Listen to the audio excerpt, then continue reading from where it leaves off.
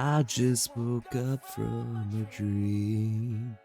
Well, you and I had to say goodbye, and I don't know what it all means, but since I survived, I realized wherever you go, that's where I'll follow.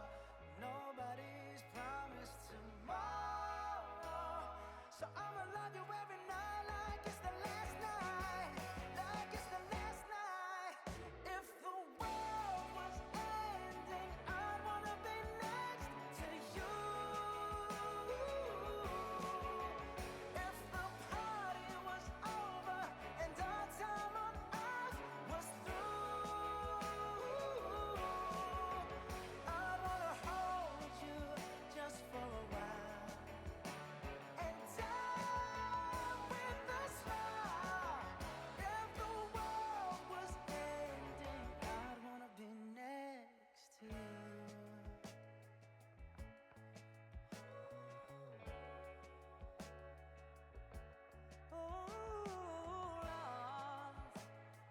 Lost in the words that we scream. I don't even wanna do this anymore. Hello, hello, hello. Alonzi and Demon King, welcome, welcome. How are you two doing?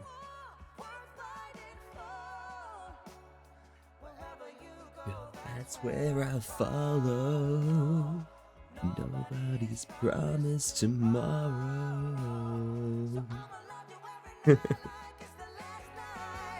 Like it's the last night. If the world was ending, I wanna be next to you.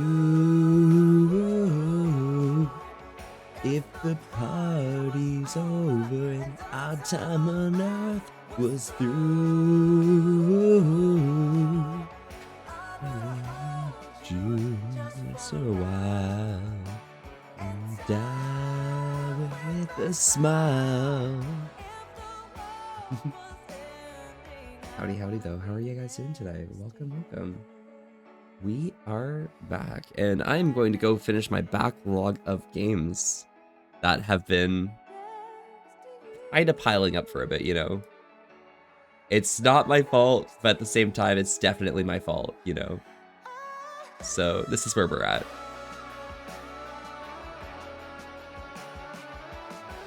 Alrighty. Without further ado, though, allow me to swap over here. How you guys been doing? Love you too, DK, bro. What you been up to? And I wanna be next to you. If the party's over and our time on earth was through, I'd wanna hold you just for a while and die with a smile. If the world was ending, I'd wanna be next to you. If the world was ending, I'd wanna be next to you.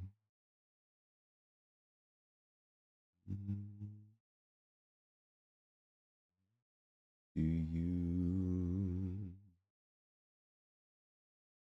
So, I guess with respect to streaming this game and such, right? I guess it's probably best after a month we go back over the stuff we got. Andrew Verge and Diamond Scopes, this is your first time chatting. Welcome, welcome. I'm Volpe, and we're here having a chill old time today, staying wholesome with an S to risk. Thank you so much for popping by. How are y'all doing today? All right.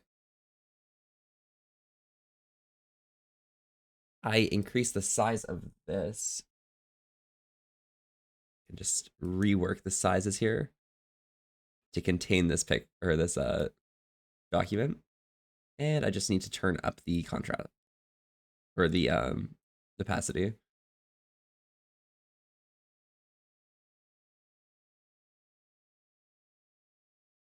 Okay, that is weird.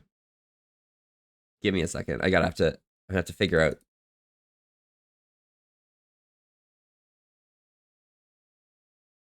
I need to make this readable. Give me one moment.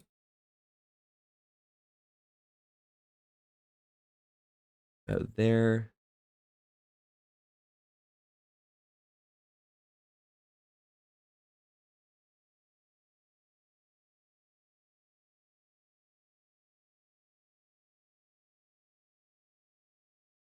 I think that's good. Keep brightness at 0, and there we go. Okay. Chillin'? Hell fucking yeah. Chillin' goes pretty hard, honestly. For real.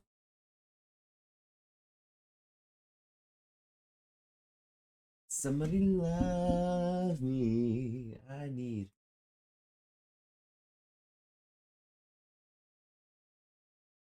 Be locked in. All right, let's pour some tea real quick.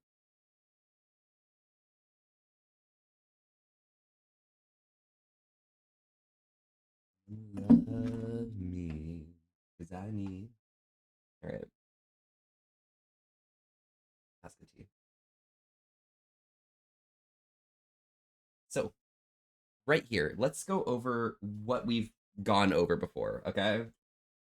Oh gosh, my microphone over here is gonna fuck me up, but it's fine. Allow me to be distant for a second. So, these are just a bunch of things.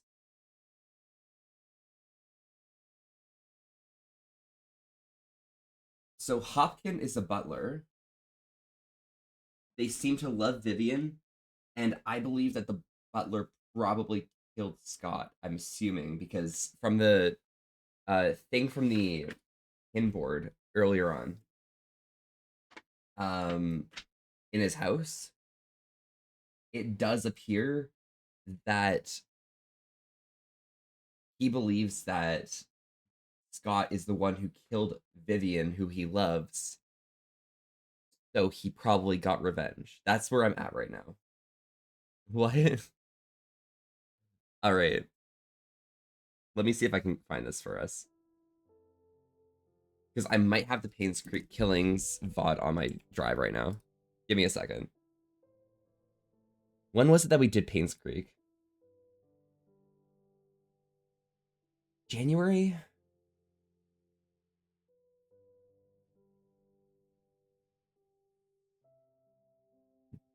Probably January. The 11th, maybe? The 8th? The 7th? How about the 31st? Here we are, okay. Okay, so let me set this to...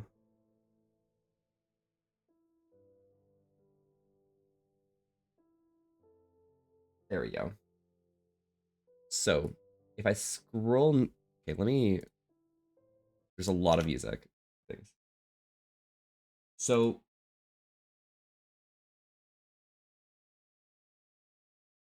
From here...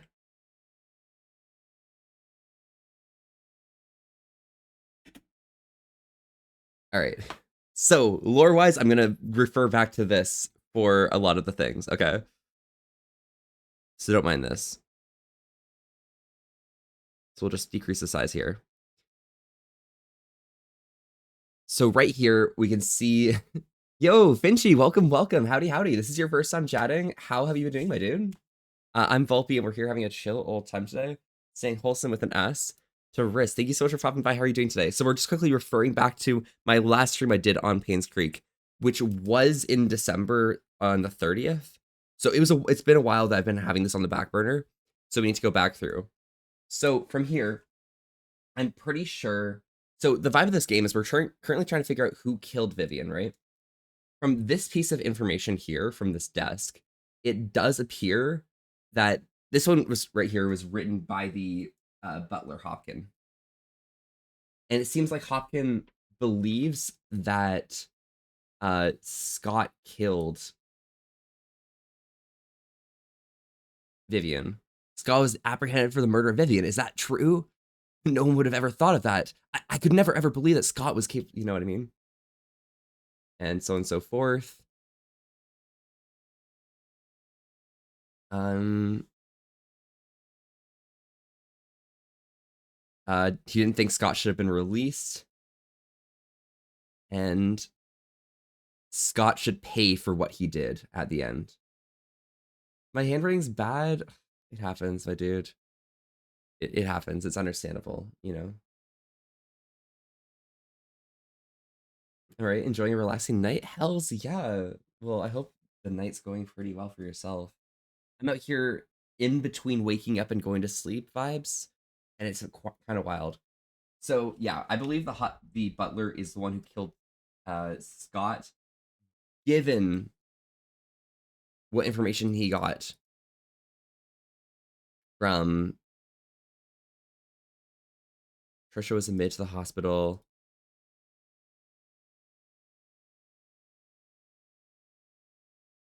Given what Samuel said, I think it's called insomnia, maybe perhaps. Um, so Charles, from what we learned way early on, let me increase the size of this again. Oops. Can I like actually get this capture working? If we increase the size here, you'll see how we have Charles right up here. So the vibe with Charles is that Charles appears to have had an affair with another woman other than Vivian and had their child, who we believe to be Scott. I've also written that he's rich. I mean, he owns a manor and all that. He owns the largest house in Paynes Creek and is a big employer in Paynes Creek. Dorothy's the head servant. I don't know much about Dorothy as of yet, but it seems that Dorothy has some form of relation to most of the other servants at the house, as well as Vivian herself. Trisha is Vivian's daughter, so assuming that Scott is Charles's bastard child, um, it seems that Trisha and Scott were getting close together and everything, which means that there's a little bit of strangeness in the relationship coming by here, given that they're half siblings. We have the chauffeur Derek. There's not really too much that we know about him, other than how he doesn't really speak. He doesn't say much or anything, I think. Also, his mom died of cancer in 1993, so that's a pretty fun one. But I hope you're doing well. I'm doing extremely well, Vinci. How are you? Oh my god. I guess wait. I mean, I guess you're all right. That's what you said. That is crazy. My brain is like I'm ticking, you know. Well, good evening. Good evening, Yeti. Howdy, howdy. How are you doing today? Welcome, welcome. Um, so we have here that Scott's the pastor's son. That's Trisha's boyfriend, and they also died in 1995. It seems like they died the same day, seemingly, as Trisha, or at least the same year as Trisha.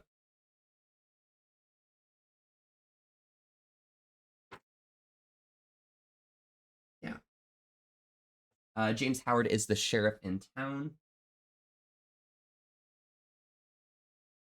Mary is a maid at the house, and she found the body of Vivian at 7:15 a.m.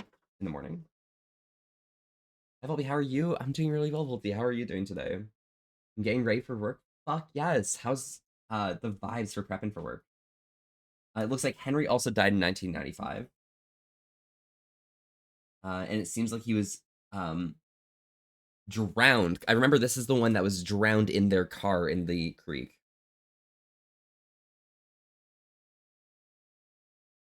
Andrew Reed is a drunk servant who was really close to Henry, I believe, if I remember correctly.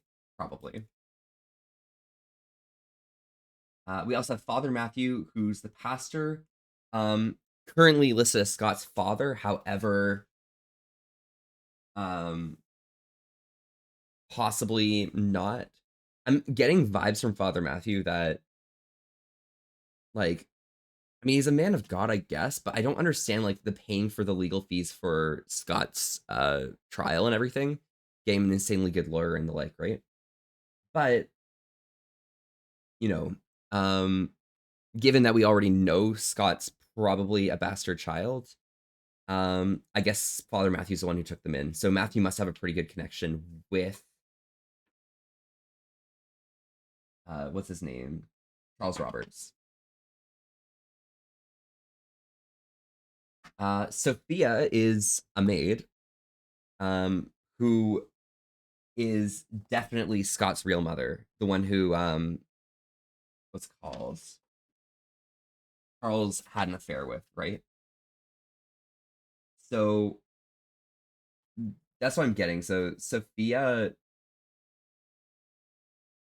did die initially, and her death was hidden from Charles for a while. Unfortunate, but what can you do? Um, Cecilia is Bernard's aunt. They have an apartment with a code which we have access to if we need to find it. This AOL password is for Bernard. No, not Bernard. Sorry. Oh, it is Bernard. Yeah, this is for Bernard Hopkins AOL. I don't know if that's going to be valuable, but I've written it down. And Samuel is the security guard at the manor itself. And up here we just have some math related things. It's not really too much left over from like the notes from last time, but from what I remember, we were trying to look underneath a potted plant at the church. I couldn't find the key under a potted plant, but there should be a key under a potted plant at the church. If I can find that section here. That was Archipelago. Can I find this? I'll decrease the size of this for now. Ooh, whoa. Lucky's a good boy. Lucky is a good boy. That's so true. You're so real. By the way, there's there's a medical term for someone who can't sleep and but hungry during the night. Yeah. Insomnia. I do feel the insomnia vibes. Um, just looking at a picture I took of a ghost. Yeah, so right here, I looked through all of the different potted plants. So I'm gonna take a closer look because that should be where the key to get into the building is. So that's the kind of vibe I'm looking at right now. There's two Volpies. Yeah, there are one underneath my shoulder. Indeed. So I'm gonna take a closer look over there and see if I can't find that. That's probably gonna be the starting point here, and then we'll see where that takes me. There we go. All right. Let me turn off display capture. Lower the volume.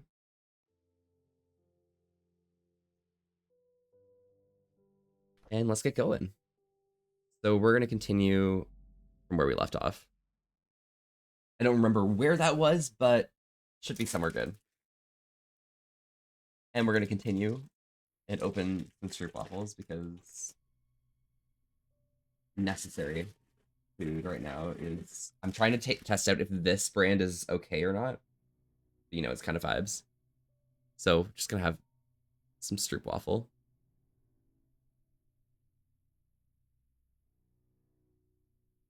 Hmm. It's okay. Not the best stroop waffles I've had, but what can you do?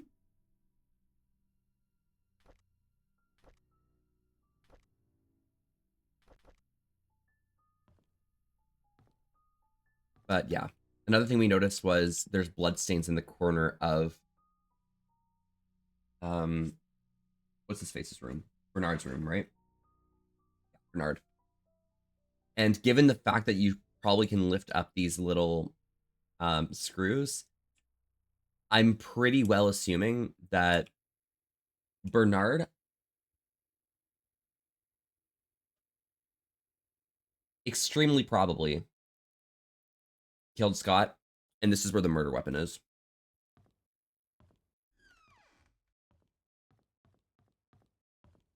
But I don't think there's much else around here. Hmm.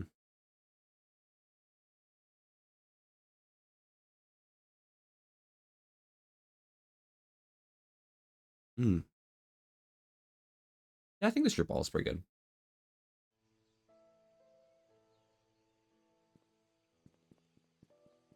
I think like the lighting in here is like very wild. How do I open my inventory again?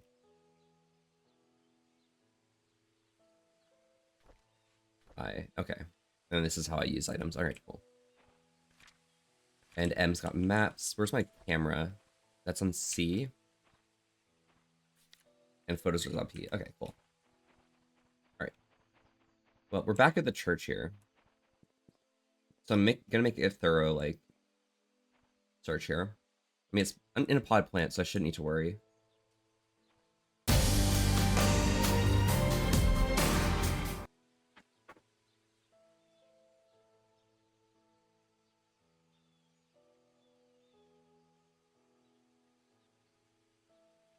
Okay, that's cool. Um,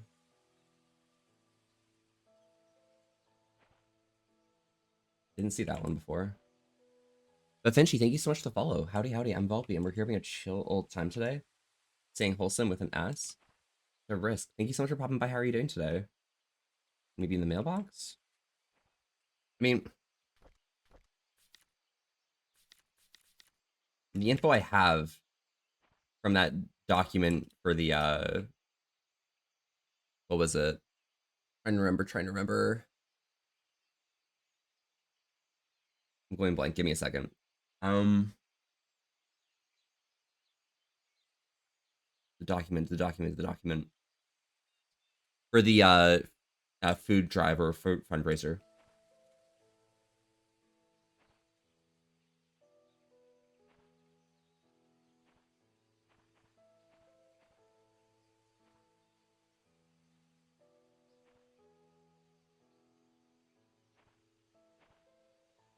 But yeah, thank you for talking about my background. It's so cute, you know. Oh,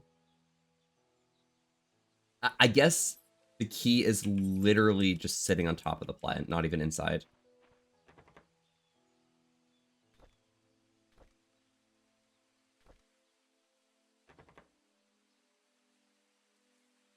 Yeah, I guess I need to open the front door, not the side door.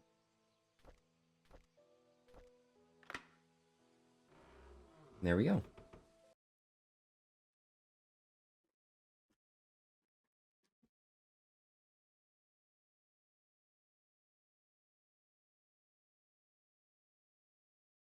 Mm, mm, mm, mm.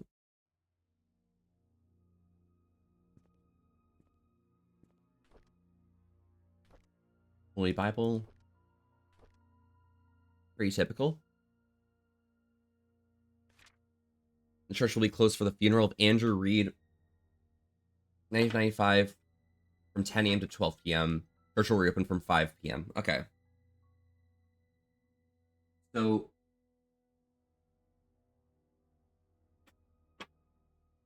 Andrew Reed right here. Funeral. I think I want to use a different color. There we go. So Andrew Reed funeral.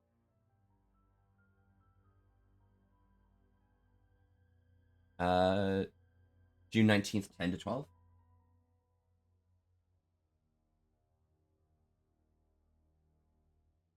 Cool. Need a handyman.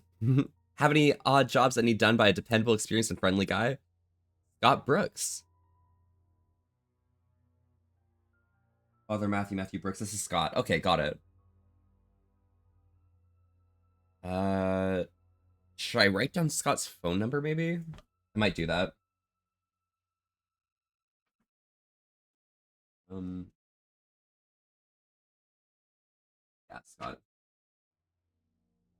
So this is 874-635-3049.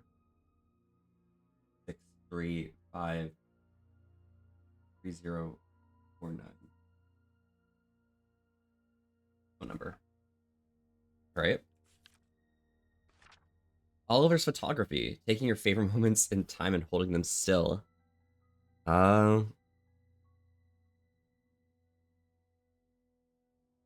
is this on the map for Paynes Creek? Oliver's photography is here, so um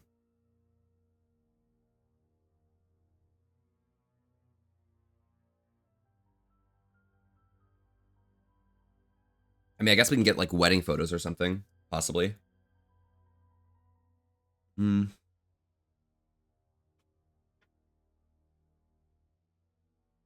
Why am I writing down phone numbers? Like, I'm gonna take a photo here, but like, why am I writing down phone numbers? Like, there's no one who lives in Paynes Creek anymore. It's abandoned. Welcome to Paynes Trinity Church or Church. Sunday service 8 a.m. Tuesday evening prayer 7 p.m. Oh, thank you so much, Andrew. 6 p.m. Community lunch 12:30 p.m. last Thursday of every month. And there's Pastor Matthew. I don't need these phone numbers. Like, they're useless. All right. Is there anything in the pews? Paynes Creek Herald. Mansion worker Andrew Reed's charred body found in his burnt home. Okay, so Andrew died from burning to death.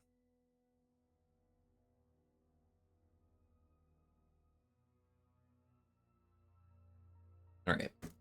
Body covered with third-degree burns. At around 11:25 last night, a fire broke out on 7 Black Pine Road.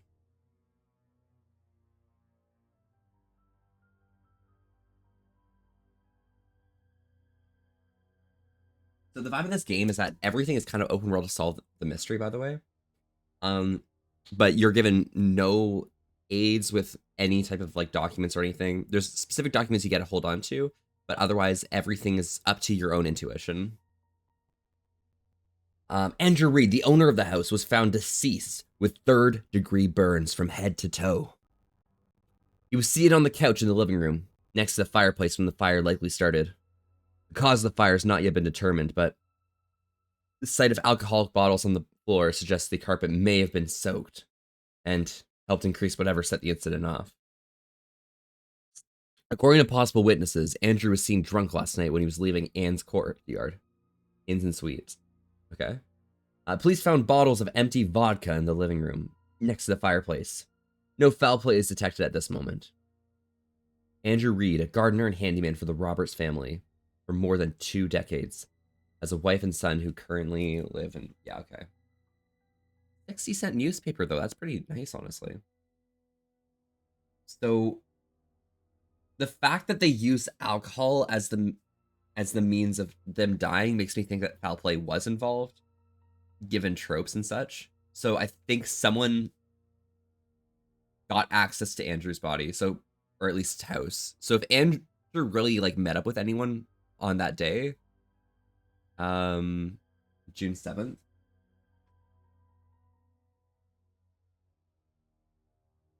probably June 6th, right? Because the newspaper comes out the day after. So if on June 6th anyone met up with Andrew in the evening, they probably killed him. Straight up. Content recorded. Wait, that's the thing that is important. Wait, okay, where's my recording button? Jay's journal, okay.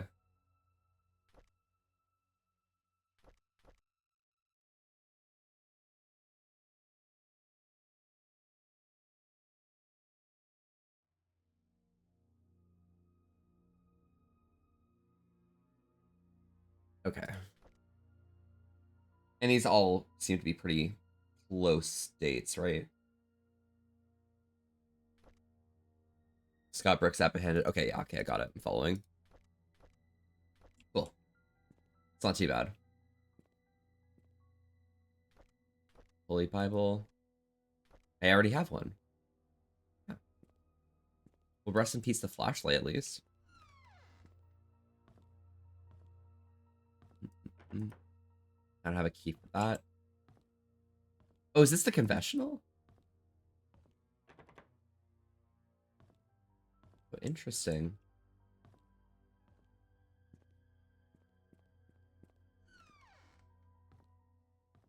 Oh my god, my heart is just like dropping every time I open a door in this room.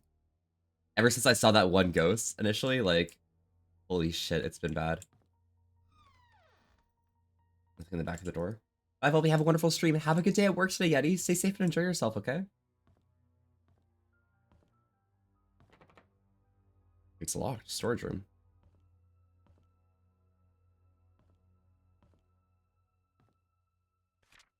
I'll stay at the cabin tonight. I don't need dinner. Scott. Okay, so Scott lives at the cabin.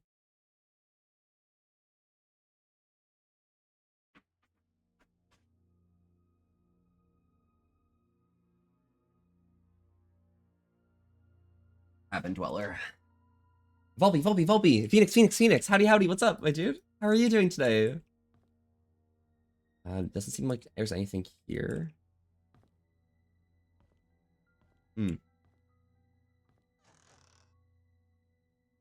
Just cleaning products on the table. It's just a typical kitchen. It's such a normie kitchen. Like, what the hell? Doing good. Starting work early. Getting in overtime while I can. Oh, fuck yeah. How are you? I'm doing pretty well myself. Just kind of chilling out, hanging in there, and overall, like, I guess vibing, you know? It's kind of difficult to, like, be up to too much, you know? So I'm kind of just appreciating having some time to just enjoy playing through my silly little mystery game. I'm not going to go down there yet. You know what? Going down. Yeah, it's locked.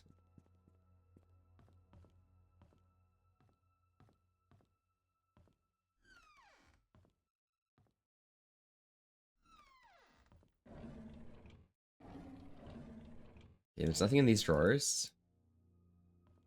Nothing on this desk. This is probably Scott's room, I'd have to assume, right? It could be Matthew's, but I don't think Matthew would, like... Well, he might stay inside here, but who knows? Oh. Okay. Yeah, I'll be lurking while working. Oh, yeah, no worries, Phoenix. Wait, what type of work do you do again? Kevin Holland. What was on the paper? That was like planes, right? There's some dates marked on the calendar. Okay, so Scott's moving out on the 4th of September, 1993. Oh, insurance rater, basically data entry. Okay, gotcha. That's fair. That's kind of a mellow job then. Gotcha. Okay, so this is 93. Scott wasn't dead by then, right? Scott died in 97?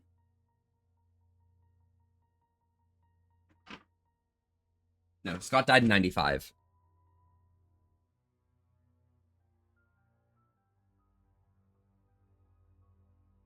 Oh, was this when he was moving into the manor? And he met Trisha there. Okay, got it.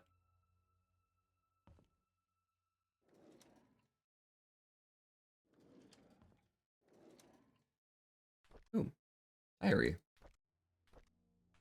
Don't mind if I do. Father Matthew picked me up from the orphanage today. He said I'll be staying with him for now. I can call him Dad if that's okay with me. I was in 85, okay. On Monday, he'll bring me to sign something. He says that after signing, my name is not just Scott, but Scott Brooks. I'm so glad I now have a home. Father Matthew brought me to the attic today. There's so many wooden toys, and he made them all himself. He asked me to choose one that I liked. I chose the toy plane. It looked so cool. He says he can teach me carpentry when I'm a bit older. He even made a secret space for me in my room so I can put some special treasures inside. I love Father Matthew. The older boys are always bullying me. They called me a bastard child and a weird... Yep, They said that's why my own parents didn't want me. What does bastard mean? Well, you know, Um,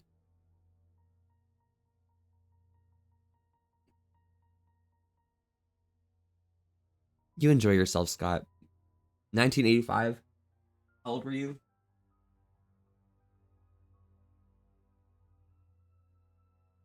You were literally 10 years old. All right. 10-year-old having to deal with that shit. Okay, that's kind of rough. Father Matthew says I should be patient, but they threw stones at me. Father Matthew cleaned my wounds. It's painful. Father Matthew told me to forgive and forget. He said they don't know what they're doing. I like Father Matthew, but I hate the boys. Trisha defended me today. The boys walked away when she said her dad's going to catch them and put them in jail. I want to be like Trisha's father.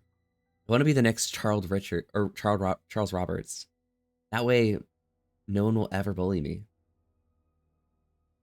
Derek's always there whenever Trisha invites me to play. He's 5 years older than me. He's like her bodyguard or something like that. And he's really good at drawing. He gave me all of his drawings today. He said he only gives drawings to friends. I wish I could draw like him. Maybe I can make a wooden toy car for his next birthday.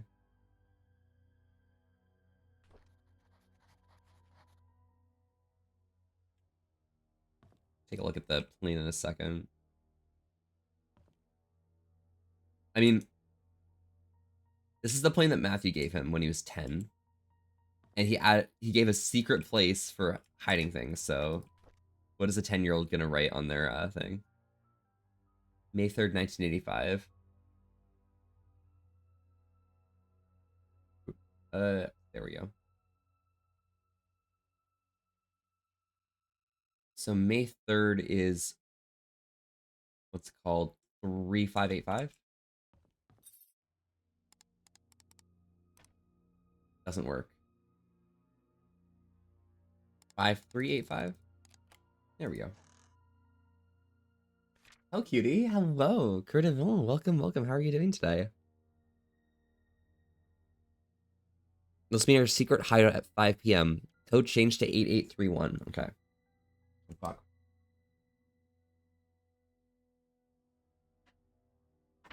Where's Trisha?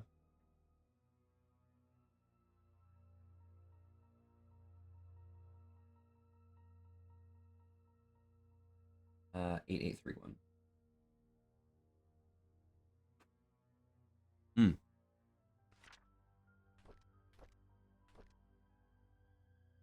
This is a well-worn baseball, my gosh. Another diary. From 1990. So he's 15 now. Okay, got it. Mr. Peterson passed away at the age of 81. Everyone attended his funeral today. He was burned next to Miss Peterson. The population of Paynes Creek is decreasing. Old people are dying and young people aren't coming back after college. Why stay in Paynes Creek till I'm old? And will I die like Mr. Peterson? Will there be anyone left at that point? Oh my god. Dealing with your own mortality at the age of 15. It's pretty normal, honestly. Trisha talks to me a lot recently. I feel comfortable whenever she's around. I can be myself in front of her. She makes me happy. Father Matthew tells me it's important to have goals in life. And what life goals I should have. I wonder what Father Matthew's goal is. It's been a few months since Derek got hired by Trisha's dad to be the mansion driver. He gets to travel all around the world now. I envy him. I want to work too, so I can buy something nice for Trisha. There's a secret room in the mansion. I can't believe it. I can't wait till Saturday to explore it with Trisha. Secret room in the mansion.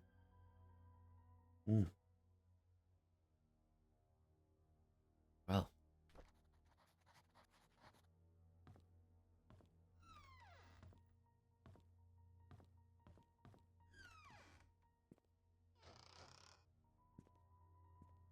Surely nothing in the bathroom.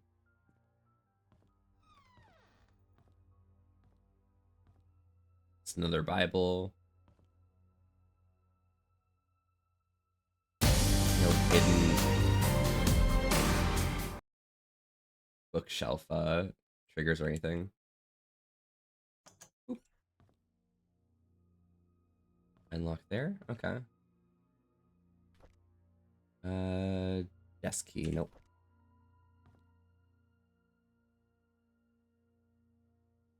This is. Is this the Julius Caesar thing? Wait, I'm not sure.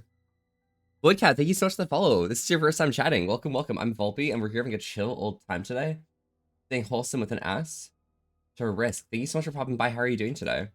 Is there anything on the fireplace? Oh. I did follow you before? Oh, nice. Well, welcome back. How are you doing today?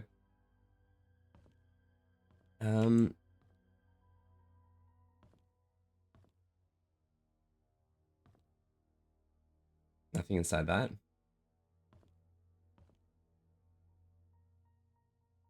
Don't think I have any key codes related to Father Matthew.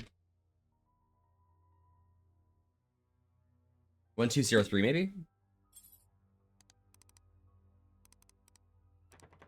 Oh.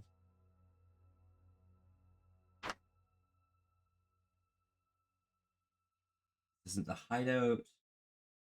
Not the cemetery gate.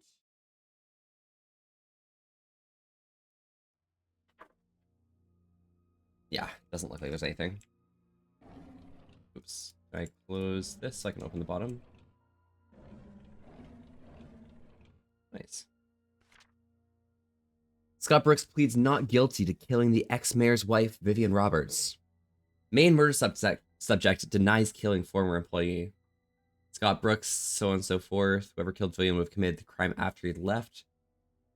Wait. So Scott met with Vivian that day.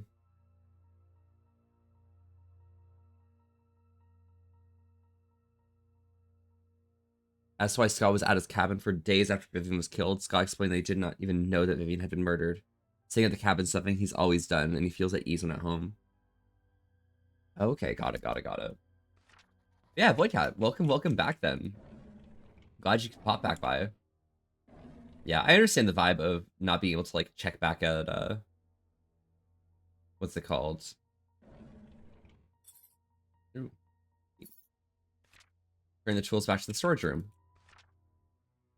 Okay, so I guess that's how we get to the tools. But yeah, yeah, I guess I've just been around and vibing on my new account and everything. It's just how things go. Fire practice for Sunday Mass. This is in October 1995, okay. Final court appearance and public baptism on the 22nd.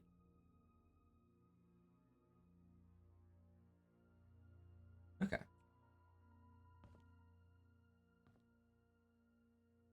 Left-handed. With previous pastor Father Calvin. What's this? I can't see what's on that photo, but it looks like just a beach thing or something, or like a mountain.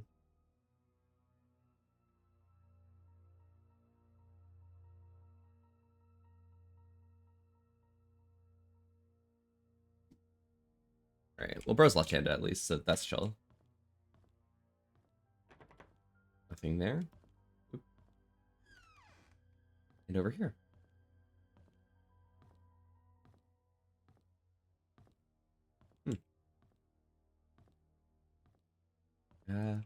Worse is miss your sugar. Oops. Doesn't look like there's anything else here.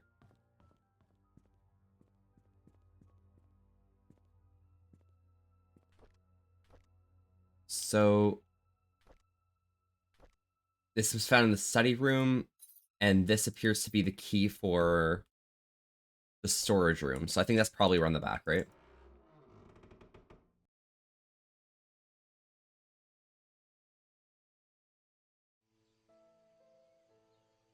Never let you go. I'll never let you go. I guess there's no lock on that door. I guess that's not the door I'm looking at. All right. Well, I'm pretty much done with the church for now. Oop. Like spike for a second.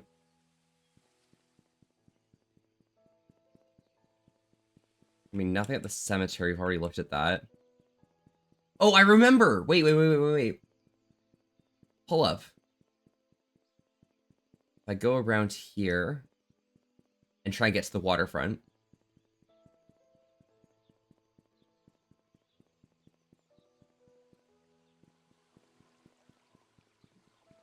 This house right here, the one that's burned down. This is supposed to be Andrew Reed's house.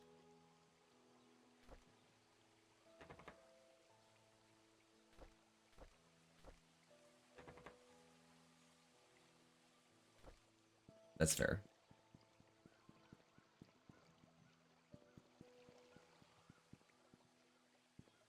All right. So I guess the things I have options for is figuring out where that cabin is. And also finding the tool storage room. I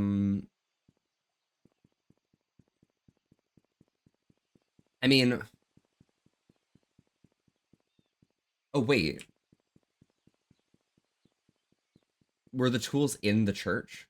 In one of the locked rooms? That may be something I need to actually go look at.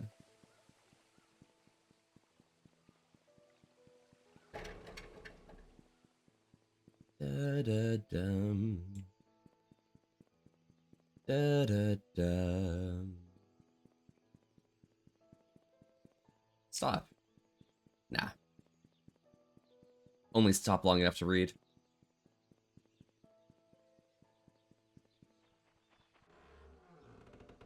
There we go.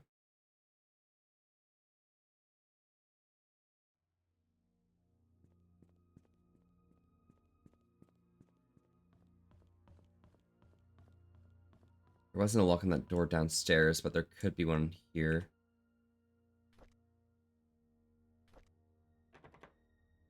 It doesn't work. Okay. All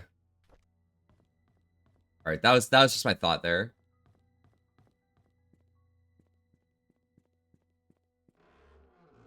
Okay. Let's look through somewhere else then.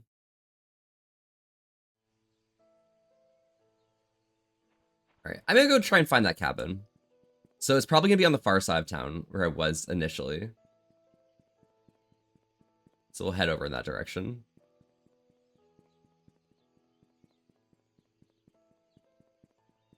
Oh, and there's something in this car as well, right? Yeah.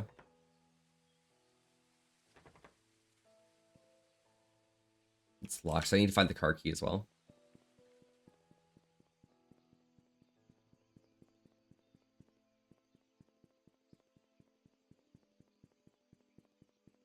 Remember my sword and shield, canaries in the far out field. Just gonna keep trying to find doors that have like locks I can access, because a lot of these other doorways that locks seem to be not accessible. Public hunting area. Grow close, do not enter.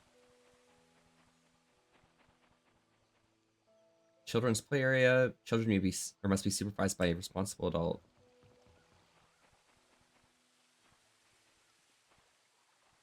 No alcohol, no drugs, no smoking, no weapons. Oh. Thanks, Mike, for a second, but I shouldn't go in the water. My equipment will get wet. Yeah, no worries. I got you.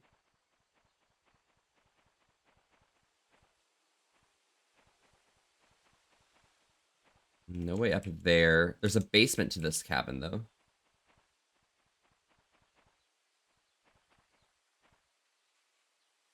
It's like a well or something.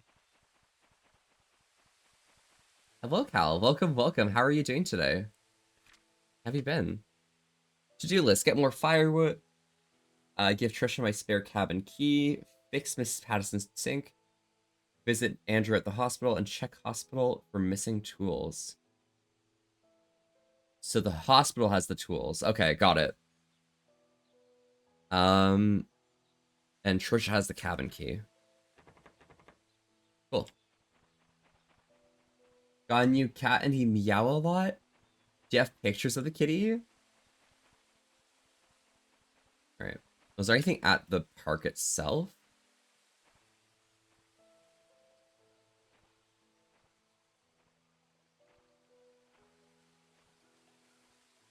Doesn't look like it.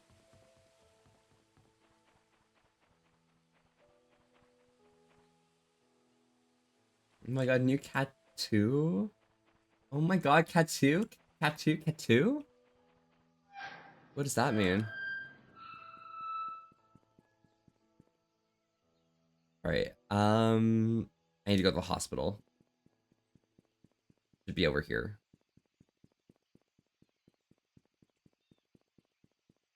H hospital. Yep.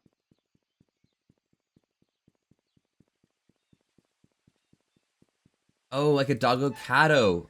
Oh, Cato. Got it. You're not like saying like Kato from like the Hunger Games or something, right?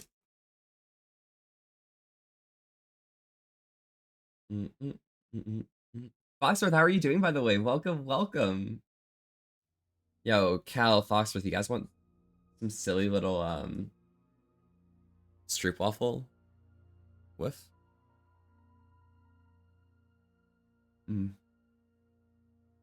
That's pretty good. Now I'm so hungry. It's just a stroopwafel. Paynes Creek Community Hospital, main entrance. All right. I think back there.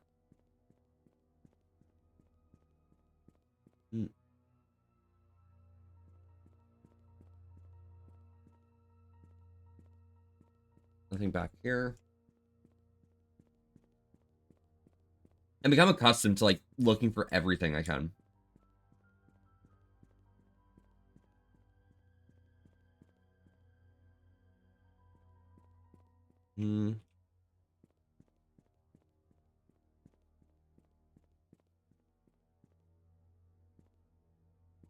Cool.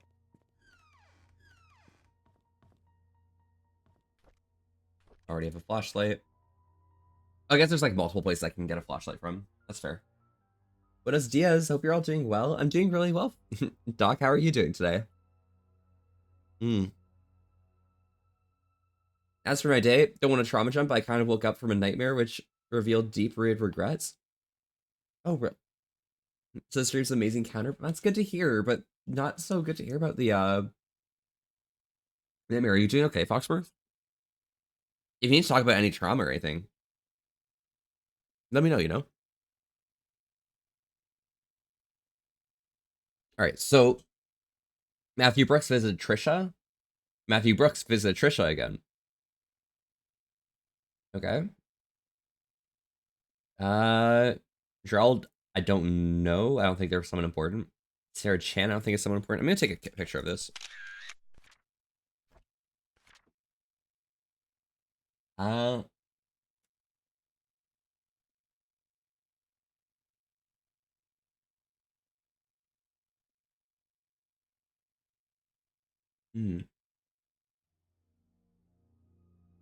Unless you anyone visited Andrew other than Scott.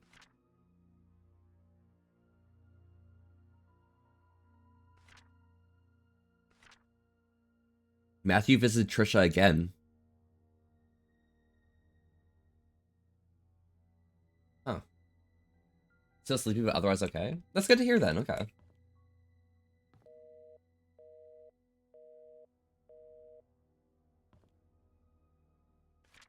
If Father Matthew forgets his key, place it under the flower pot next to the church.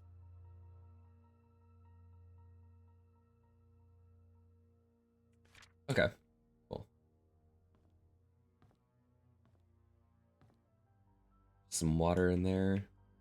Papers down there.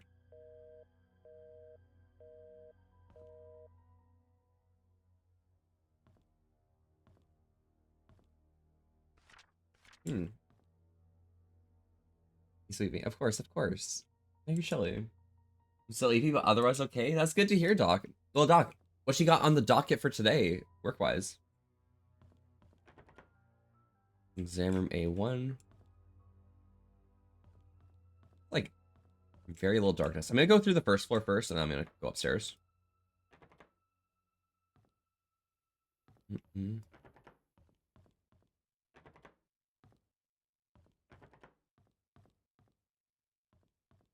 What we got in here?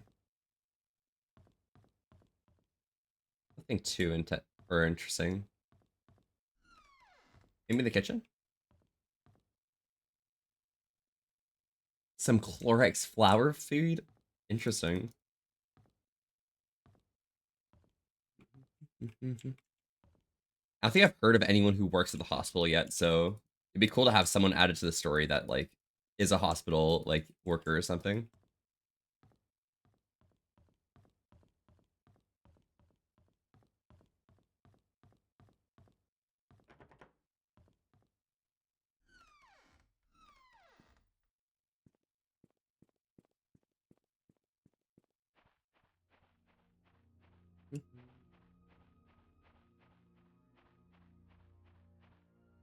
Work interview, then more work. Kind of fun. Do you mind if I go around this way? So how long is the interview process for was it residency you're looking at right now?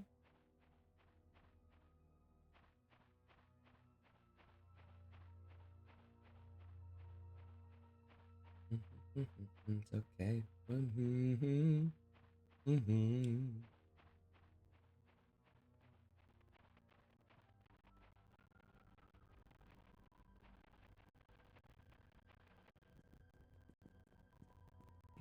It's okay.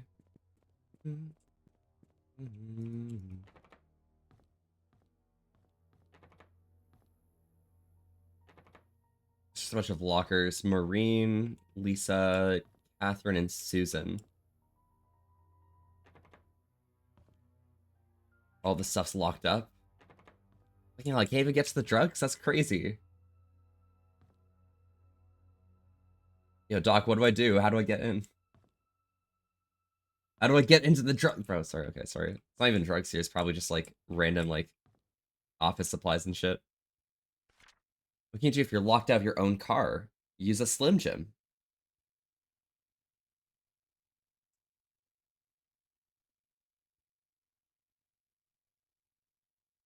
Cool.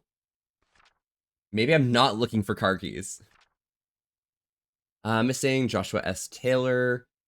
Missing in 1989. Last seen on the playground.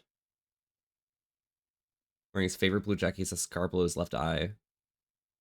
Maybe I should look at the playground a bit more. Are ghosts real? Okay, yeah, ghosts are real in this universe. Selection of exquisite recipes to take.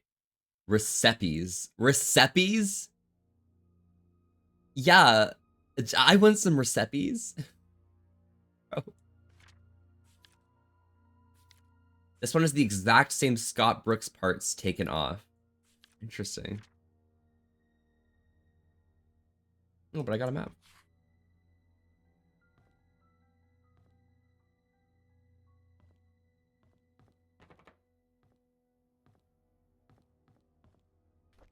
Oh, diary. Derek visits me every day. Sometimes he smuggles the snacks I like, knowing that I'll never get one from the nurses. Other times he brings me flowers. They smell so wonderful. He knows I love Sense and Sensibility and reads me a chapter or two every time he's here. He doesn't have to drive Charles for a few days. He stays past visiting hours and sleeps on the armchair, tending to my needs during the night and gives the nurses a break. Such a good kid. My hair's falling off more now. I don't really like chemotherapy sessions. They make me throw up afterwards. Every time Derek visits me, it pains me to see him holding back his tears. I want to comfort him, saying I'm gonna get better, but my appearance betrays me.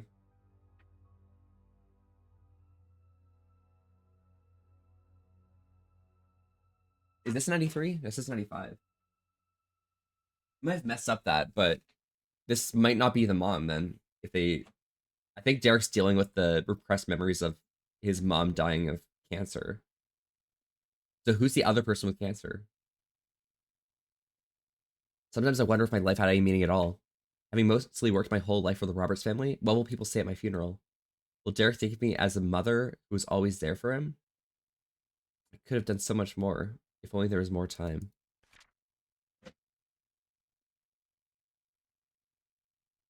This is Wanda.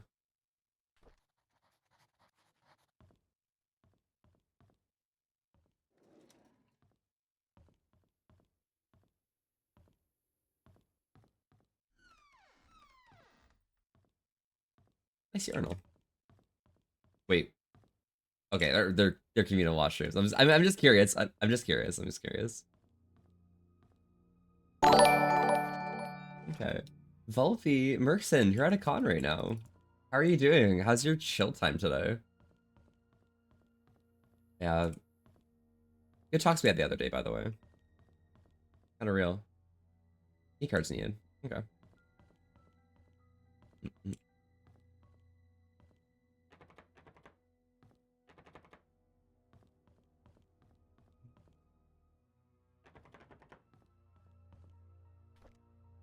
There's the key card.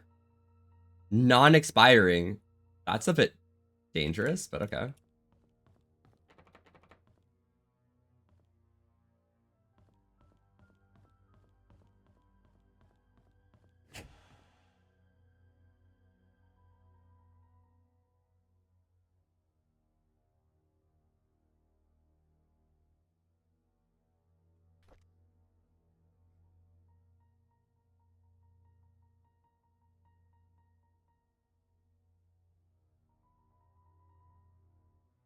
Need some tea.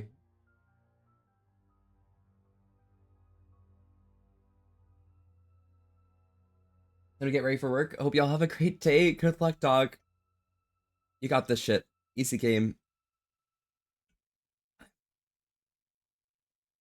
Floppy hand cam. Yeah, it's T cam actually.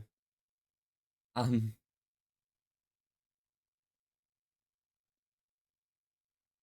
well, power's out.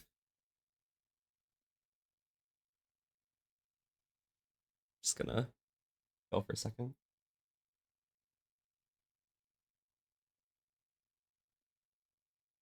Well,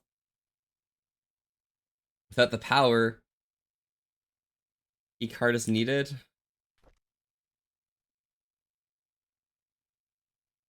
Power is off.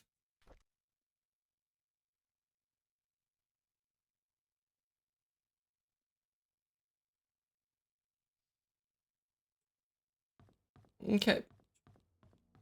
Okay. This is fine. Can I just like reload and look through the top floor now first? Basement generator is a possibility? That's true. I didn't find any staircases leading down though, did I?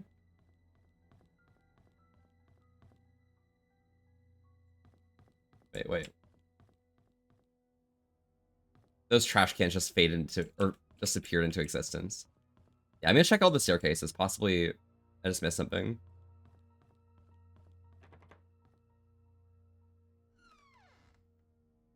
206. Closing the door.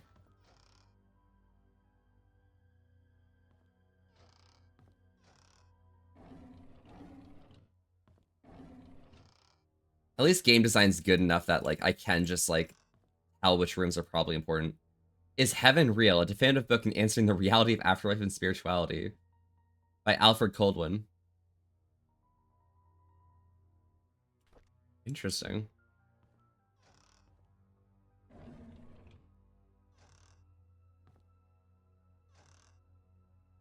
Adios.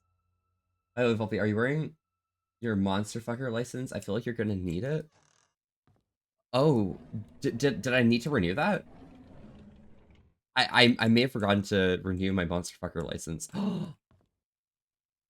Milk. I love milk.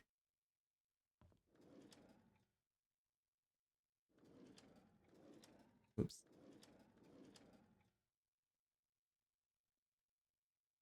70% isopropyl alcohol. Nice. Didn't realize it came in like that large a container. Dear Hannah, I heard from my mom that you're not feeling well and have to be on this hospital from now on. So I wrote this letter to say I'm really sorry for what I said to you last time. I just want our time capsule to be perfect. When you get better, you can put anything you want in the time capsule, and you can decide where I should bury it. I promise. I hope you get well soon. I miss you. Please write back to me. Yes, you can pass your letter to my mom. She works in in the hospital as a nurse. Nicole. Yeah, I do not know Nicole and Hannah, but they're probably important.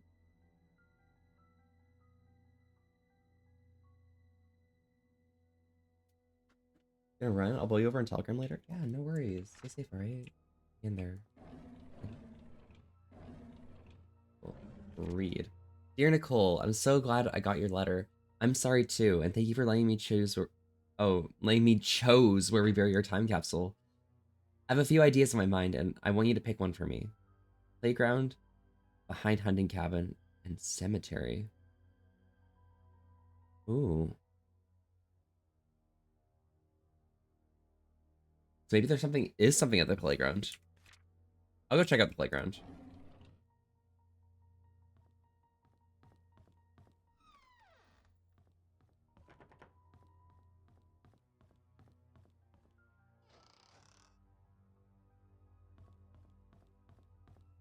Just want to get back to the playground right now.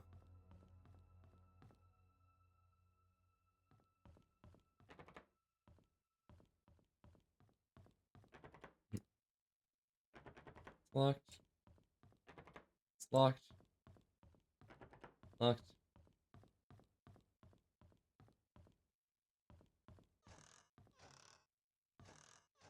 Some adios. You're the only enemy, and I'm the only one that he's not with me. Nope. Caution.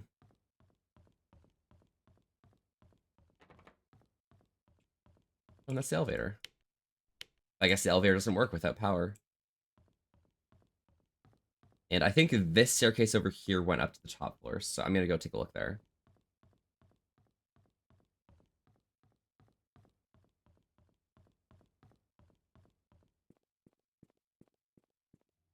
Hard hat area. I don't have a hard hat on. Yo, Foxworth, you got a hard hat? Broken fence. Someone could fall and die.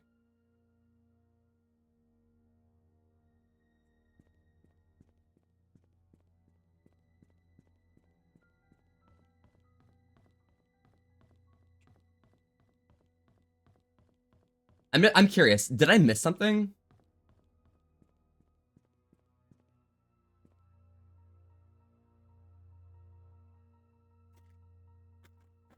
Oh, my pants, does that count? Probably good enough, honestly. That's pretty good.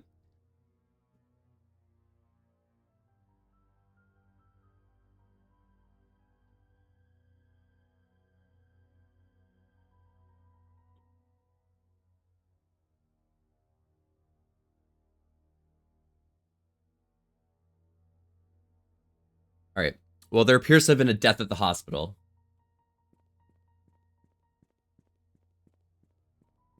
All right. So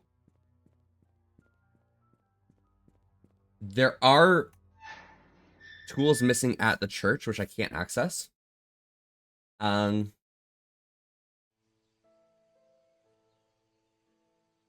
I think the secret hideout probably means like the cabin outside of the mansion.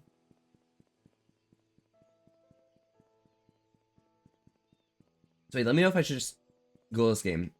What is exactly a detective game? Yeah, so it is a detective game. It's a mystery game, actually. The vibe of the game, Foxworth, is you are investigative journalist trying to figure out what happened to a person named Vivian Roberts, who died in 1995. So the vibe of the matter is, in 1995 in the city,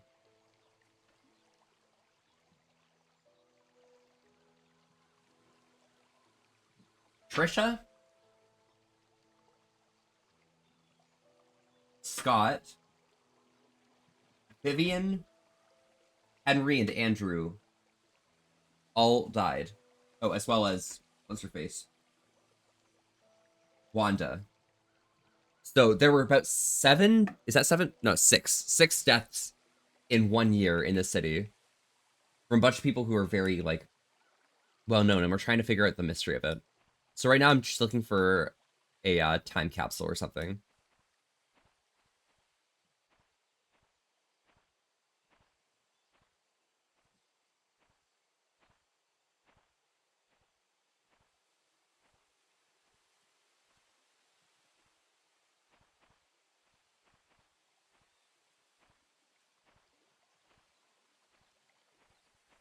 Maybe behind the hunting cabin is the angle.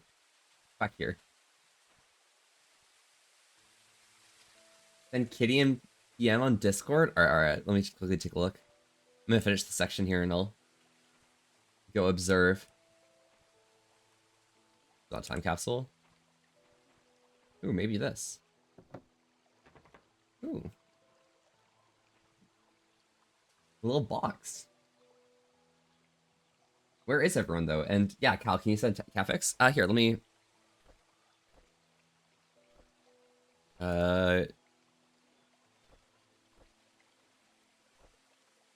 Here it is. Due to the decreasing population of Payne Street County over the recent years, we've decided to delegate manpower elsewhere. This is to inform you that you've been reassigned to Grain County in 1998. If I remember correctly, this is 2005, 10 years after the murder. So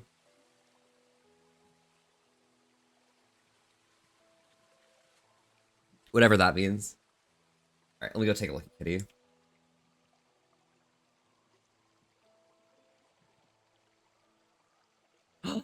Oh my god, Kitty is so precious. Oh my god, I love Kitty. Look at them looking out the window. Look at the snowbank. Oh my god, how much snow did you get, Cal? Oh my gosh.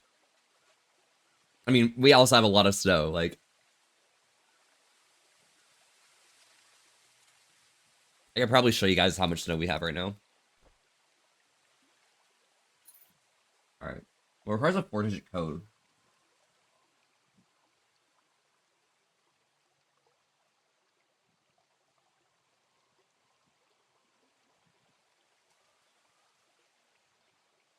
Thursday married the other 40. Yeah, we've had a 20, 25, 15, and the last one was 25, I think, right? So I think we probably have about the same amount of snow right now. Ah, wow. Hmm. Can't write anything down.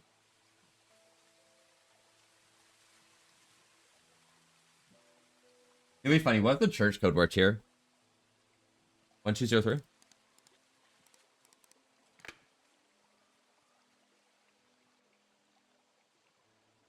I think I might have missed a clue.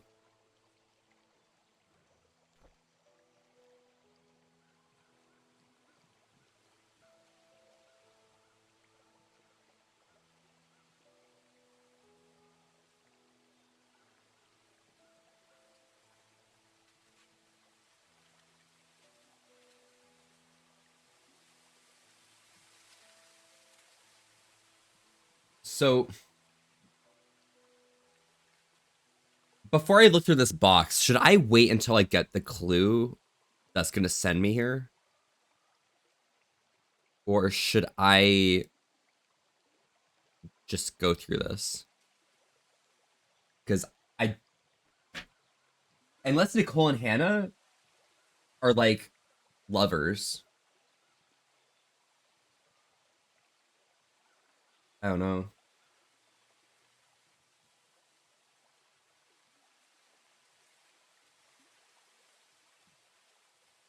Because I don't know how the church code gets connected with this. Here's the thing. Do you want to go back to the hospital and search up and down and underneath every floorboard? I mean, probably not.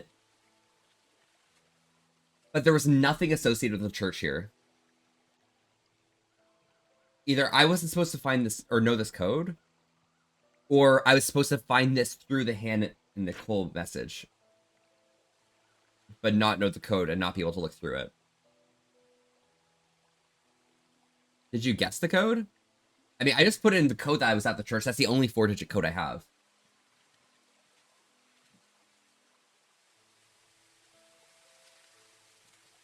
But there's nothing telling me to go to the church for it. Check the church. I've gone through every room in the church. I've used all my keys on the church. There's nothing there telling me that a code is on the outside. Yeah, this code right here, Foxworth, was on the outside of the church.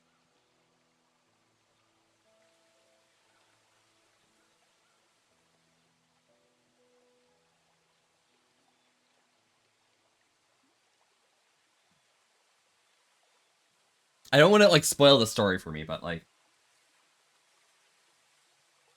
it should be fine. It's probably just Nicole and Hannah like having like a relationship or something.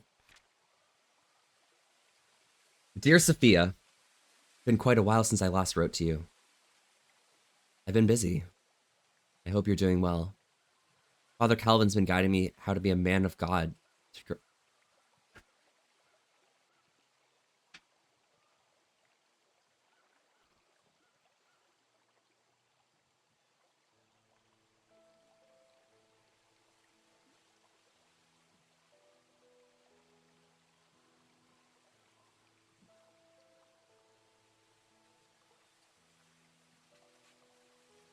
This is Father Matthew. Was that the first thing I see in chat? Yeah. Sam, yeah, that's so real. Koki, you're so real for understanding that. To grow my faith in the Lord and my compassion for people. When I see those who have no beds to sleep upon or no food to eat, my heart goes out to them. I wish I could do more. Father Calvin has been handing me more and more responsibilities.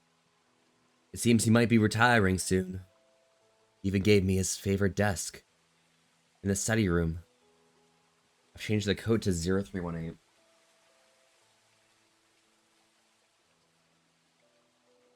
The day you first came to the orphanage. Paynes Creek has been very quiet recently. Nothing much goes on in this small town.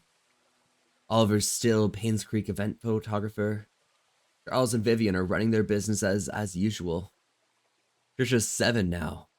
She's really smart and loves to hang out with her dad. Dorothy's the same old Dorothy that we all love. Bernard's still the reliable butler. I don't think he'll ever be replaced. As for me, well, I'm still here, waiting for your return. You like the chopsticks I sent you? I did, Koki. It's so American, unapologetically, completely. God.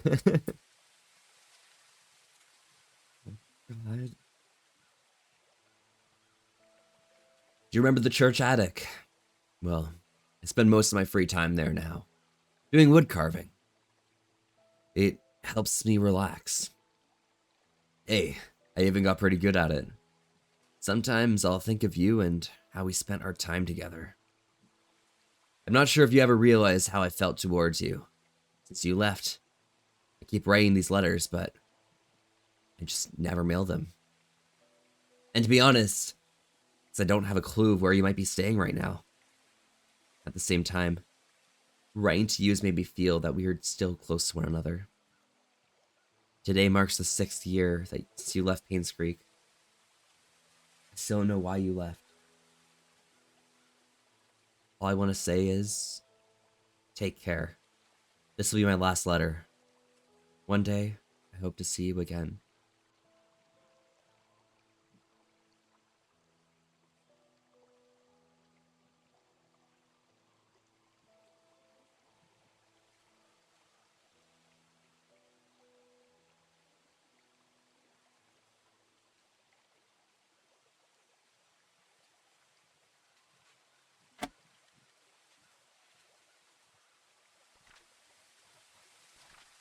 Dear Sophia, please wait for my return. Love, Matthew. 1975. Every moment I spent with you was like a beautiful dream come true. Happy birthday.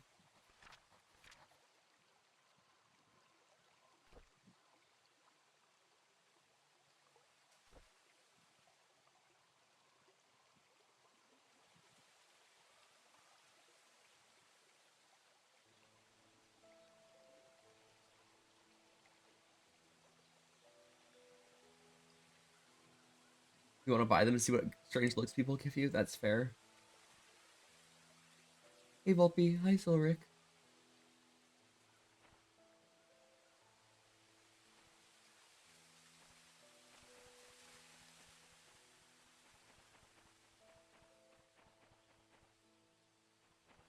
Um, so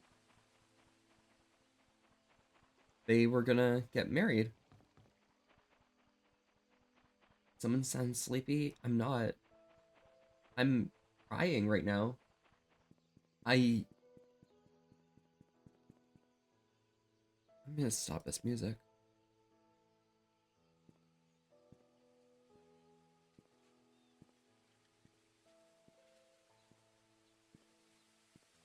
He left during her birthday, and when he came back, she was gone.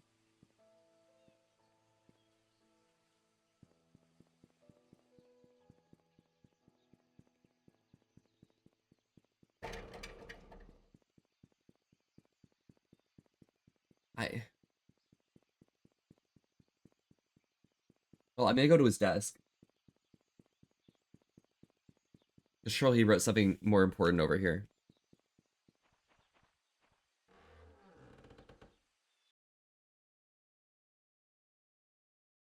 Well,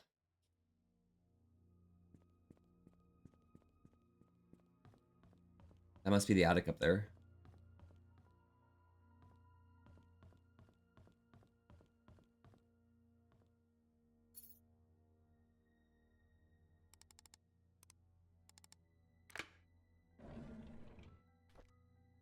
Dear diary. I visited Scott today. I couldn't believe what he said. How could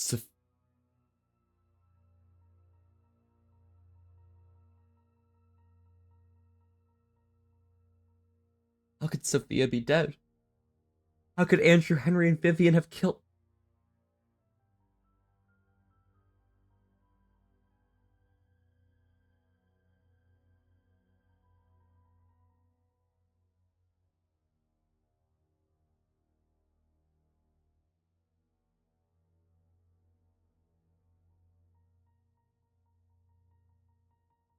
And did I join in on an interesting time? Well, I'm gonna read through this, but I'm just gonna write down now. I think Father Matthew's our target. He was gonna get married to Sophia, and when he got back from his training to be a what's it called? A head of the church or whatever, she was gone without saying anything. He was prepared to marry her. He started writing her letters, waiting for her return. And in 1995, in May, just before Andrew died, just before Henry died in June. We don't know when Vivian died.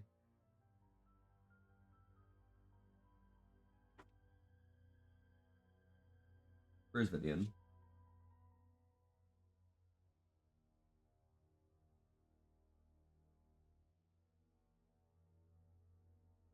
Vivian died sometime in June or July in front of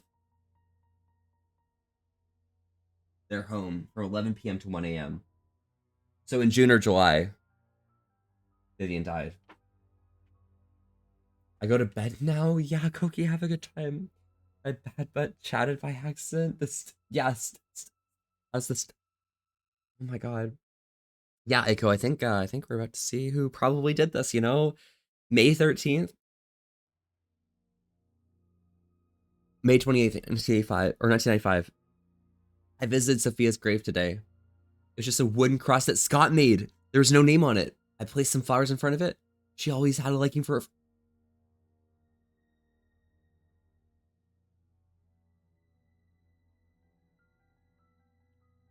Um,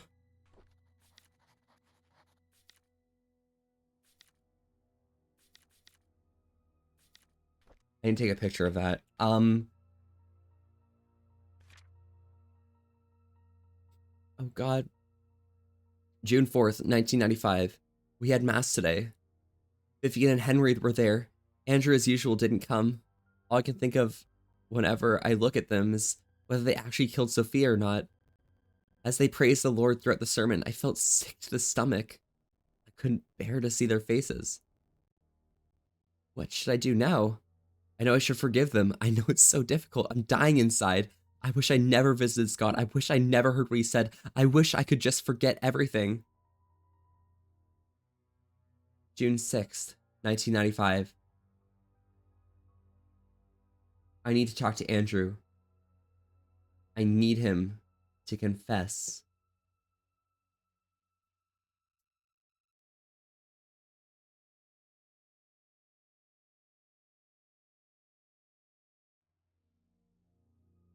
You guys see this right here? Let me enlarge this for you guys, okay?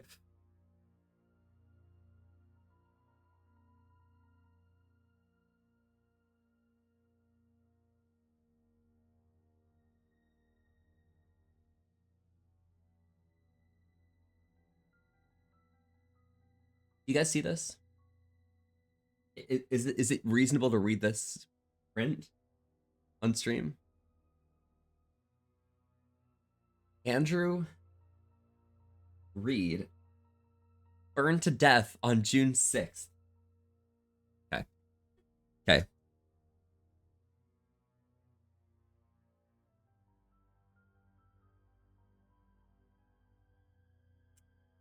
I don't know about you guys, but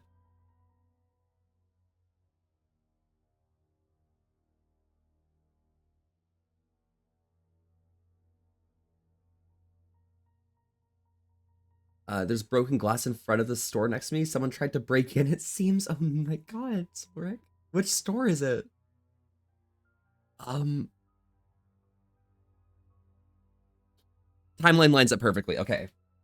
The Father Matthew fucked over Andrew Reed. Okay.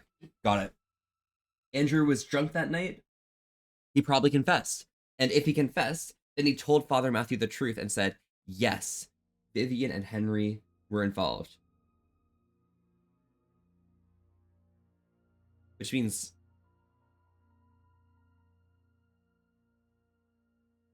Father Matthew killed them. Vulnerable. Good morning. Yeah, good morning, Arts. Oh my God. All right, well, Father Matthew did it. So that means we know who it was. Vivian died in front of their home. We know where it was. We just need to know what tool was used. So we'll have to figure that one out. So that's why Scott was visiting Vivian.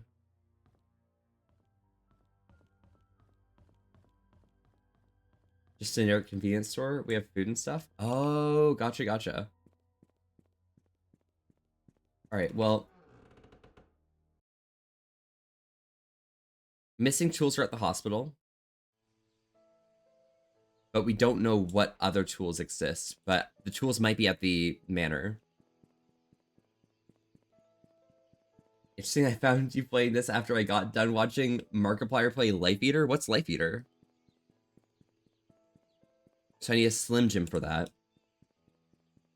I guess I need to go to the manor for anything else, really.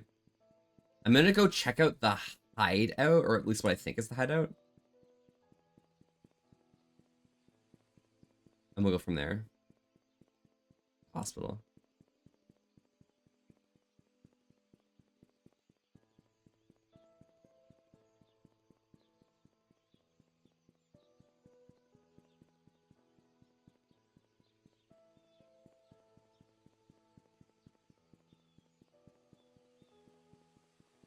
So I'm just some sort of mystery game. Indeed, we're trying to solve a mystery of who killed Vivian Roberts. The first game where he plays a serial killer who kills for God in order to keep the world from ending. Oh, really? Interesting. What kind of vibe is that? Hmm.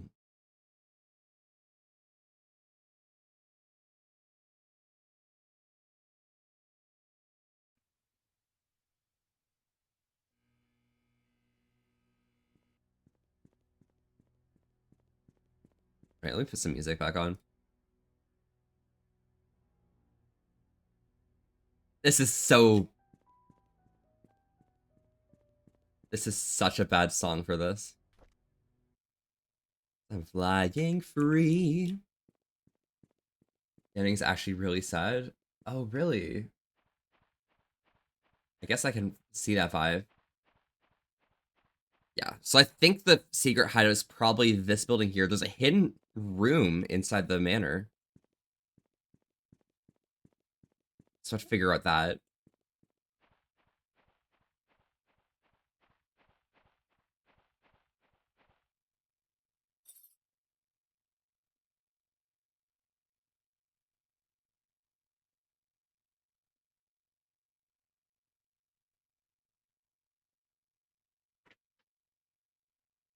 Eight, 831.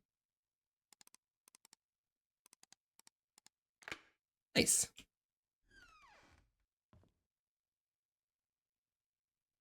Oh, wow, wow. One on the... There's a one on the queen.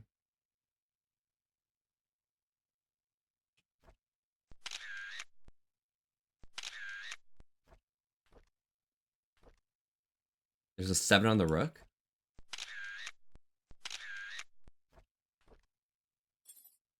Mansion room key for the attic.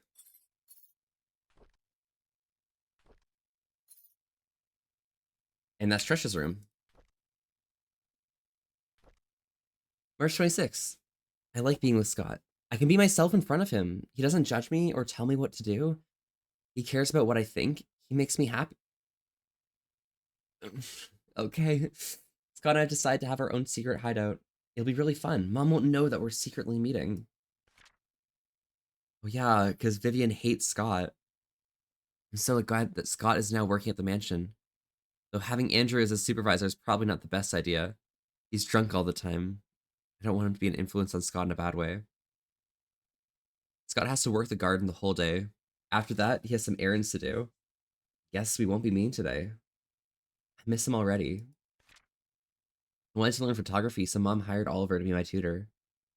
At first, I thought he'd be too old to teach. Plus, his techniques are probably too ancient, but when he came, I'm surprised that he's a very humble person.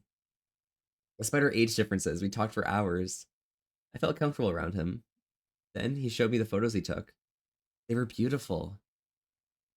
It was around this point I figured out that Oliver is perfect as a tutor, and I shouldn't have been so quick to judge the old man.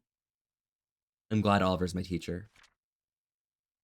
Scott has finally finished moving all his stuff to the cabin. Winter's coming. It'll be extremely cold in the cabin. The fireplace should help. Maybe I should knit a scarf for Scott. I think I'll visit him today.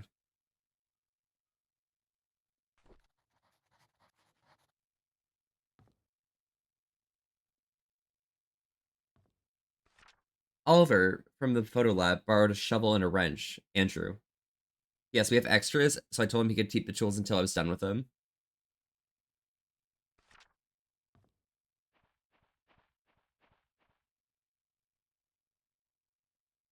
Okay. So let's digest that. So I don't remember which room upstairs was Trisha's. I'm just gonna keep trying locks until I get one. But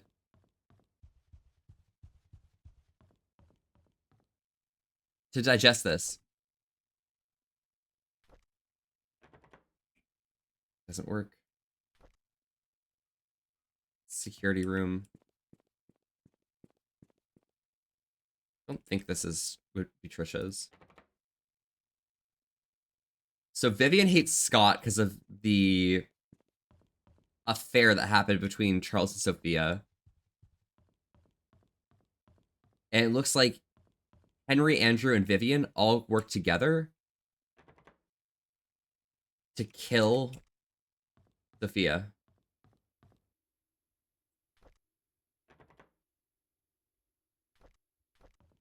I think that makes a lot of sense. This is like the servants' row of rooms, so it's probably that room over there that's Trisha's. Have I opened this one? No. Doesn't work. I'm gonna try that far one. It feels like there's not enough rooms in the house, by the way. Like, I understand there's enough rooms, but it feels like there's not enough rooms for everyone who lives here. I guess it's only, like, 2 for the actual family. Oh, there's something written on the back. Oh, that's a drawer key.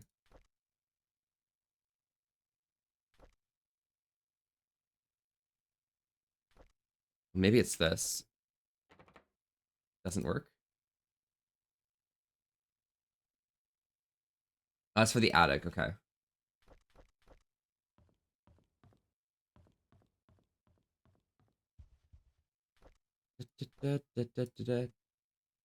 Desk key, church's room, mansion key found in the mansion's garden shed. And this is for the drawer, not for the room. But this one leads to the attic.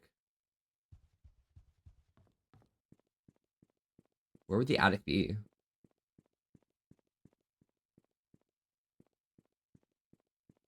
Interesting.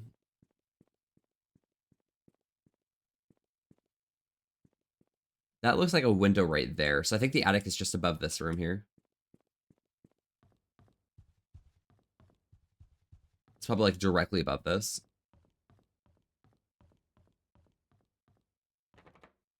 Hmm.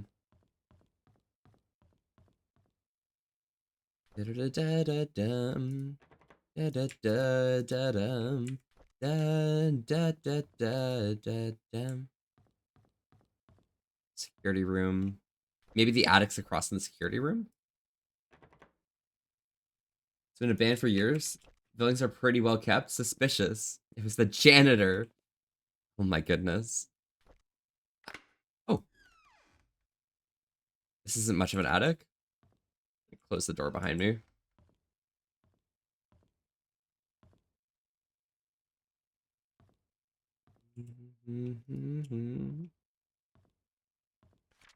The Benfield. Secret safe instructions. Tea time.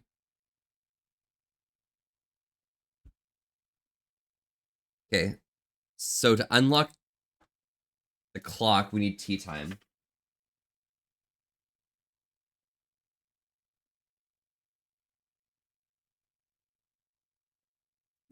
Okay. Drink up, Volpe. Yum, yum. Yeah, tea time.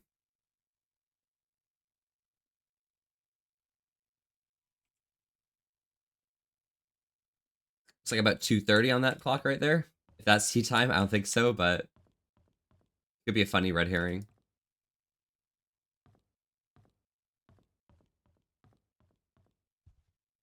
The attic's probably where the tools are in the first place, by the way.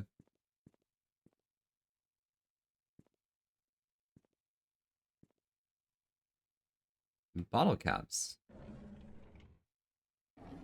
So Andrew's been in here. Okay, got it. Tuesday, September 21st, 1993. I don't feel well today. I had a nightmare last night. I can't remember what it was like, but it was unnerving. I see Scott all the time now that he started working at the mansion. He's always with Trisha. I used to be the one hanging out with Trisha.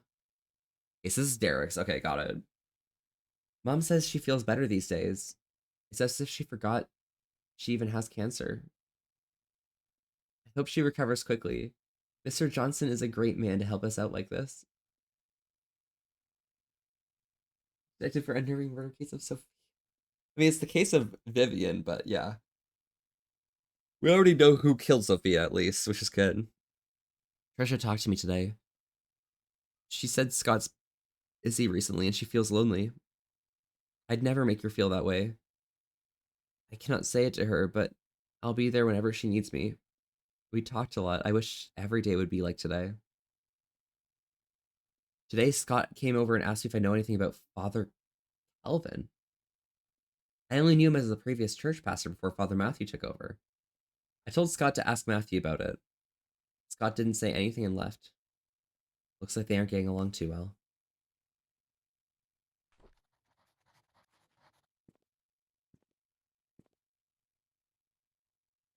So it seems like Derek likes Trish as well. Or Trisha.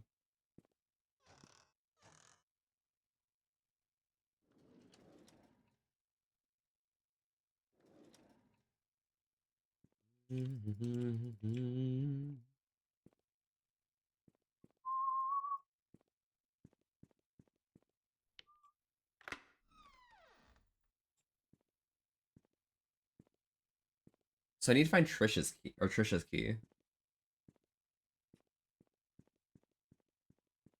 So the Hannah stuff I can't do. I should go check for a storage room here. Or a tool room or whatever. Alpi, how are you? I'm doing really well, Helix. How are you doing today? Welcome, welcome. What you been up to? 5 digits. I have a 6-digit code, that's it.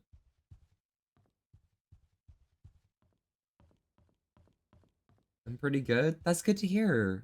Oh my god. I am going through Payne's Creek right now, and wow. It's crazy.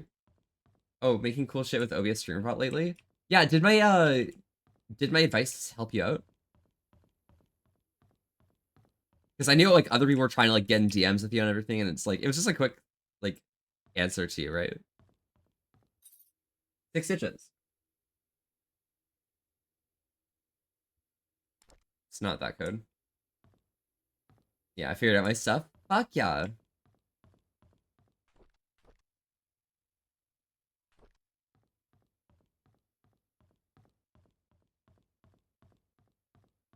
My stuff, yes, hell yeah.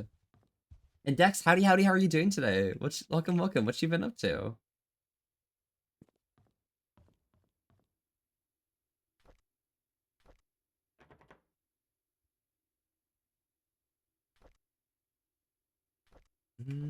Damn.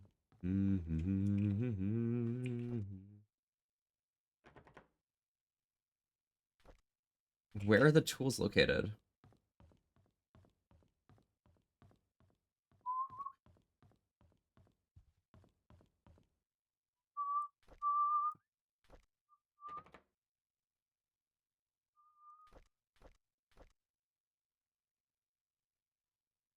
Well, this is the drawer key. I didn't try that key at what's his face's.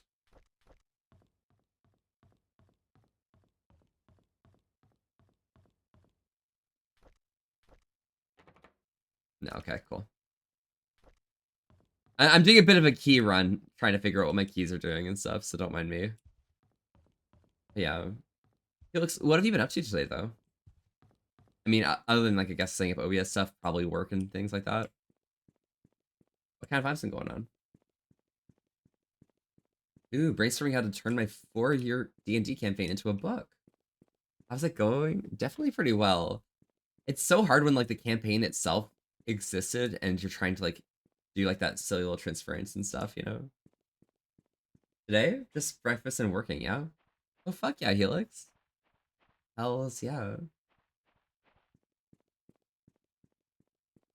Hello, Dex.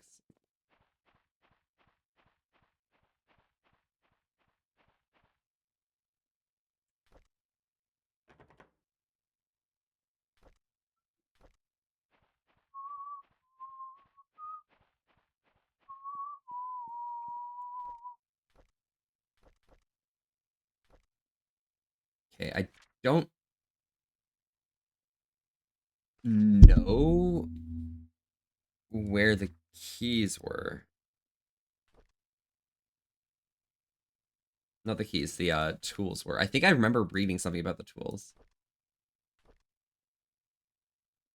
But I might not have. I'm trying to get this all done so when I start writing I can stream it so I have plenty of time. Oh, gotcha, gotcha. Okay. What, are you gonna do it for a collab?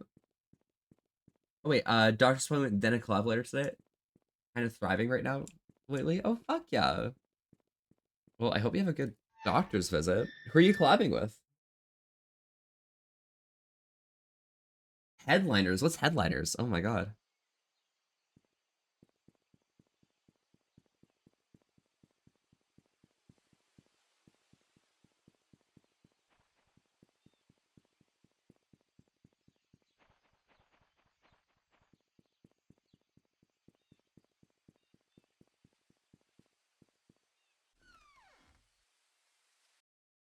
Oh, Timmy. Say hi to Timmy for me, by the way. Oh my god. Felix. I at AC spent like I want to say 2.5 hours hanging out with Timmy at just like chilling and chatting on like one of the last days or something. It was nice vibe. The axe is missing. So I'm sitting here thinking there's a few axes missing. I'm a bit worried that like I think we noticed at the far beginning of the game, right? Way at the start. If I go to the graveyard, I was gonna show the graveyard. That's what it was. Oh yeah, you were there. Yeah, Helix. We were all hanging out. What the fuck is going on? Why is my brain like not working and not seeing people? Yeah, Helix, I actually completely forgot. I apologize. I'm crazy. I remember. It was vibes. You guys been keeping up with yourselves. But the fact that there's fresh flowers here means Father Matthew's here, and Father Matthew killed people, and he's trying to hide that.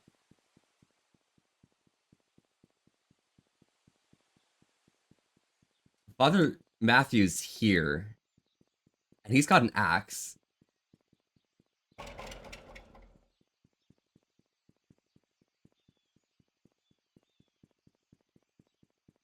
I don't like that. I don't like that.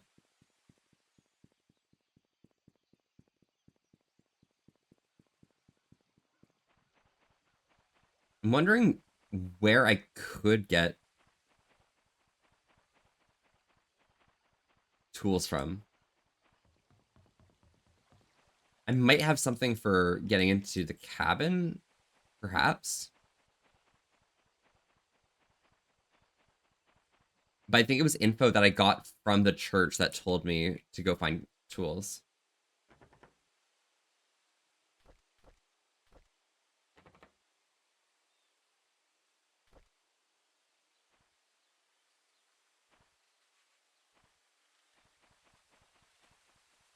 Hmm.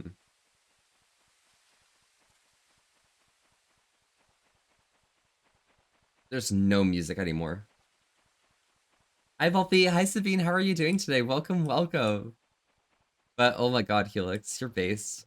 That's crazy. At least, you know, we're together in shoddy memory land. And that's kind of funny. But still.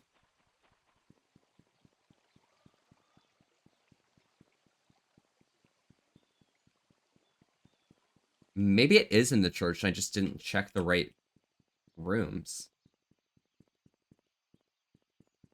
Just woke up to leave for work in about 30 minutes. Oh, gotcha. Hopefully that's been vibes.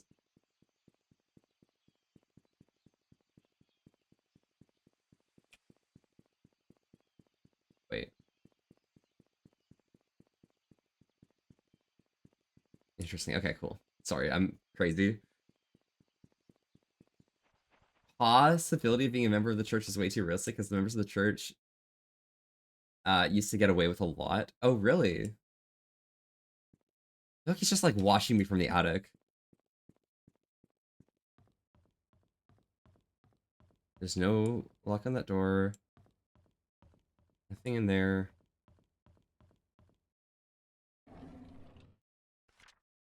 Tools. I returned this tools back to the storage room.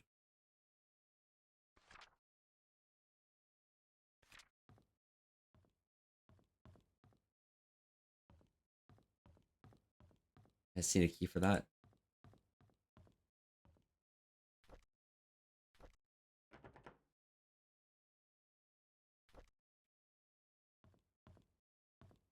You know the pride See $1 billion in your eyes. Oh, maybe it's that door down there. That's a confessional.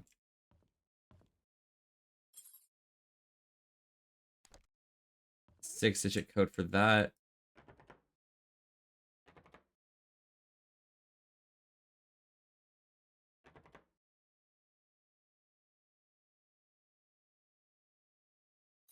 And six-digit code for that. Okay, cool. I'll have freaks back to the day turned out to be predators and shit. Oh, for real? For real? Kind of wild, honestly. It's not that room, not here. Nothing there. Yeah, the cabin, I don't need dinner. I love how I'm just like going through here and rapidly. Oh, storage. There we go. And I close the door behind me. Scott sings. Can't unlock that, but whatever. An old-fashioned Slim Jim.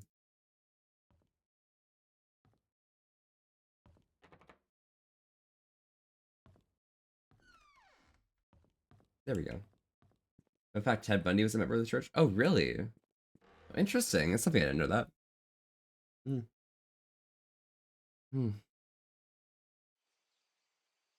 All right. Well, we got the Slim Jim. It's time to go ahead and open up the car. See what's going on here.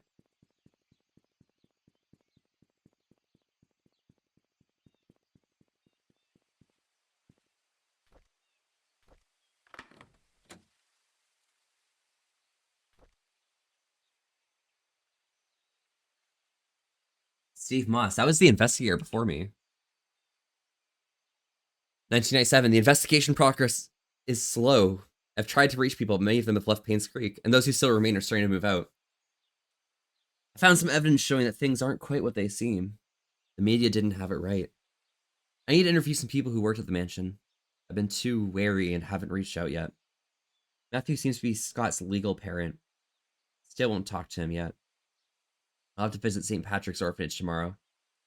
The day's drive from here. I know Scott found something there. Something not quite right about all this. Yo, zombies, welcome, welcome. How are you doing today? Back and because back then people saw members of the church that were holy and innocent since they were a person of God. Oh, gotcha. So they gave them like a free pass and shit, you know? I feel. Vivian married Charles in 71, yeah. After the marriage, she became a mute for the vice president of Roberts Mining Company, and it went into a slump after the mining accident of 73. But resilience did not give up, led her to rebuilding the company from the ground up. She supported local businesses such as Paynes Creek Community Hospital to revitalize the small village. It looks like she was publicly very active. Too active? She was taken to the Paynes Creek Community Hospital for an emergency operation in 74. Trisha Roberts was born just before that. Vivian was hospitalized for a few months. She was relying on Dr. Henry Johnson during that period. And if that's in 74 for the few months, then while she was in hospital, that's when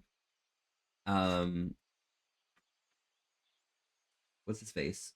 Charles had the affair. Security room 025241.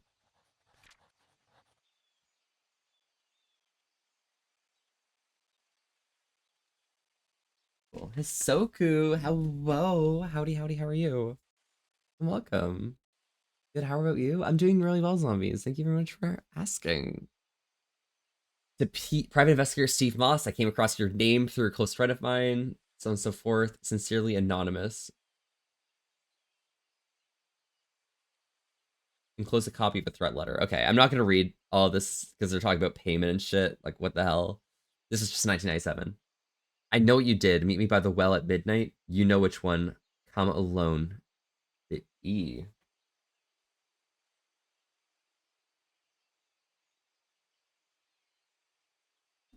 I have an exam soon. Just popped in to say hello. Well, hello is so cool. Which exam is it? Economic? No, wait, no, I don't know what you have. I don't know what courses you're doing. I'm just literally following along from like the words I was literally talking about yesterday. Scary detective work? Yeah. How it goes. Stephen Moss's investigator cards here. Rose definitely died. Secret lies with her. Achievement.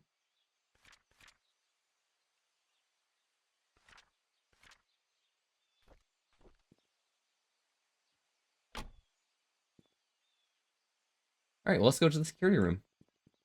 Oh, kinematics and dynamics? Oh, that's easy then. Okay. So, Soki, you got like an easy exam then. Um, what's the furthest you have to do? Like any integrals or anything with that? Or is it just like kinematics, linear, and angular?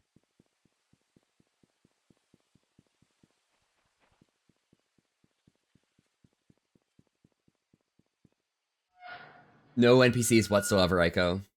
Completely alone. Although it's giving me hints that Father Matthew's still here, but you know, it's life. All right, well, let's get to the security room. Only obnoxious thing to me is drawing mechanism graphs. Everything else is kind of just stuff I already known how to do. Yeah, I mean, the thing about like doing kinematics, at least early kinematics, before you deal with like differential equations, like that's usually like what, third year or something, by the time you actually do uh what's it called? Differential equations in a physical aspect, like for real instead of just like practicing it. So the only things you really do are extremely simple shit. Not really anything to do with like fields or the like. 025241.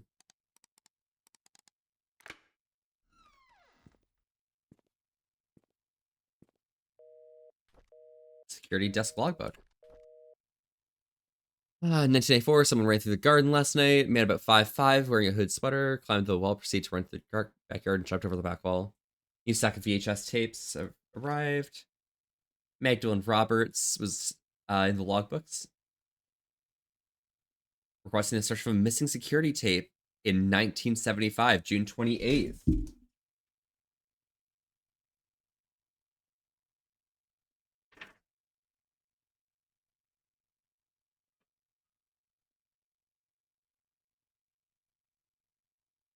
June 1975.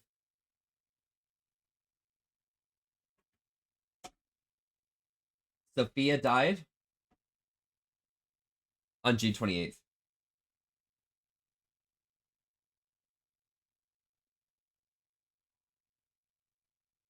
Because that's while Matthew was out of town. That's after Scott was born. That's exactly it. His exam, I have no clue what's being said. It's not too bad. I mean, it's anything to do with motion, equations for motion, things with talking about forces, energy, things like that, you know? Next exam's gonna be much harder. Oh yeah, good luck then, Hozoku, though. Gonna do some last minute studying. Good luck. Thank you very much. You stay safe and enjoy. Um, yeah, let's try to think. What other interesting things are there about it? Going blank. New security guard coming in today. His name's Samuel Green. Tom Parker will be his mentor to get him up to speed. Andrew came to the mansion around 11 p.m. He was very drunk, Scott was called. Tom Parker's 20th year since he worked at the mansion. Strange tale going around Plains Creek recently. Stephanie, a 6-year-old girl, got lost during Halloween. She followed fireflies in the woods and could not get back home. Interesting.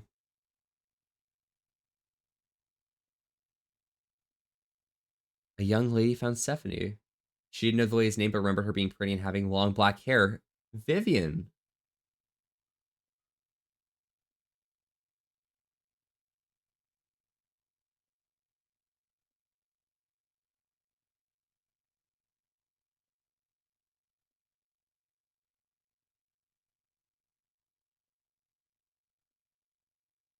Interesting.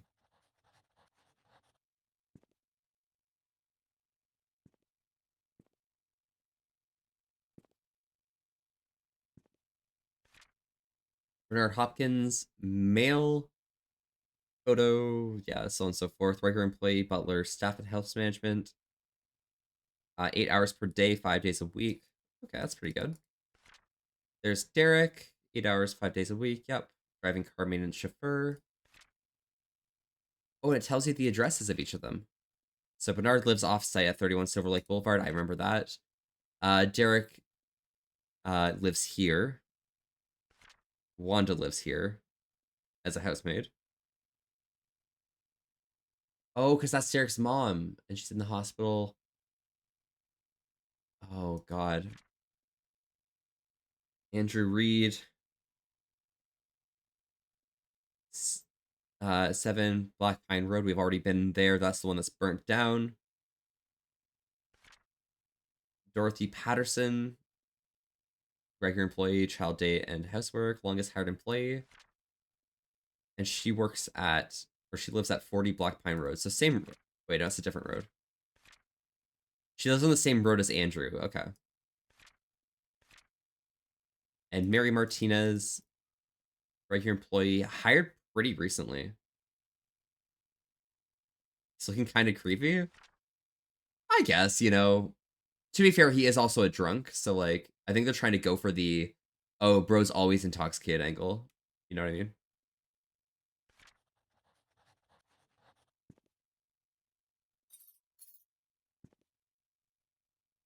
So that's for the tea room. That's the nanny room, and that's Trisha's room.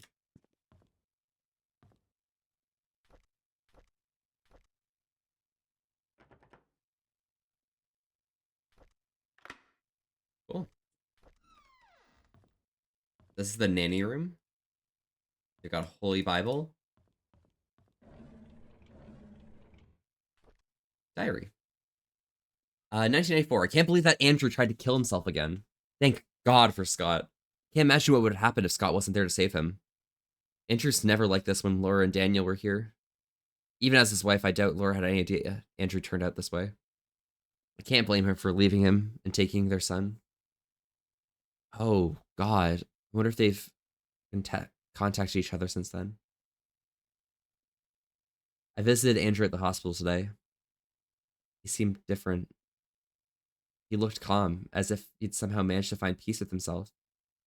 The attending nurse said Scott has been here almost every day, taking care of him, being with him. Andrew's been talking a lot with Scott. Feel bad for calling Andrew creepy now? I guess. Yeah, it feels bad though.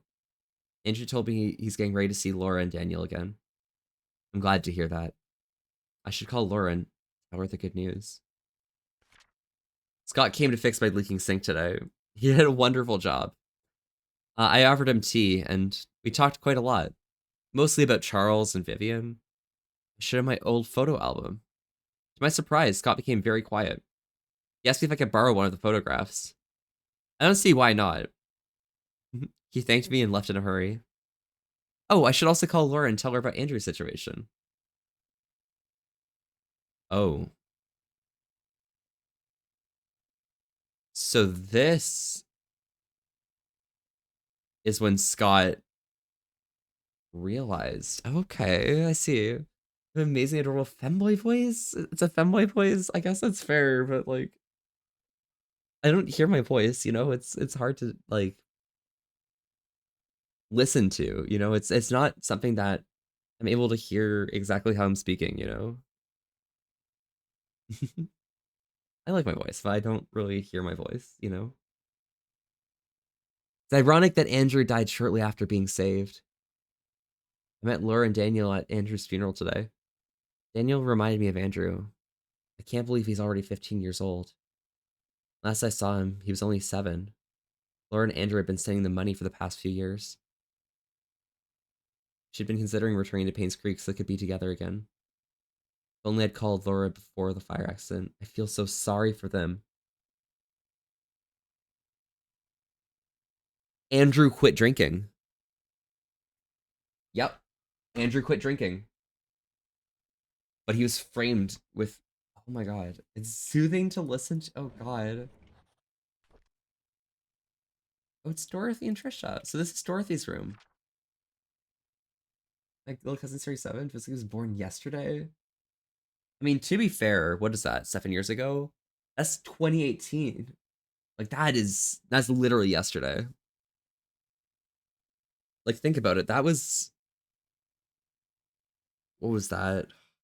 Trying to think about what stuff happened in 2018. What was that? Like that was third season of Stranger Things era, right? I was 13 then. Oh my gosh. Literally yesterday, honestly. Dear Charles, I've worked here for more than 20 years, and I'm so glad I was able to spend time here with everyone. I greatly appreciate the opportunities you gave me and the time I spent with Trisha. Trisha was everything to me, and she loved me. She smiled whenever I called her. I wish I could have given her more. Despite what's happened here in Paynes Creek, there are moments of pure joy that we've all shared together. I'll hold on to these memories. I'm sorry that I'm leaving, and I won't be able to serve you anymore. Thank you for everything. Please take care of yourself. Sincerely, Dorothy.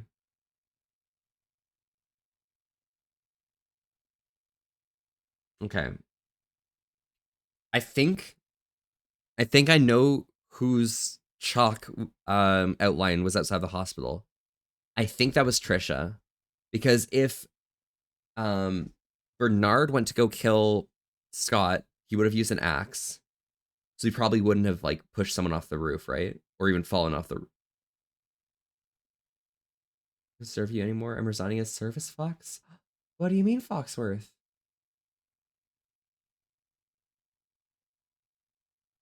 What does that mean, Foxworth? Oh, this letter. Oh my god. But Foxworth, I'll still serve you, okay? Don't worry, I got you. Um, but yeah, we know Andrew died burning. We know Henry died from drowning. We know Vivian died in front of her house. So the only other person it could be, unless I mean it's not like I don't think it's gonna happen, but I don't think Wanda, Derek's mom, killed himself at the hospital. But I think Trisha might have died at the hospital. She probably found out about Scott's death and perhaps committed the unalive, self unalive, you know. That's what I'm assuming. That's what I'm picking up here. There's a newly hired maid named Sophia. I think Matthew recommended her, saying that she's his cousin. She's very pretty and has very good manners. She's a quick learner too and does whatever she's told to do. Sophia's probably not Matthew's cousin, but you know, Matthew trying to get her a job when they fell in love or something. It's kind of reasonable. She's very eager, asking along what she should do, how she should act when Charles and Vivian are present, how to be perfect at her job. I like her already. The guys delivering food to the mansion were gawking at Sophia as if they've never seen a pretty girl before. I had to ask Sophia to go back into the house, otherwise someone might have funny ideas. Her uniform needs a little more cover. Matthew sometimes comes over and asks to see if Sophia's doing okay. I tell him. He's worrying. Oh, I tell him he's worrying too much. That Sophia's loved by all. Matthew seems pleased every time I say this. If I didn't know better, I think Matthew liked her. Oh, God. It rained heavily today. Sophia and I were having our tea break when she asked me, what does it feel? What does it feel to be loved?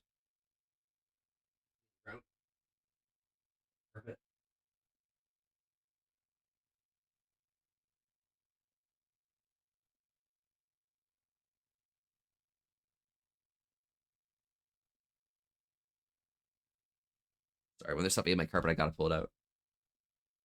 Sophia's love Violet and Sophia gets killed. Yeah. Well, here's the thing, Aiko. Sophia was loved by all. As soon as Vivian Roberts, Charles Roberts' wife, goes to the hospital for an extended period of time,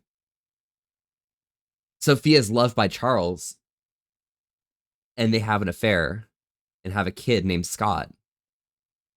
Vivian comes out, learns about the affair. Well, Vivian gets her two closest confidants together. There you go. You see it? All right. Good. Okay, perfect. Yeah. It's like a feeling you get when you're with your parents. She was quiet for a moment and then replied, "It's hard for me to imagine because I don't have parents." I didn't know what to say to her at that time, but after the break was over, I decided to make an effort to care for her more. She got too loved. Yeah, they loved her to death, okay? Like that's what happened.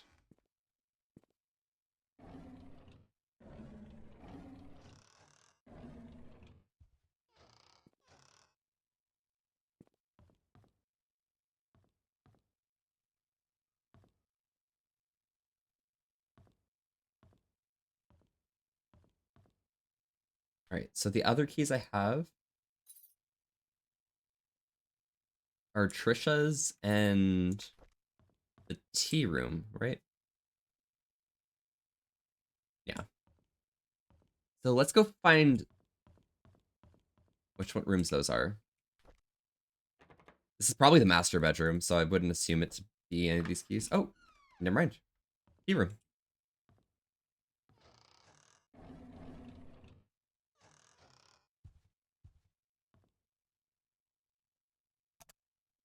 Need an item.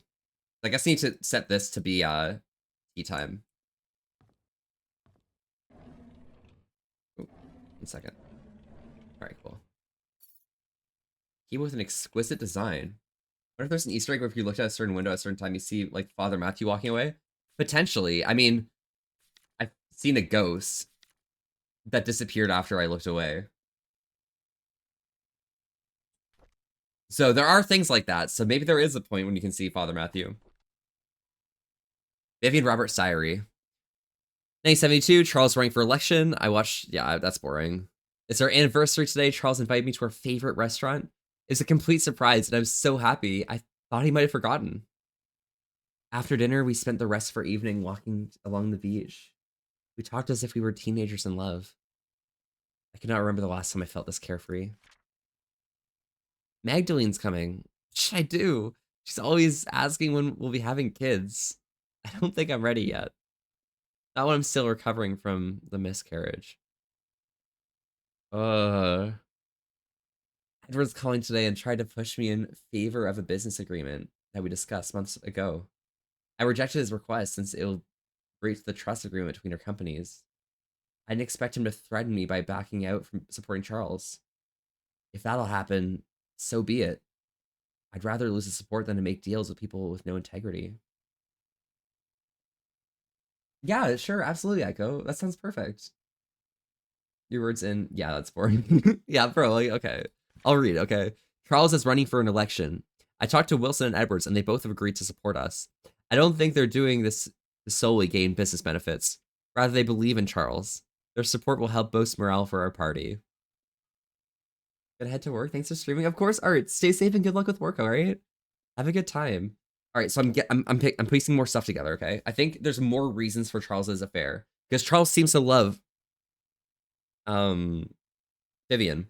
I think the vibe of it is so Vivian had Trisha while they were in the hospital. So I feel like Charles was potentially thinking that there's going to be another miscarriage. So Charles decided, you know what, they're going to take power into their own hands and get a child anyways that the two of them can learn to love together despite it. Which means he was trying to do that for Vivian. Unfortunately, wrong move. They didn't even discuss it or anything. She was in the hospital and such. Kind of rough, honestly. But they had Trisha, which means they also had Scott as an accident.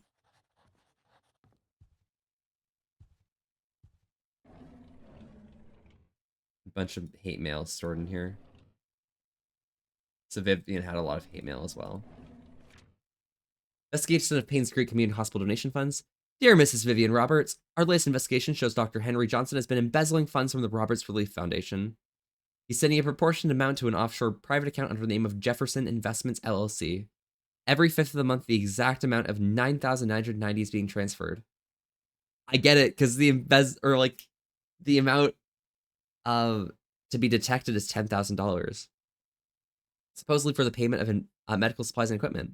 However, neither the equipment or medical supplies could be accounted for.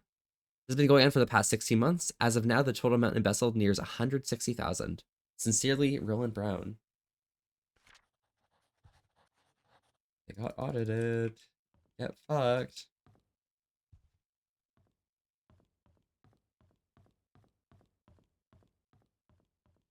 I guess this room's probably Trisha's room.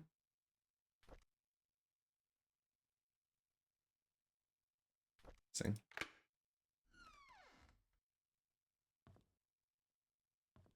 There's crime left and right in this town? Pretty much, honestly. Trisha requested that her books be brought to her room in the hospital.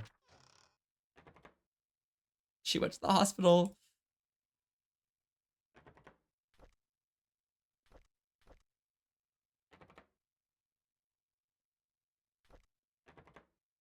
Doesn't work, okay. So that's the drawer key. I can probably just use that on the drawers and stuff. My diary. 1988. Okay, Scott's a strange kid. Very quiet. I don't think it's right for the other boys to bully him and call him names. I wonder why Scott's parents didn't want him. I don't like how after school programs, especially ballet, it's difficult and boring, and I hate proper etiquette. What's wrong with being myself? What's wrong? I don't need to be like mom. I haven't seen dad for a while. I wonder when he'll be back. Every time I enter the study room, I can smell his tobacco smell. The perfect reminder for when he's gone for so long. I miss dad. Mom's always working. She's so busy with other people that she has no time for me. Sometimes I wonder if mom loves me. Maybe I should call Dorothy mother instead. Study room code 44871. Okay, got it. That's the one downstairs. Got it. Well, I mean, the entire lore is like you're piecing everything together yourself. So you're reading all of the documents yourself. Oops. I want to open the bottom drawer, middle drawer, top drawer. Still folded neatly. That's crazy. Nothing in that drawer. Okay. So I think if I unlock this, I can open the bottom drawer. There we go. May 22nd, 1994. Mom is so judgmental. She doesn't want me to be near Scott, saying I should find someone who's of the same class as me. What does that even mean? Who determines what class Scott is in? Did Mom talk to Father Matthew? Is that why Father Matthew always forbade us from seeing each other? Don't they know we're in love? Last night, Scott and Father Matthew had a big fight. I mean, they're just trying to stop them from like getting or falling in love, getting married and shit, and doing crazy shit because they're like half siblings, right? Last night, Scott and Father Matthew had a big fight. Father Matthew told him to stop seeing me again. I asked Scott why, but he doesn't know the reason. I feel so miserable. Scott asked if I had a younger brother named Vincent. I didn't. He told me that it was probably just a rumor, but wanted to be sure about it. Who'd spread such a rumor about my family? At dinner, I asked my mom if I ever had a younger brother named Vincent. She stared at me and said no. She didn't ask where I got the name from. When I said Scott, she told me dinner's over. I argued with her. She yelled and sent me to my room. Later, I heard her arguing with Dad. How could Mom fire Scott? That was so unreasonable. There's no reason at all for firing him. And why can't I see Scott anymore? I love Scott. Dad loves him too, only Mom hates him. I don't even know why. I find it really strange. Huge that today was Scott's day off, so I tried to surprise him at the cabin. However, I could not find him. I searched everywhere, inside and outside the cabin. He was nowhere to be found. Just as I was about to leave, he suddenly appeared. He'd been here this whole time. This has happened several times now. I'm wondering if there's a hidden room in the cabin that I just didn't know about. This must have belonged to Scott. Please hold on to this. Someday I'll tell you everything. Scott.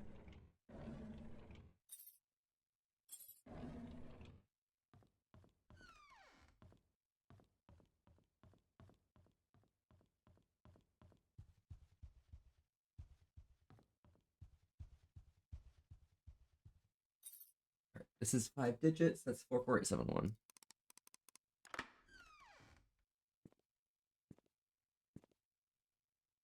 I'm gonna close the door. See if LP gotta head off to work. No worries, Savine. Stay safe and enjoy yourself, alright? Good luck with work today. You got this shit. Nope. Up, up, up, up. Nothing there. Ooh. No. Yeah, that's not a secret. Fingers hope not to be sacrificed. Need an item. So I need to find a book to place on the bookshelf. Guess there's probably like a secret room here or something.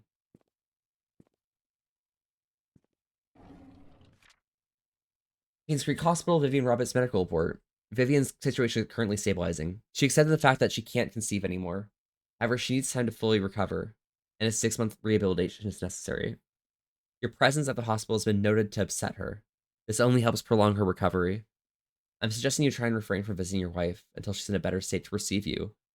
Your mother's desire for a boy to be an heir for your family has caused an immense, tremendous strain upon her. Please consider addressing this issue with your mother.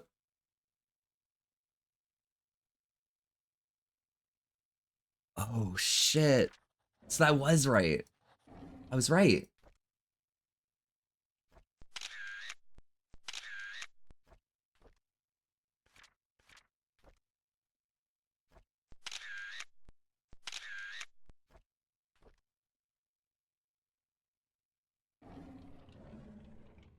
It's a calculator stapler. I don't have the code for that. I'll put that on the shelf.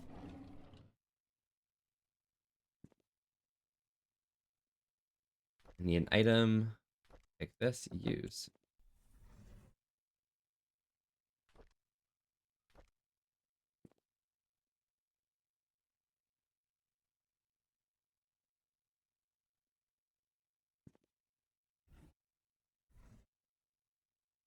Oh, there's like a code here.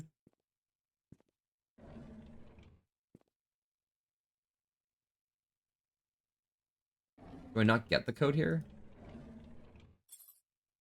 Do I know the code for the drawer?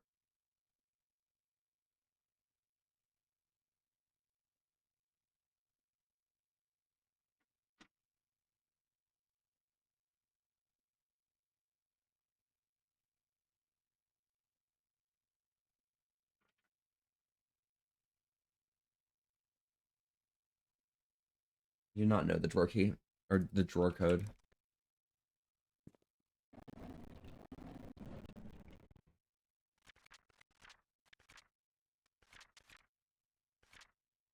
Otherwise, I would have written it down. Unless it's something to do with the... Wait. I know chess scores. Wait, hold up. Let me go to photos. So queen's gonna be last, rook's gonna be second to last. So we're gonna go 2, 5, 7, 1.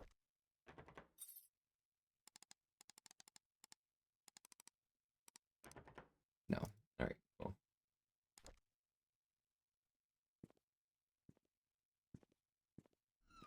It says can't do that yet. That's fair.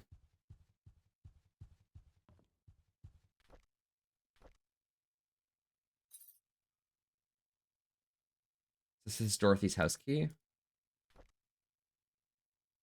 then this key is designed to be used with villas and mansions. I guess there's some other door I can unlock here or something, possibly.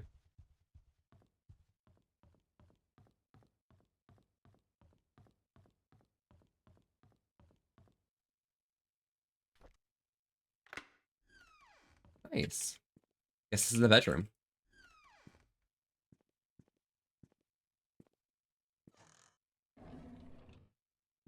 Wow, that is a really nice side dresser. Holy shit.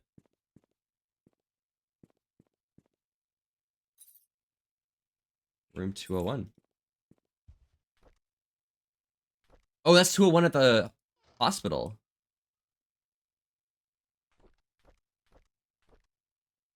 Yeah, good luck, Savina, right? I'll see you around sometime soon. Andrew came by and told me he didn't need an assistant. He said Scott's too inexperienced and he's a burden to him. What he hasn't realized is that the garden has not been maintained well over the past few months. After that drunk behavior is irritating, and that Scott's actually doing more work than he is. Scott's a fast learner. He should be up to speed in no time. Charles was the one who insisted on hiring him anyways. Charles likes the boy.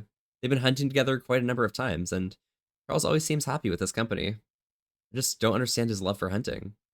Sometimes spends more time in his hunting cabin than he does at home. I was shocked to learn that Scott's been asking around about Sophia. How did he know about Sophia? Who could have told him? It must be Andrew, that drunk. I told him Sophia's gone. Those hallucinations of his are getting worse. He needs to see Henry and get more pills. I need to have Bernard keep an eye on Scott from now on. I'm trying to see who he talks to. Who he asks. I called Oliver and asked if he could be the main photographer for the Easter fundraising event.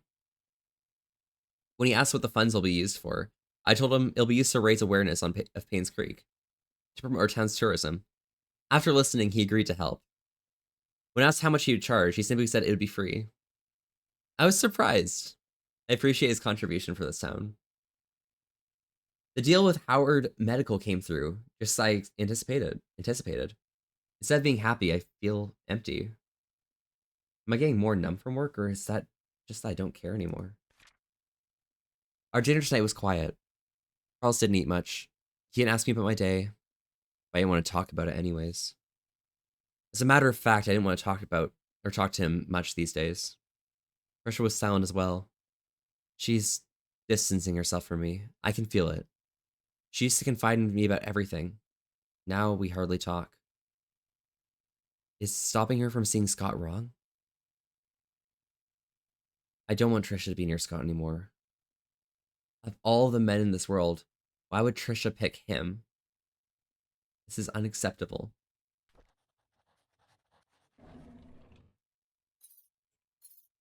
That's for the clock.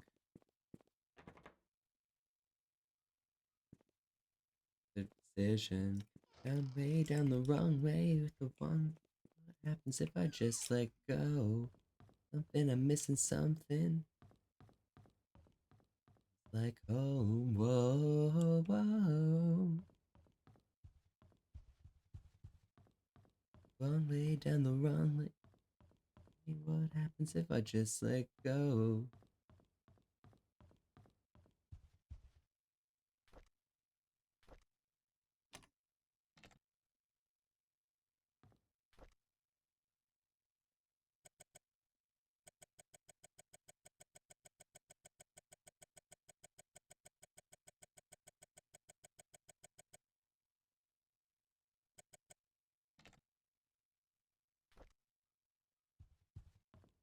Tea time. Hang tight. Let me just go over to the attic real quick.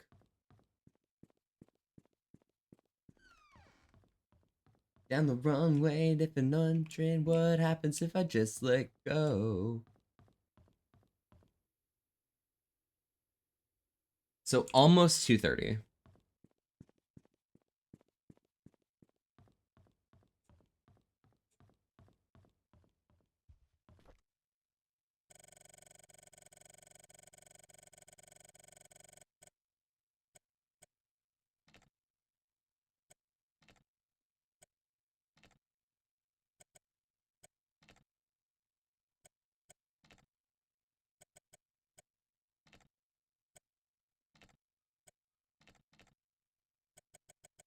Tea time, maybe like noon or something?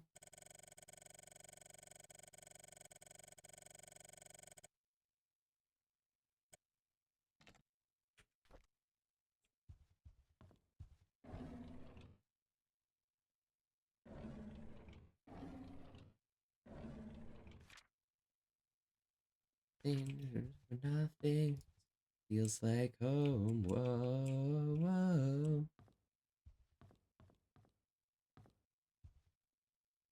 And the wrong lane and the wondering what happens if I just let go. Guess I'll probably find it in that drawer there. So I guess that's kind of cutting off all the angles I have here. Um,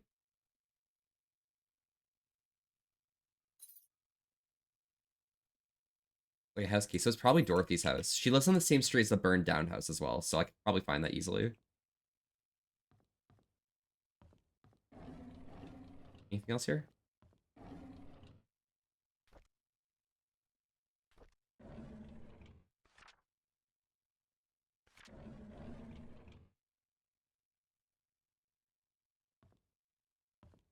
Cool. Guess I can go to Dorothy's.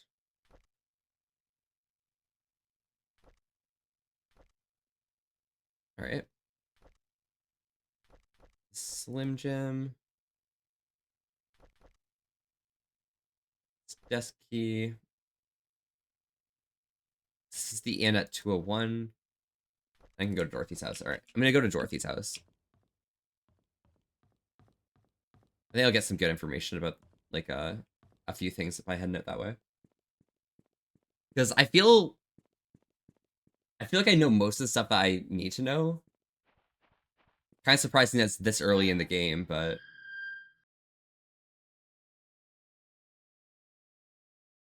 I feel like I shouldn't have brute forced that, like, puzzle in Bernard's house with the scores. Dorothy's house was destroyed by a tornado. We're not in Kansas anymore, right? I'll go. Wait, is it? Wait, it's Ico, right? Yeah, it is Ico. Okay, good. I was second guessing myself. Evil Road.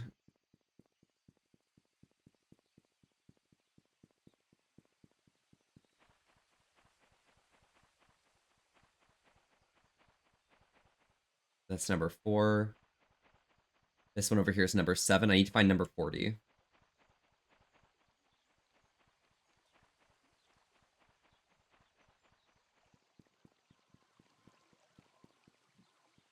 It's 5. This one's 7, right? 9, yep. Okay, so I need to find 40. I guess it's this road here.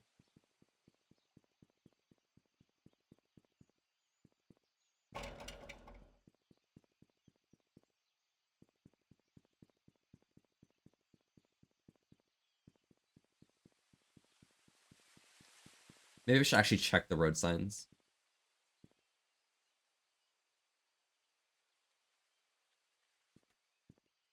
That's Black Pine Road, so I need to find number 40 on this road. Okay, cool.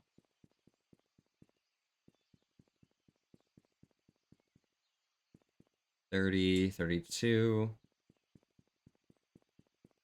34. We're close to the hospital. 39. It's this one. Let's take a look.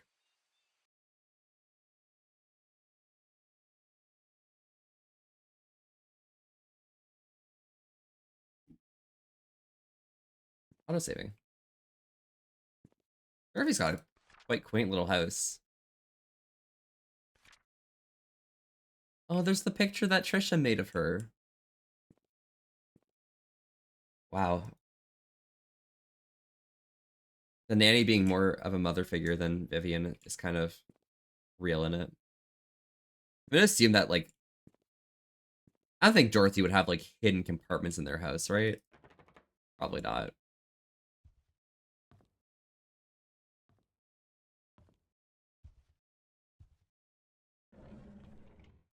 Oh, what just happened there?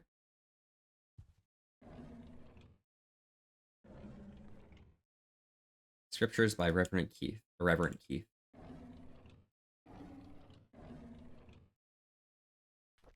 Diary. February 2nd, 1975. Charles asked something of me today. He asked if I'd be willing to stay with Sophia. They'd arranged to have a house rented out a little ways from the mansion. I told him I'd help, but that Sophia's pregnancy will eventually show. There's no way of hiding it. He seemed very worried. So the affair had happened in 74. Okay, got it. Charles came to me and expressed his gratitude for taking care of Sophia. He said he'll be covering all the necessary expenses. He told me not to tell anyone about it. As for Sophia's growing belly, when the time comes, I'm up to make something about her running errands outside of Paynes Creek. I'm not sure if that'll work. Sophia's 8 months into her pregnancy. Her belly's big now. I asked her how she felt. She told me she's happy and she feels hopeful for their future. She said it would be best if the baby's a boy. I can understand why she's thinking that way, but can't help but wonder how Vivian will feel about it all. What will the ramifications of this be?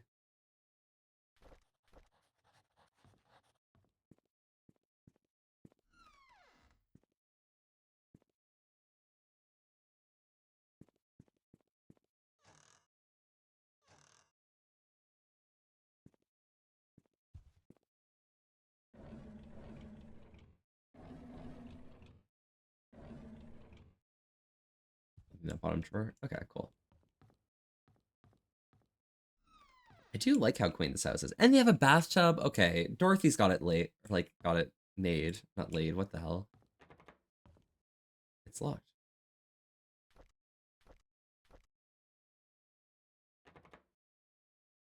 I guess I just don't have Dorothy's room key. That's fair. Well, I guess this is the point when we're supposed to learn about the affair. So we're probably learning a lot about Scott right now. Okay, that's fair. I mean, I called all of this way back, so I don't know. All right, let's check the map. Courtyard and Suites is where the car's parked at.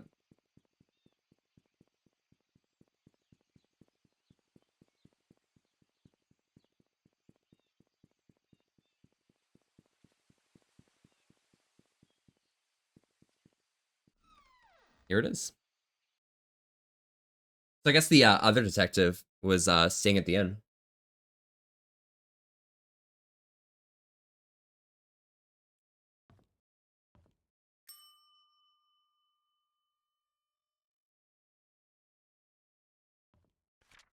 Ding. Neil Merle, so and so forth. Stephen Moss, room 201. Why was that in that room? Didn't leave, though. Yeah, that seems pretty fair. Huh. Don't recognize any of the other names on the list there. Old-fashioned way to listen to music. It's pretty fair. Hayes Creek Community Hospital closes its doors after 60 years of service because of the embezzlement in 1996 after the deaths of people funding it. Here's the key requested, 7 Black Pine Road. For the locked door. I guess I can go look at one of the crime scenes as well now. Explore the area, check out the Moon Cafe and stuff. Okay. Matter letters or documents for in-guests go to respective slots. Okay. I guess that's 201 because it's the first one there. There's only 4 rooms at this inn. That's actually kind of cute.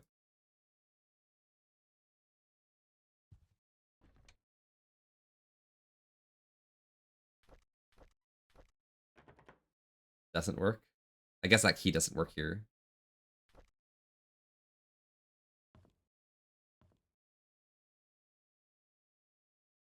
Cool. Champagne Launcher Ball. Locked. Locked. Alright. Guess there's not very much I can do in here. I'll pick 202, 203, and 204 up. Might as well. I mean, at this point, it's like kind of simple. I just like put 204 now. Okay.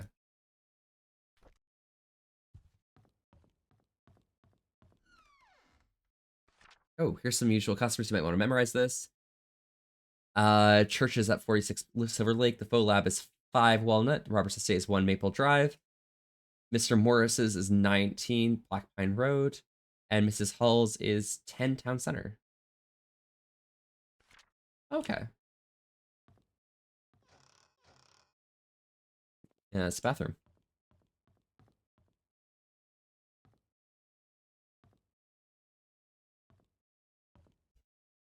Okay, 204. Let's unlock that. I mean, there's gonna be nothing in here, but like, yeah, Holy Bible. But still, you know, it's nice to check everything.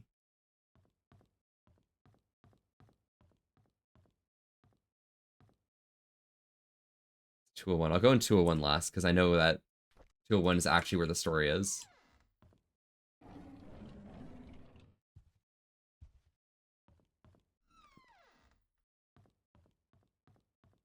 (203). Why did they put 201 at the end of the hall? That doesn't make sense to me, right? Because, like, you'd assume that if it's your first room, it's probably the first one accessible. That makes all of the sense.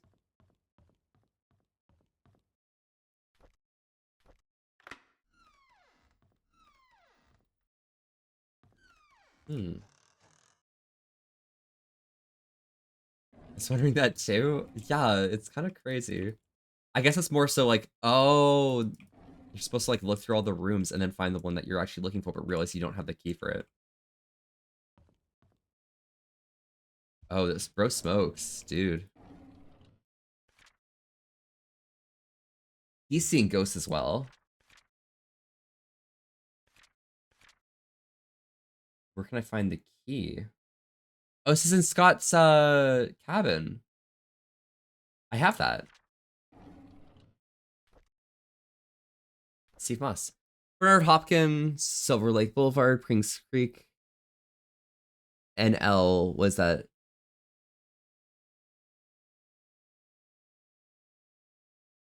I mean, it's a 5-digit code, so it makes sense that it's like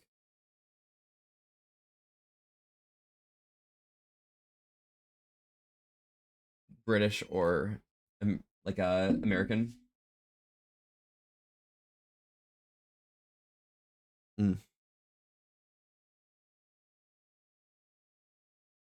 Tea time in it, for real. Father died in mine accident. He was at home the day Vivian was killed. No alibi. Interview with Dorothy. Interview with Mary tomorrow at Moon Cafe. Meeting with sheriff at the outpost of 10 a.m. on 5/11. You mentioned something about wanting to show me some files. Interesting. So he didn't make it to the sheriff on 5/11. Found a hidden panel in the inn's reception area. It's part of the counter. It's hard to pop open. The latch is placed at one of the corners. There's some interesting stuff they hide in there. Okay. It's locked.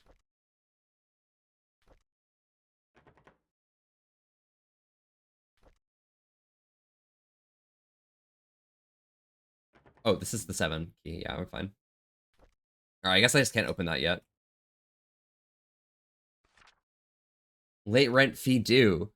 Dear Stephen Moss, thank you for your rent payment. As stated by your rental agreement, however, when rent payments are not received by 0404, you must pay additional rent because of late charge due to charge due or because you did not qualify for the rent discount. The required additional amount was not included in your payment and therefore not due. Please send the additional required rent amount of $85 at once and bring your credit balance up to date and remove it from the delinquent list. This amount should be paid within 7 days from the date of this notice. Thank you for your prompt cooperation. Sincerely, Rosalie P. You. Huh. So in the reception area at one of the corners.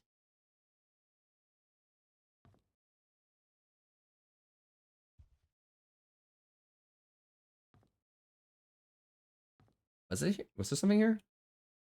Oh. Nice. Logbook. Private investigator in town by the name of Stephen Moss. Action, I saw Father Matthews today cleaning the church. He looked thinner than he used to be. We talked for a bit. He told me he'll be leaving Paynes Creek soon as his services won't be needed here anymore. I think the recent deaths in Paynes Creek affected him tremendously. Not to mention the tragedy that befell his adopted son, Scott. Even now, no one knows what really happened. None of the cases were ever solved. Sometimes I wonder if Scott did kill Vivian, or whether he was just unfortunately and wrongly accused. Mr. Moss came by today. He decided to question me, see if I know anything that I had not, or he hadn't already learned. I told him everything I legally could. When asked about how his investigation went, he said something about an incident that happened in 1975, which might just be his breakthrough that we needed, or that I needed. As he left, I could not help but wonder if it had anything to do with the mansion maid who left Paynes Creek. Okay, so I'm not getting new information here, but it does mean I can go and check the crime scene of Andrew's death.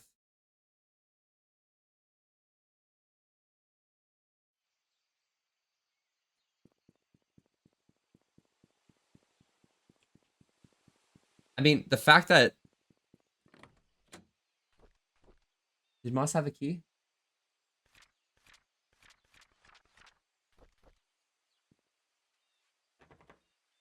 Blood on the glove box. So he died in the car?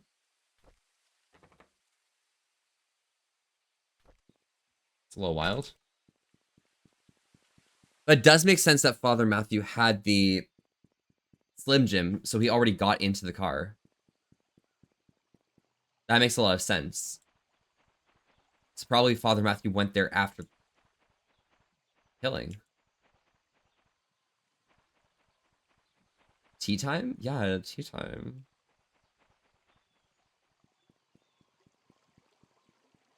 Well, let us check the crime scene.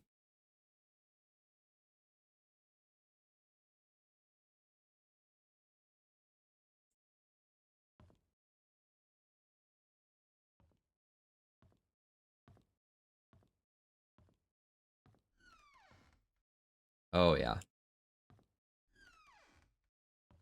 Oh, yeah, that's pretty rough.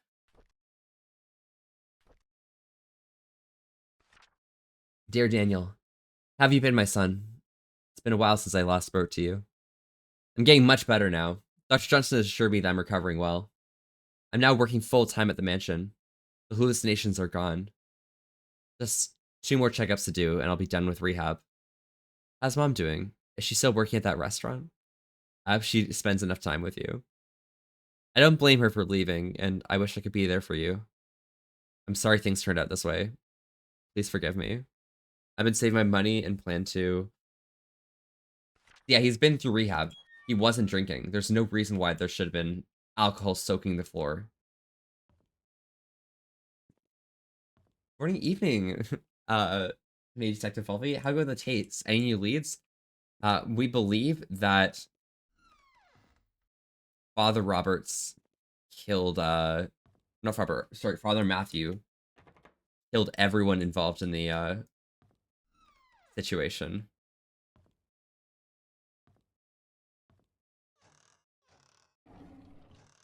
Which is a bit of an unfortunate moment, but, it's whatever. Wildly enough, we believe that Father Roberts is here still, and is probably going to try and kill me. Respectfully, of course.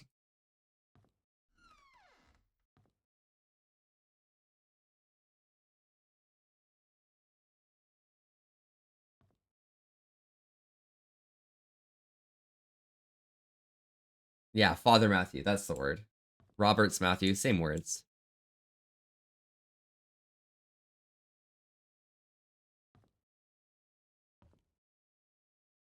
She's coming for us. Interesting. Diary. I hate to admit it, but Scott's a good kid. He's hardworking. Takes care of me when I'm drunk, and he's a man of his word. Starting to like him. Did I see her again? How can that be? Why doesn't the medication work anymore? Did he give me cheap pills? No, that can't be. As guilty as I am. Maybe we're all in it together. Do not abandon me. They can't abandon me. Ever since Scott asked me about her, I've started to see Sophia again. Why do you have to mention her? I need more pills. I think I'm going crazy. Oh, Lord, I know I'm a sinner. I realize it now. That's why I'm going crazy. I know that nothing I do will bring her back. Pray that our sins do not pass down to our children. Give us for what we've done.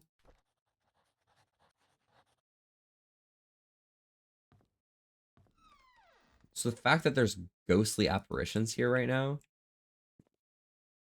are probably because Andrew summoned them. All right, let me go look at some stuff here.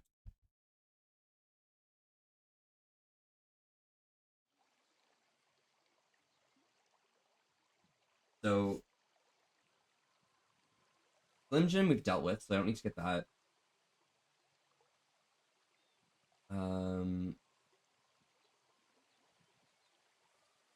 I've got the security room. I've opened the other room. Death of the hospital was probably what's their face? Trisha, I think.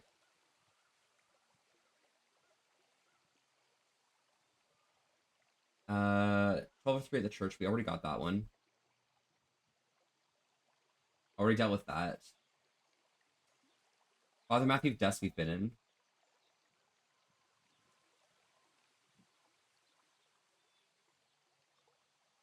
Potentially the apartment code could be useful. I don't know. Let me mark that down. Yeah, bet.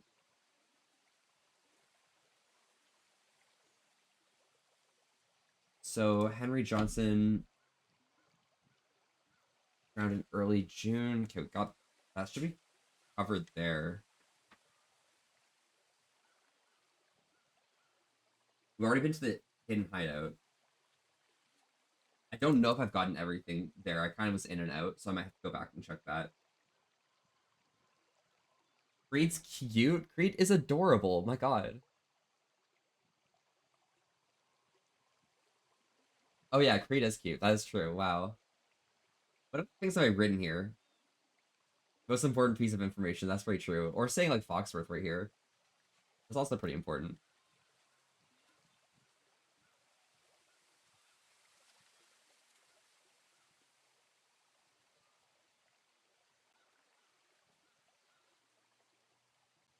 Okay.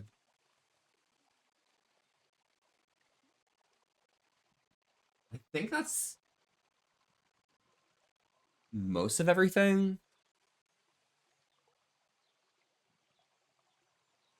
Cemetery Gate, I've already got that covered. That was already unlocked initially, which means that someone already was here, but that's fair. Um,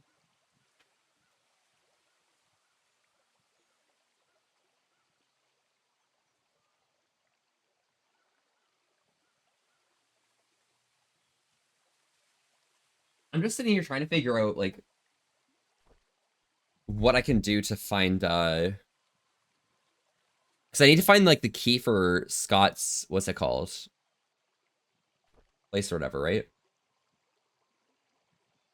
Because it's hunting cabin, right?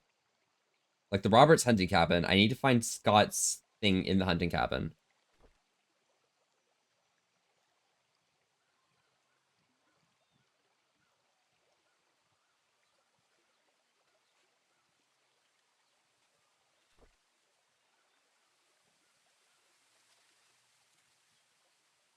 Hmm.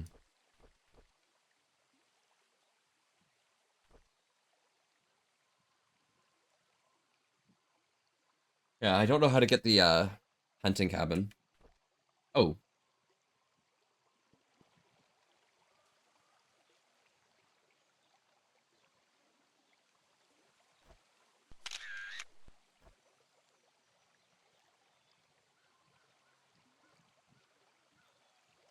I've been staring at them this entire time. That's the same one from like the photo journal, right? Wait. Yeah, there. All right, guys. You guys ready for this character to disappear? You ready? You ready? You ready? You ready? Boom. All right. I've got it. So Andrew must have done some form of like seance or something or ritual to summon her back. So that must be Sophia. That makes a lot of sense, I think. So he wasn't hallucinating. There was actually just a ghost, straight up.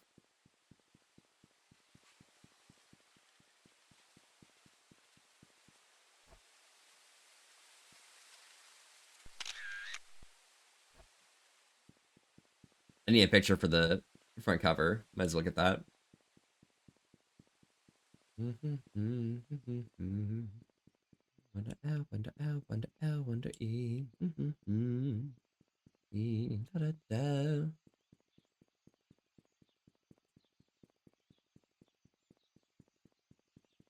I'm gonna go check one more time Scott's cabin. I might have just messed up, but I feel like that's just my skill issue there. United States Postal Service. So it is the United States. Okay. So what state is NL?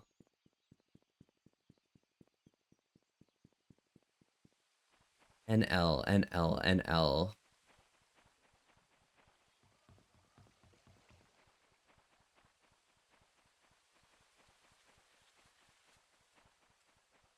I don't think NL actually exists. There's no way. Wait, what is NL?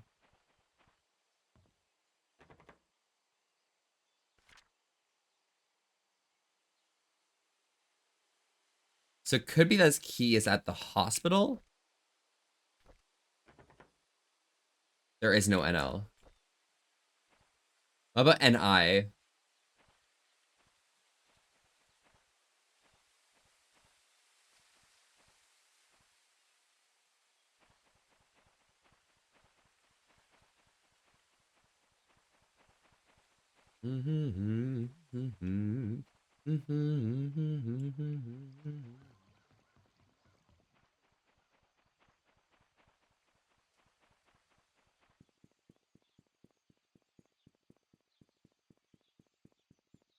See, I think the vibe of it is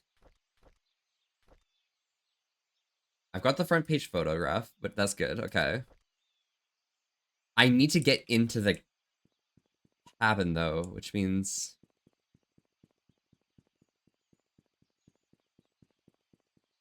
if he was visiting Andrew at the hospital,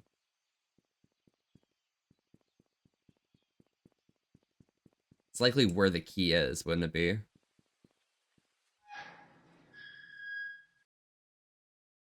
So we just need to figure out which room. No, wait.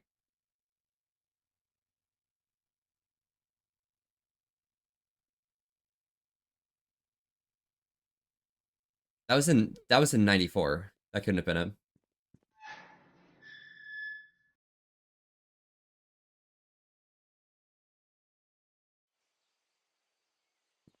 Hmm.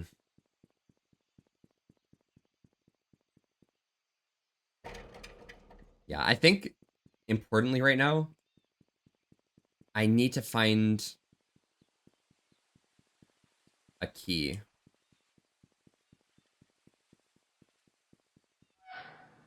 Because I need to get into what's his face's hunting garage or whatever.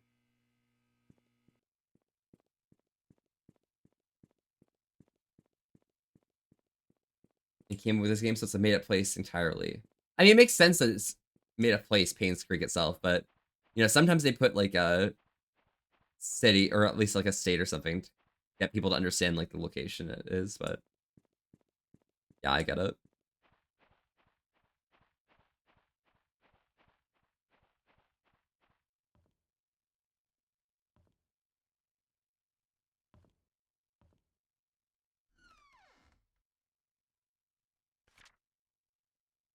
From the photo lab, brought a shovel and wrench. Andrew, yes, we have extras. I told him we can keep the tools until he was done with it. Okay.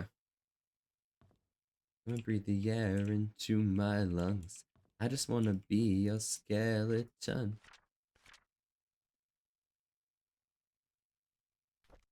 Maybe I'll go visit him.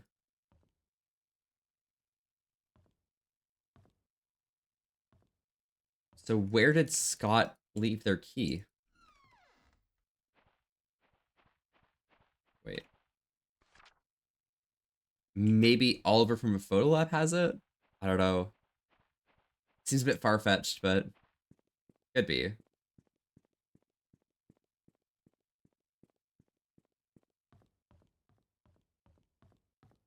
I feel like I'm missing information right now. That's just like where we're at right now. Because it's everything's telling me, oh yeah, you should be going over to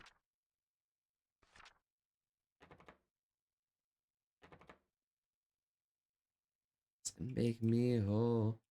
Breathe the air into my lungs. Study room key. Yeah, we don't need a study room. Mac was playing around with circuits. Oh, nice. How are the circuits going? There's nothing in here. Oops.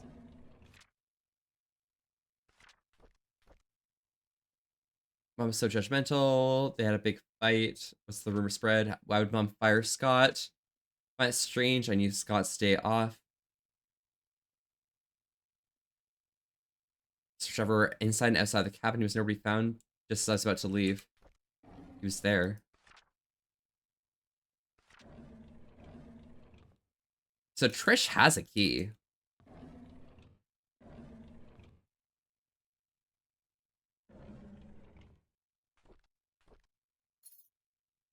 Oh.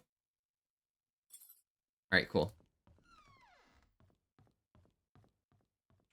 Well, there it is. That's the key I'm looking for. Because it couldn't have been at Andrew's hospital room, but that's still like...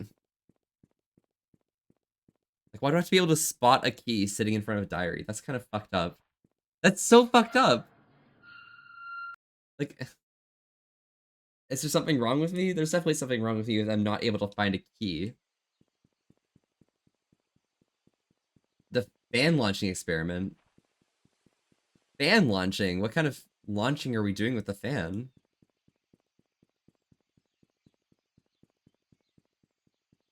Alright, let's head down here to the hunting cabin. And then we're gonna go open the door, check inside to see what Scott's been doing.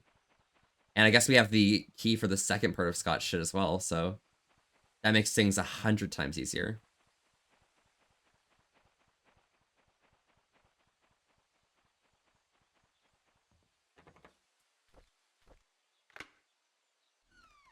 Here we go.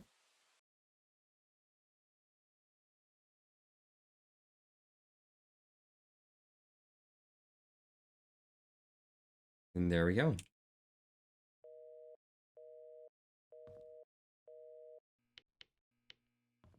Cool. So I even got electricity out here. This is a nice cabin. This key is for chest lock. Oh, this is for stuff that's back at the church. Today's Valentine's Day. I wanted to spend the day with Trisha, but Charles invited me to go hunting. I was nervous, not because of my first time hunting, but because it's with Trisha's dad. Turns out I actually enjoy being with him. I felt comfortable talking to him. I don't get it. Why would Father Matthew forbid me from being with Trisha? Is it because I'm not rich? Or because I'm an orphan? He didn't explain anything to me. Maybe he just doesn't love me anymore. Imagine if it wasn't the keys to the cabin. I would be fucking dead. I literally would not be able to exist anymore. We crawled again today. I couldn't stand Father Matthew's preaching attitude. So I yelled back at him. I know I shouldn't have done that, but I'm so frustrated. Father Matthew said that I'm not an orphan. What does that mean? Does he know who my parents are? I pressed to keep him talking, but he wouldn't tell me anything other than that. I need to know more. In these past weeks, it's become more difficult for me to talk to Father Matthew. Whenever we speak, he addresses only church stuff. I'm realizing that I'm starting to avoid Father Matthew. Whenever he asks me how my day is, I don't feel like answering him. When I ask about my past, he's always trying to change the subject. I feel so frustrated.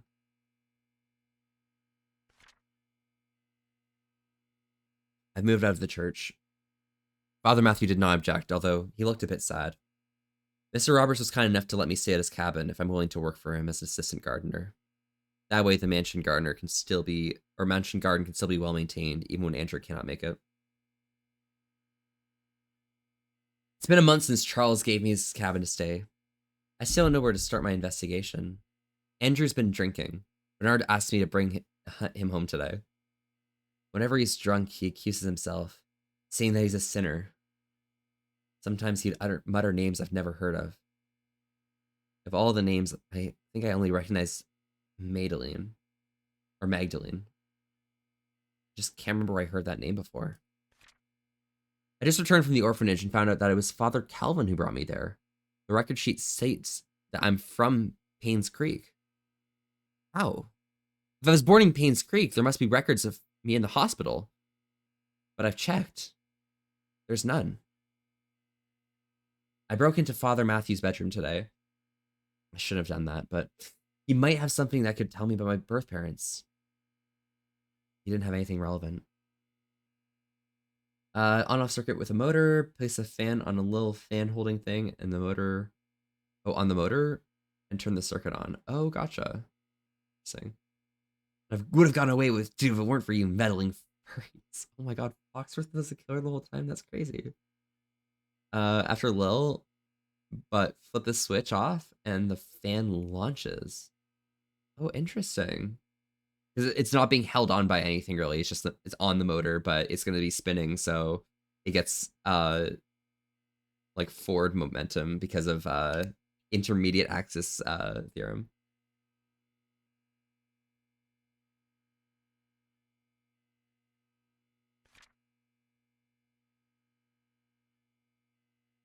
Got it. That's pretty real, honestly. That's kind of fun. Andrew's drunk again, but this is the 5th time I had to bring him home and cover his shift. It's getting quite annoying. As I laid him down to his bed, he muttered repeatedly, "I'm so sorry, Sophia." Who's Sophia? So this is where he learned Sophia's name. So him learning Sophia's name, he asked other people about Sophia. They told them about, wait, he checked through the photo album with Dorothy, right? This should be right afterwards. Wait. Hold up. Journal. So Dorothy here. That's 93. That's not the right one. Oh, here we are. 1995.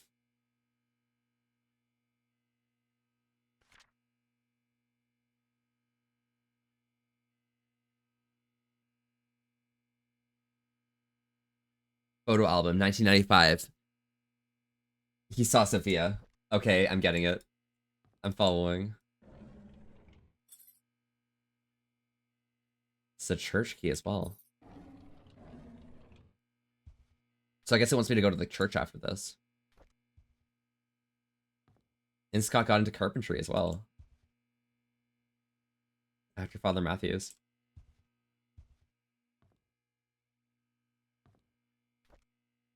Knife has a dull blade. Gotta sharpen your knives, dude. You're gonna make better food with a sharper knife. God. I'm back. Welcome back, Andrew. Howdy, howdy. Agile is a bit crazy, I understand, but... So, the vibe of the matter is, he learned Sophia's name through... What's his face? Andrew. Well, I was drunk. 2 more guns here. Rose on pills, that's fair.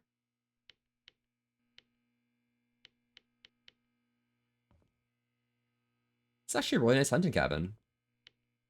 I like the vibe of it. It's locked. Doesn't work.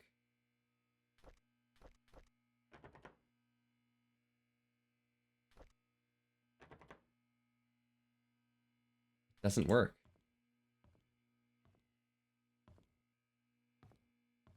I might just be missing something.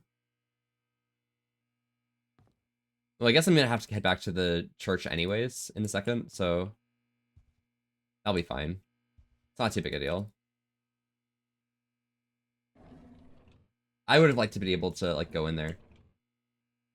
Is there a thing that I'd be able to fit the cross in? I think it's probably back here in that room. Because it would be on the side of one of these cabinets, but I think it's probably in this room. It's not here.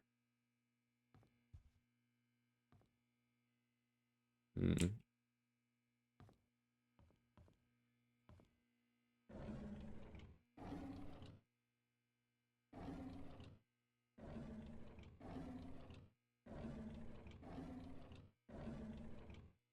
Yeah, it doesn't look like there's anything else here. I guess I just need to use these keys, go to the church. I'm just so... I feel so bad going to the church, because every time I go to the church, I just think about how Matthew is probably here and probably killed a lot of people.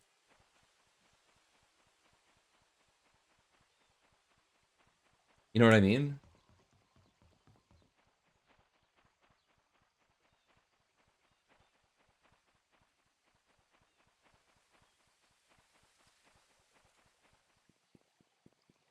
All right, let's just head all the way over here. We're heading over to the church. So that shouldn't be too bad. At least it's a nice brisk walk, you know? Gives me some time to just digest the rest of the game.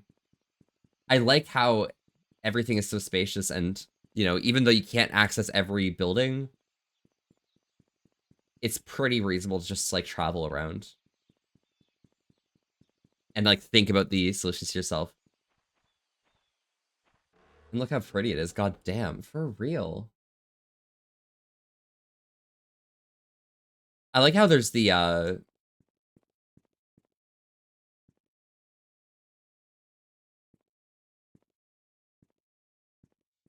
that's terrifying. All right, let's go into Scott's things. That light was not off before.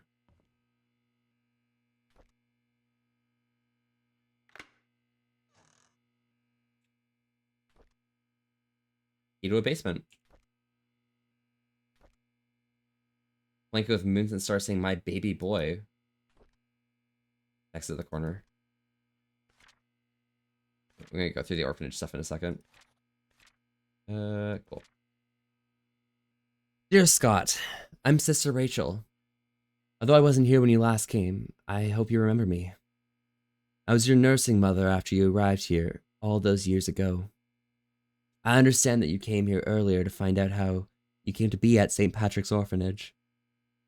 On July 4th, 1975, Father Calvin came to us holding a basket with you in it. He said you'd lost your parents and there's no one to take care of you. He told us your name was Scott. After he left, Sister Emma asked if I'd be willing to take care of the baby. At first I hesitated because it was a huge responsibility, but when I saw your face, so full of innocence and curiosity, I felt as if God himself had delivered you to me. I accepted the task. When you were 10, Father Matthew came to see you. He had just become head priest of Payne's Creek Trinity Church. Visited often, usually the beginning of the month. Whenever he left, he would leave an envelope containing a small sum of money. You said it was everything you needed. Oh, it was for everything you needed, and that whatever was left over then be given to the orphanage.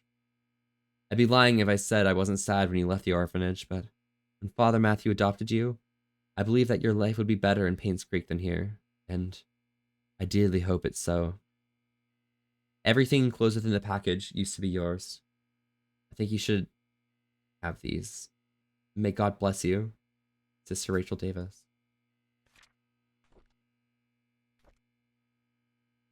I asked Andrew about Sophia. First, he freaked out, saying I shouldn't go around speaking that name. Then he said he'd never heard that name in his life. Is he hiding something? Why would he lie about Sophia? That makes me want to know who Sophia is even more. I asked Wanda if she knew anything about Sophia.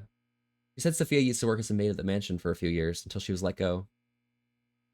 When I asked why, Wanda said she didn't know. However, she thought that Sophia was a manipulative woman that would do anything to get what she wanted. Wanda resented that. I don't think she was manipulative. Like, Dorothy talked about how she was a really nice person. I met Derek today and asked if he knew anyone by the name of Sophia. Apparently, he's not on speaking terms with me. I wonder if it has anything to do with Trisha. During today's lunch break, I asked Bernard if he knew about Sophia. He was surprised I knew that name, but proceeded to say he did not know her that well. Somehow I feel uncomfortable whenever I talk to Bernard. His cold gaze gives me the shivers. I met Dorothy while tending to the garden.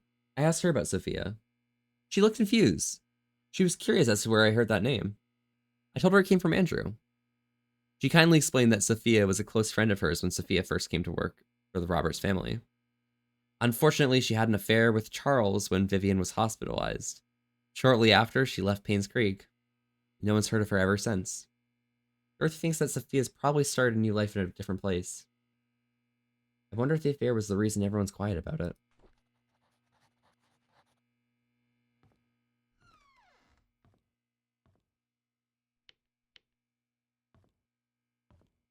It's a bit weird how dark everything is in here now.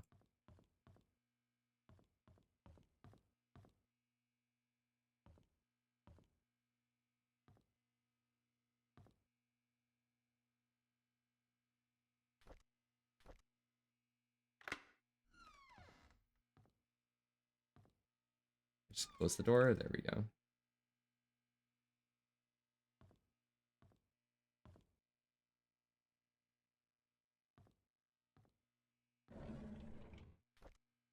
Dear Diary.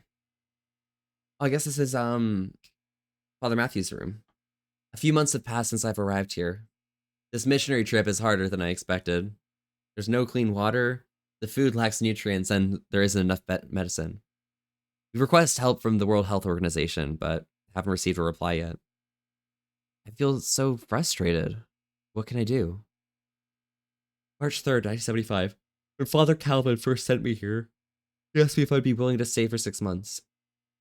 It would be good training for me, he said. I agreed. That was before I came. 6 months have now passed. I think I'll extend this for another 6 months. The people here need as much help as they can get.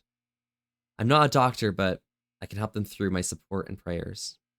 I'll let Father Calvin know about my decision. Time flies.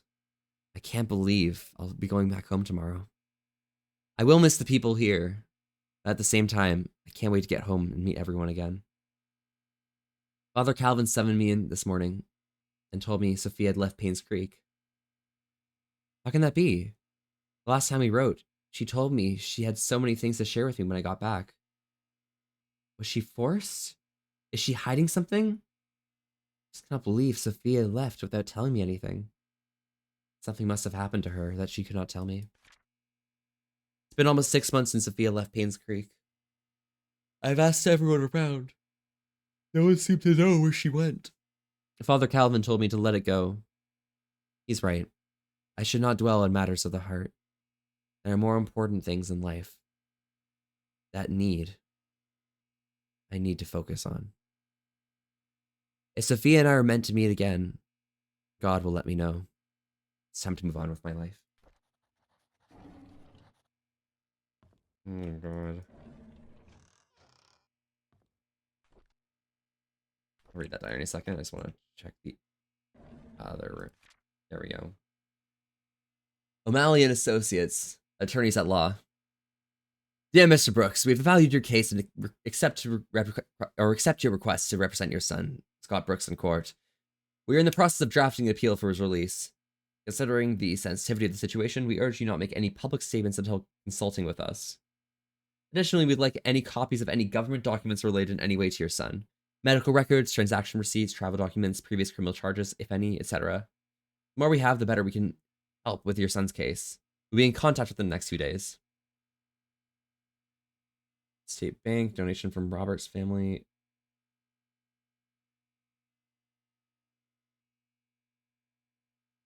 $1,000. He sold his car.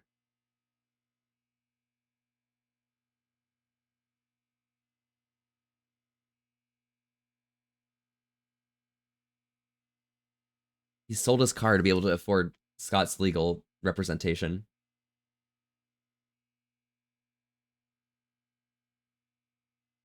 In the United States, that's crazy.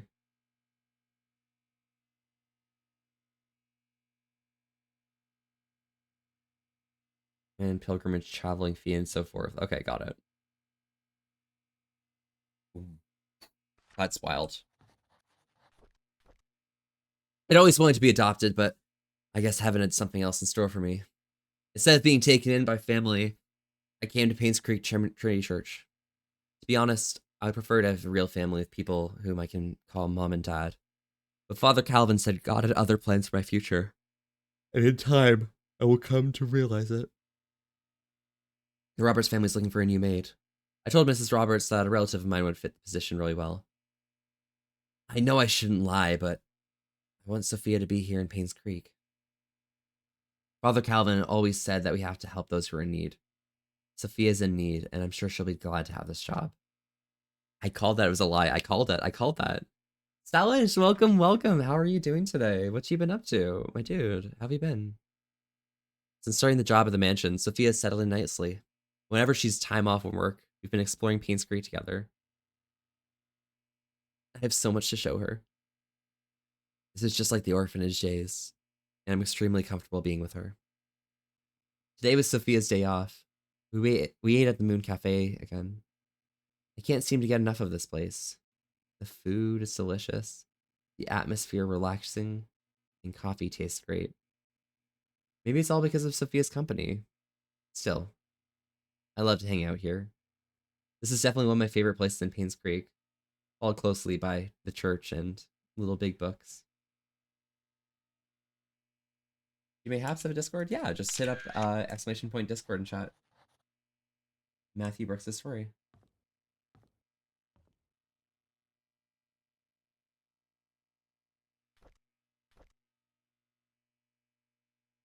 Belongs to Scott.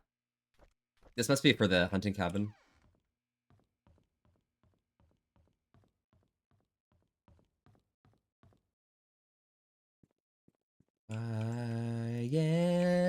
I this way. Stupid medicine, not doing anything. What the hell is fucking wrong with me? Like, that's no remedy. I'm so terribly lost. Suicidal tendencies. Serotonin's proper on its arse. Oh. Yeah.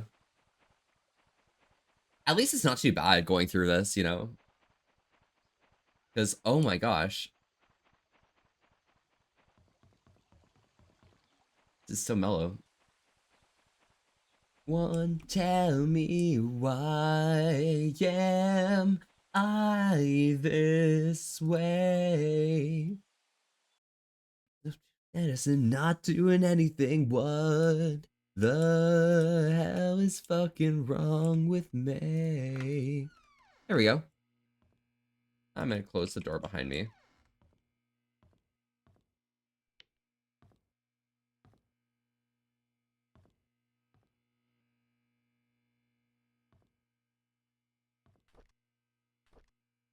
On Valentine's Day, Trisha gave me some chocolate. I've never seen that brand before. I bet it must be expensive. Oh gosh, let me quickly grab myself a strip waffle. I want to eat another one. I haven't finished making the music box. I'd hope that it would be your Valentine's Day present. I'll just give it to her later. Hopefully she can forgive me. Oh, the one that's in her closet. Dunk. Oh my god, that's so real. Iko, thank you so much for doing explanation from Discord. I appreciate it. It's been quite some time since I last talked to Father Matthew. He's always asking how I'm doing after Sunday service, but I tend to ignore him whenever possible. I know it's wrong. I just need to find a way to make amends with him. The grass has been growing wild lately. The weeds are everywhere, and Andrew's not here. Actually, he hasn't been here for a while now. I don't know what happened to him. I should visit him after work tomorrow. I was about to pick up Andrew for work when I found him lying unconscious on the floor. There's an empty bottle of sleeping pills on the table. I immediately called the ambulance. According to the nurse, this is Andrew's third suicide attempt. She's glad that I saved him in time. An hour later, he could have died. I don't know why Andrew would commit suicide. What I know is that he must be lonely. He needs a friend. Scott. I visited Andrew at the hospital today. He's out of ER and recovering quite well. While I was cutting the fruits, he told me a story. In 1972, there was a maid who came to work at the mansion. Her name was Sophia. She was a hard-working young lady with a great personality. She was loved by many. A few years into her job, however, she had an affair with Charles. A child was born. When Vivian found out, she was furious and decided to kick her out of Payne's Creek. What happened after that was a tragedy. On June 26, 1975, at 11 p.m., Vivian, Dr. Johnson, and Andrew confronted Sophia. Henry Johnson. Okay, got it. A fight broke out. Sophia fell and hit her head on a nearby well. She stopped moving. Dr. Johnson checked and realized she was dead. Her neck had broken. No one knew what to do. Vivian then asked Andrew to take care of the body and her baby. Andrew did what he had to protect Vivian. After that night, they vowed never to tell anyone about the incident. Before leaving, I asked Andrew what the baby's name was. He said it was Vincent. As I left the hospital, I couldn't help but pity Andrew. He's lived a confusing life, and the struggle shows. I hope he can heal.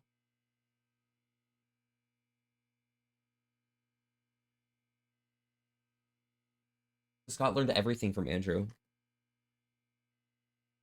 Andrew was making amends. Andrew's recovery started right after this. Because Andrew went to rehab in October. And they were completely off alcohol by June.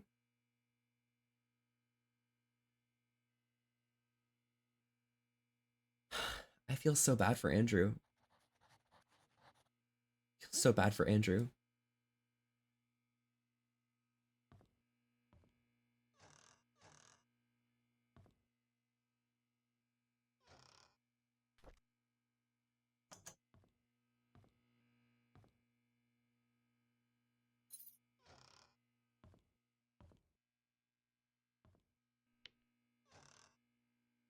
Scott's secrets. Let's see. Alright, so I can't open from inside. Cool.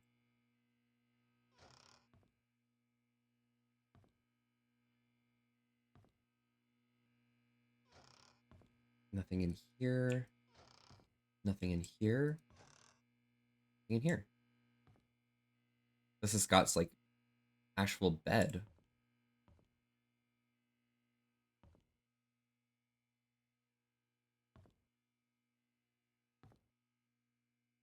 No lock on that. Nothing there. Oh.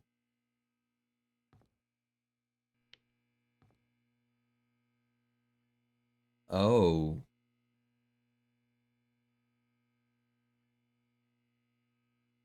Okay. Okay. Lights down here. Spoon's eating, long hours investigating. Nice radio here. He was listening on to radio chatter from other people. Oh my lord. Robert's estate security tapes. He knows about the missing tape as well. Okay, wait.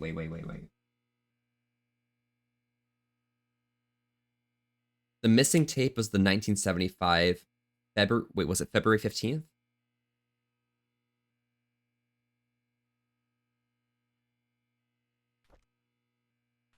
So it doesn't tell you this right here, but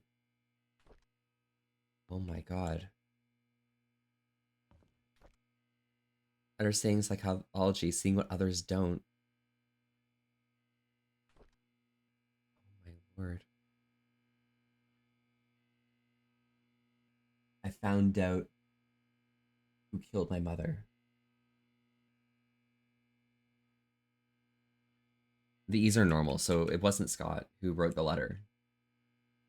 I think Scott's cleared. Scott didn't send the message. Like, if I open my journal and find letter or document, right? If I find Rachel's confession letter, fund embezzlement. Yeah, Scott didn't write this. Actually, you locked yourself in there? That'd be kind of mellow. I like small spaces, you know?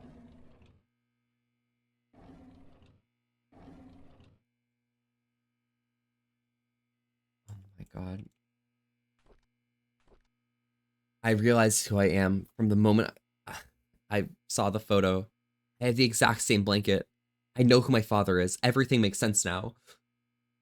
They saw the photo of Vincent. That's what Dorothy showed them. I visited Andrew today. I needed to know where they hid my mom's body, but he cried and begged me not to say anything about it anymore. There was no room for whatever questions I had left. I then told him I'm the boy he gave to Father Calvin to get rid of. He was utterly shocked. After that, I left. I cannot bear to look at him for another second now. I know who I am, and now I feel everything falling apart. Andrew came to the cabin and told me where the body was hidden. He said he was sorry and left. Externally, I was quiet. Internally, I was sputtering and livid. After he left, I came to my room and cried. The well had dried up and was covered in moss. I couldn't have known that this well even existed if I didn't work at the mansion. I finally found Mom's body. I buried her in the cemetery next to Father Calvin. There was no tombstone for her, just a wooden cross. I don't think Father Calvin would mind. After all, he was the one who saved me. A month had passed. I haven't worked since and have stopped meeting anyone. Trisha knocks on my door every day, but I would hide each time. She cries every time, begging me to come out, anxious to know why I won't see her, if she's done anything wrong. I don't know what to say to her, but I know we cannot be together anymore. Father Matthew visited me today. He said he hasn't seen me at the church for a while, that no one's heard from me in weeks. When he asked how I was doing, I began crying. The tears just flowed down my cheeks. My cheeks, no cheeks, okay. I cried, and I cried. I just couldn't stop them. I told him everything. I told him I knew that Charles is my father. I confessed that I knew that Trisha was my half-sister. I said I didn't know what to do now. He listened and didn't speak.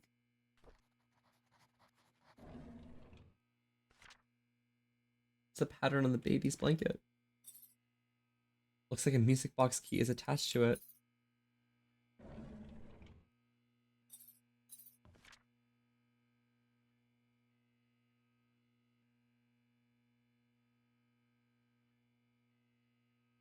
Ooh, wait.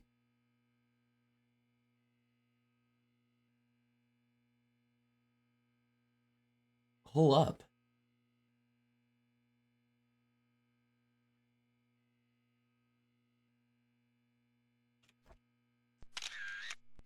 So over by the farmer's market, there seems to be a door here. Old sewer entrance. Okay, right here. So there's something here by the farmer's market. I can probably check there. I can get out the postal service as well. There's a way into the church down here as well. Okay. Old sewer entrance. That's by the mayor's mansion. Okay, I know where that is. I know where that is. I've seen that earlier. So I could go in here. It's right. I can get into the hospital. And Foxworth mentioned I could just go to the basement and turn on the power.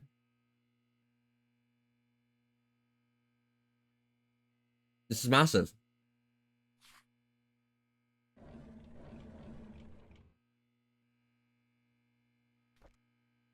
Killed my mother. Magdalene couldn't be here. She tried to find Sophia. Charles, he's my father. Vivian, Charles' wife. Bernard. Yep. He saved me.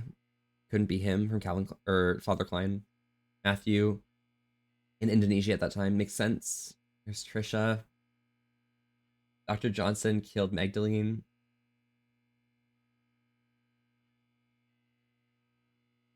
Dr. Johnson killed Magdalene?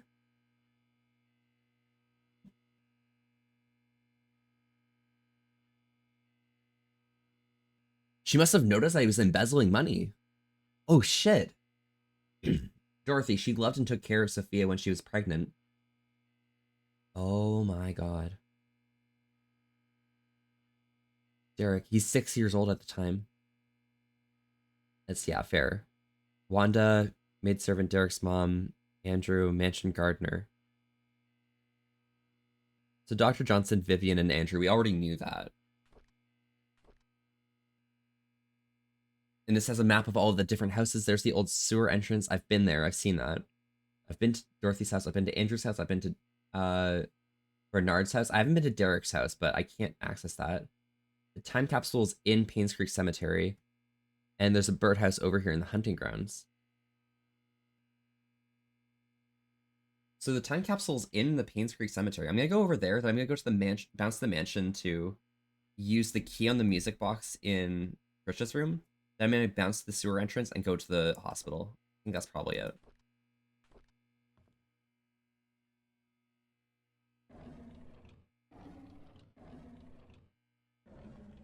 Though it feels suspicious that the power was turned off when I was there. If the security room is next to the power in the hospital, that means Father Matthew's watching me.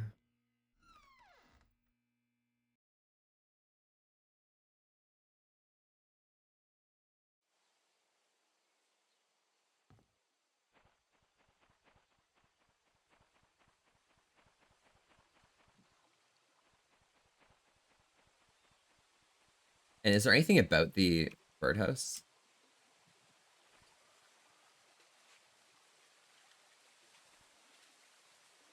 Nothing. Okay, cool.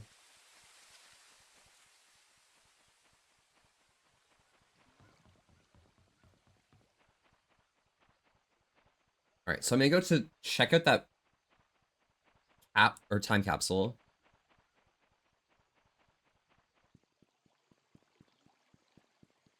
I'm being watched. I'm being observed.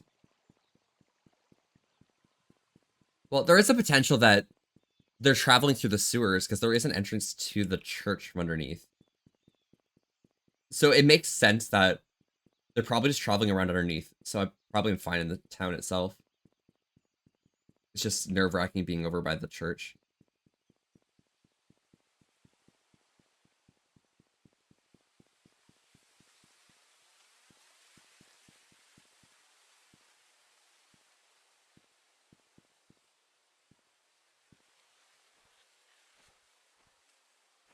It's a time capsule here. I guess that's next to Calvin. Okay.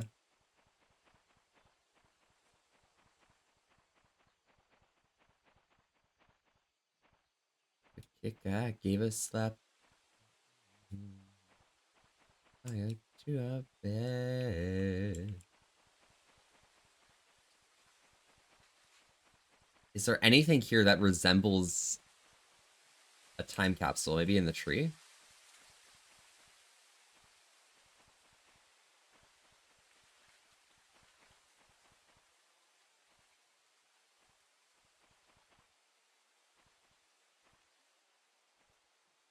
Nothing there.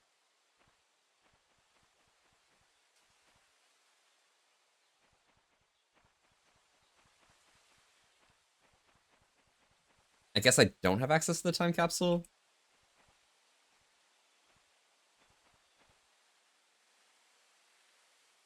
Seems weird, but whatever.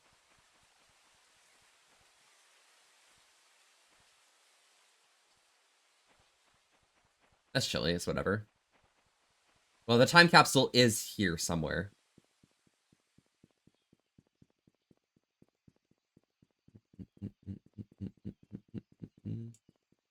Happened to those plants? Oh my god. All right, I'm gonna go to Trista's room. We're gonna go check the music box to see what's inside, because there's probably a note inside.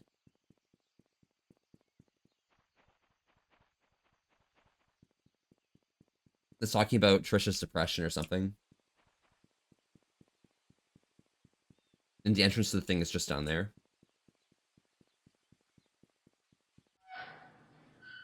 So it was right, right, right, left, I think. Wait, I can just check sewer map. Right, right immediately, right at the end, right there, right there. Okay, cool.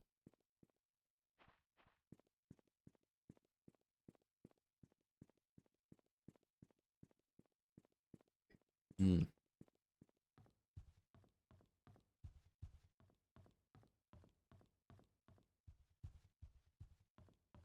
Going upstairs becomes such a hassle in this building. I guess it's because of how slow I move, but at the same time. Oh, wait, the stairs are right there.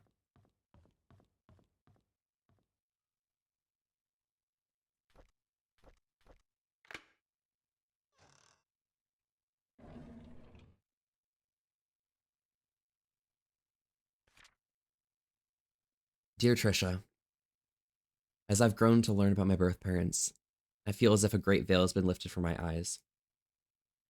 I now understand why Father Matthew was against us seeing each other. He was right. We shouldn't be together. Please believe me when I say I did not kill your mother. I've never lied to you, and I never will. I don't know who killed Vivian. Hopefully the truth will come to light someday. There's so much that I want to tell you, but I cannot at this point. I pray the day when I can express everything to you will come quickly. All I can say now is I'm sorry for all the pain I've caused you. Please forgive me. Sincerely, Scott.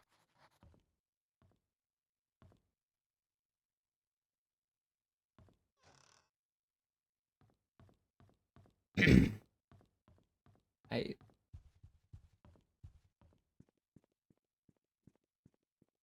This is fucked up, okay? This is fucked up.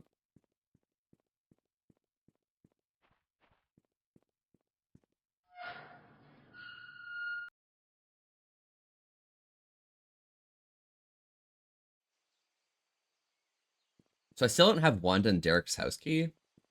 Nor have I been to Oliver's or any of these other people's places, but shouldn't be bad.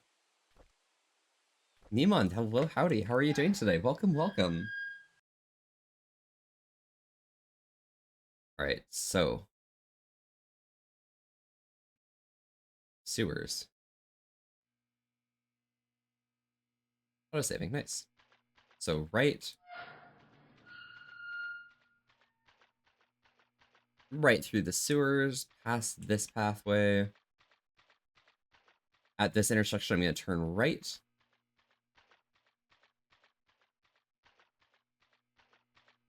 At the end, I'm turning right again, and I'm turning left immediately after that.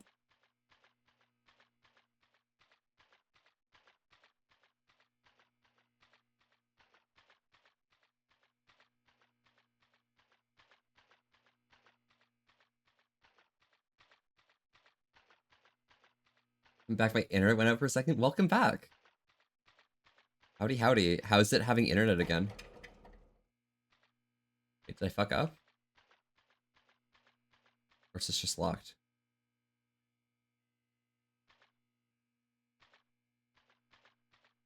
Or was I have to turn left at the end?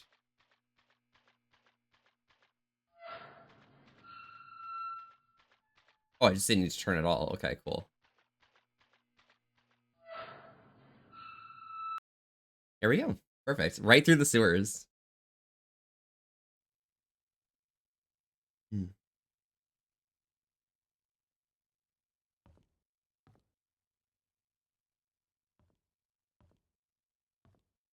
Turn up the brightness.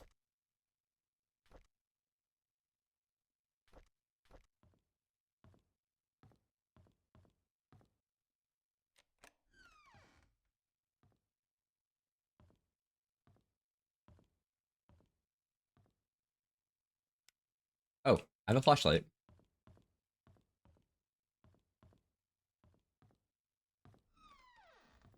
Why have I not been using my flashlight this entire time? I guess I just forgot that I have a flashlight. Grab the hammer.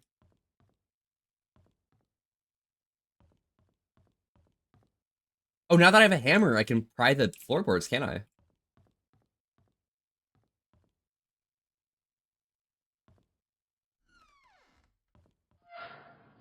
Oh, whoops. I actually just went back into the sewers. Oopsies. All right, there we go. Now we should be fine. All right, first things first, let's go to the electric room and turn on the power.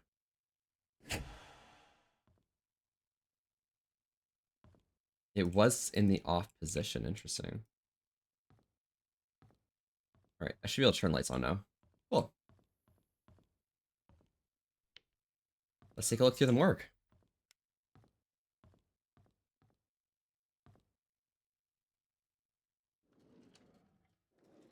Maybe we'll find information about Trisha in here.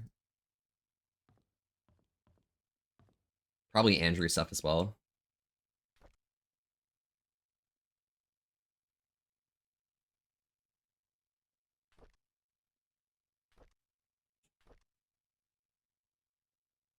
called Dorothy last week. She told me something interesting about Sophia.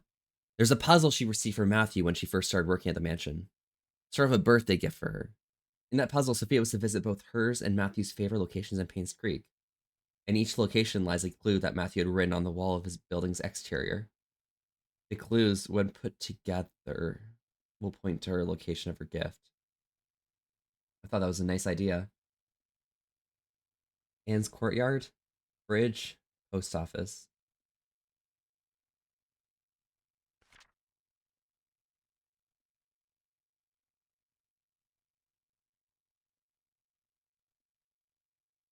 Well, this is the clue that was meant to lead me to seeing the box over at the playground, I guess. I received an anonymous message this morning. It claimed that Scott wasn't Vivian's killer. Unfortunately, that's all I got. I've had my doubts about whether Scott really killed Vivian. He sure had the motive, but upon reading all his diaries and looking through his investigative notes, I can't help but think that Scott didn't kill Vivian. On the contrary, he was trying to find out who killed Vivian, as well as what really happened to Andrew Reed and Dr. Johnson. I still don't know if this anonymous person is a man or a woman, but they've helped solidify my thoughts on Scott. I received another message today. It told me to look into Bernard, the mansion's butler. I can't help but feel that this person's trying to tell me something, but not exactly what. The message said, I'll find something in the house. Today, I received a key in the mail with the initials BH. Does it stand for Bernard's house? I've searched everywhere and read all of Bernard's diaries. Something just doesn't add up. Maybe it's just a hunch, or maybe I'm thinking too much, but would he really killed Vivian? There's something else about the entries that make me pause and wonder if he was indeed a murderer. I photographed all the pages.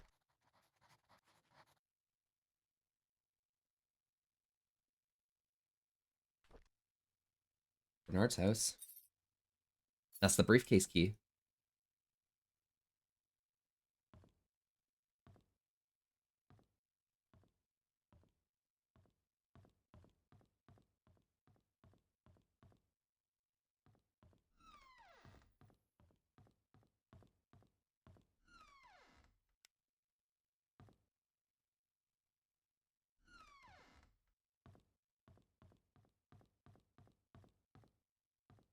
And I guess with the power on,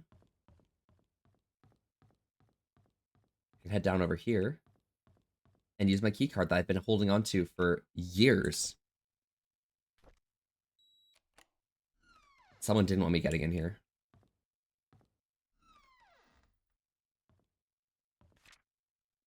Vivian Roberts. Dear Dr. Henry Johnson, I'd like to thank you for your contribution to the Paynes Creek Community Hospital and the people of Paynes Creek for the past 2 decades.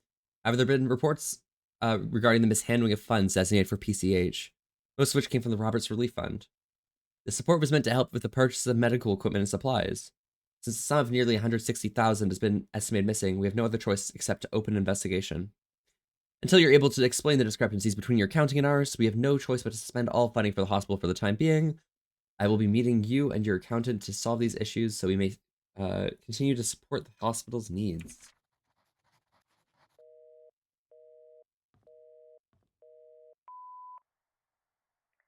Henry, I just received a letter from the NMB investigation firm regarding the use of the RRF funds. I need you to call me. Henry, we really need to talk. Please call back. What's going on, Henry? Why aren't you returning my calls? This is really important.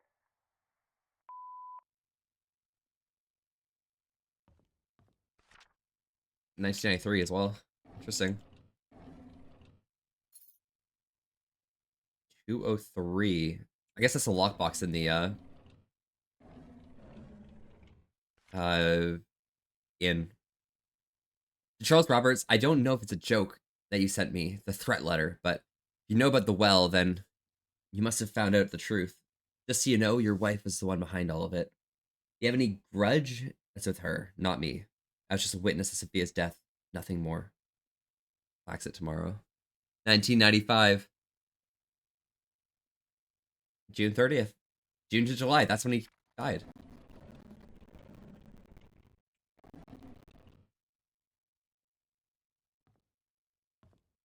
So he thinks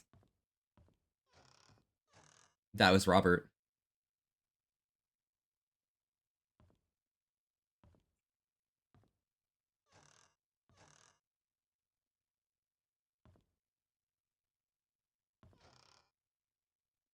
I guess there's a lot of things to do now. So I can check Bernard's house. Henry, I just received a letter from the NMB investigation firm regarding the use of the RRF funds. I need you to call me. All right, let's wait for this. I accidentally clicked this again. That's my bad. We really need to talk. Please So that's call back. I need to check the inn What's going on my Henry? way Why aren't you to returning Bernard's my call? house. This is really important. So in on the way to the house or Bernard's house, I'll check underneath Bernard's floorboards while I'm there. That should work.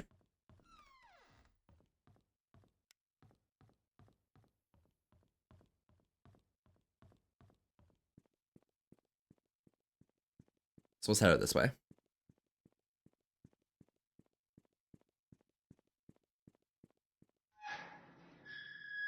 So I guess most of what's I've got to do is find the key to the attic at the church. I think that's about it.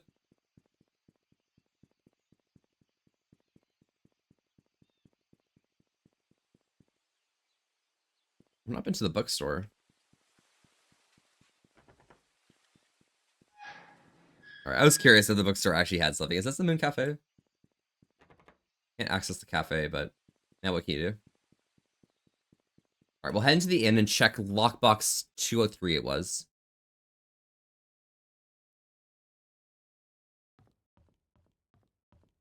Yeah, everything's just getting darker and darker as the game progresses. That's 203. Oh, that's the hospital room 203.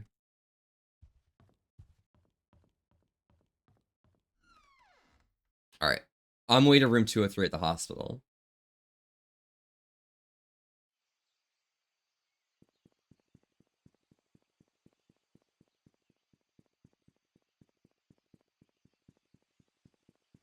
That should be a bit better. Okay, that's fair. Gotta walk all the way back to the hospital. Yeah. My bad for not realizing that it was a hospital key and not an inn key. Despite the key being at the hospital. You know, I'm intelligent. I know what I'm doing.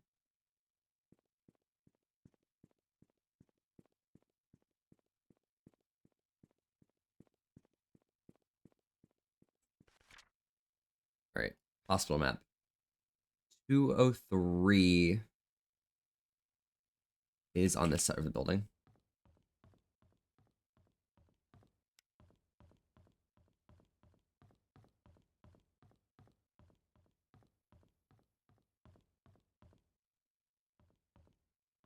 (202) rehab room. Wait, what? First floor, second floor.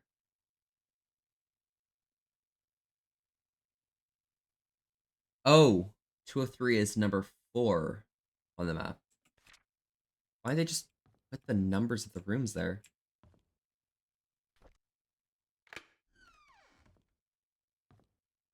Definitely a little fucked up. Washroom's locked. Ooh, someone could be in there. Lots of storybooks. Oh, this is Trisha's. This is Trisha's room. Happily ever after.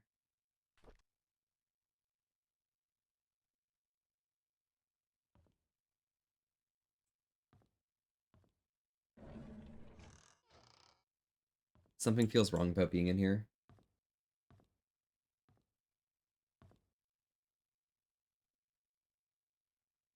And that's where the marking is, just outside this window.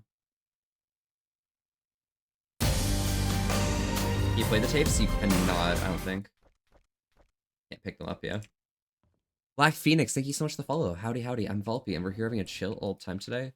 Staying wholesome with an S to risk. Thank you so much for popping by. How are you doing today? Scott Brooks's body found by jogger with multiple stab wounds to the heart. If we look under Bernard's floorboards, we're gonna find a knife. It's gonna be covered in blood, and it's gonna be amazing. Wait, what? It appears so. I mean, maybe it's just that, you know, we don't know which TV to use them with because some of their VHS players might be like really old because it's like 10 years down the line, you know? I mean, tape degrades, but not really that fast. It's being kept in like an actual VHS. So I don't know. Scott's body was found behind the bush on Maple Drive. The police are currently investigating the case. Police do not know if this is tied to the murder of Vivian Roberts. Scott Brooks, a star suspect in the Roberts case, was found dead yesterday. His body was found on the roadside along Maple Drive. At around 6:50 a.m., a jogger who happened to find the body lying motionless behind a bush on the side of the road. He stopped to check if the person needed help, only to notice the body was covered in blood. He immediately called 911. The police arrived shortly at around 7 a.m., and the victim was declared dead. The estimated time of death was predicted to have happened 4 to 6 hours prior, putting the incident to have occurred around 1 to 3 a.m. Questions have been raised in regards to the murder of Vivian Roberts, of which Scott Brooks was the key suspect. He's been released from prison due to insufficient evidence.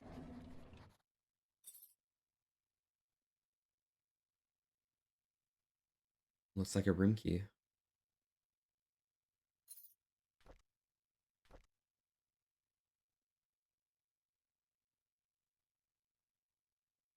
It's the last room in Dorothy's place.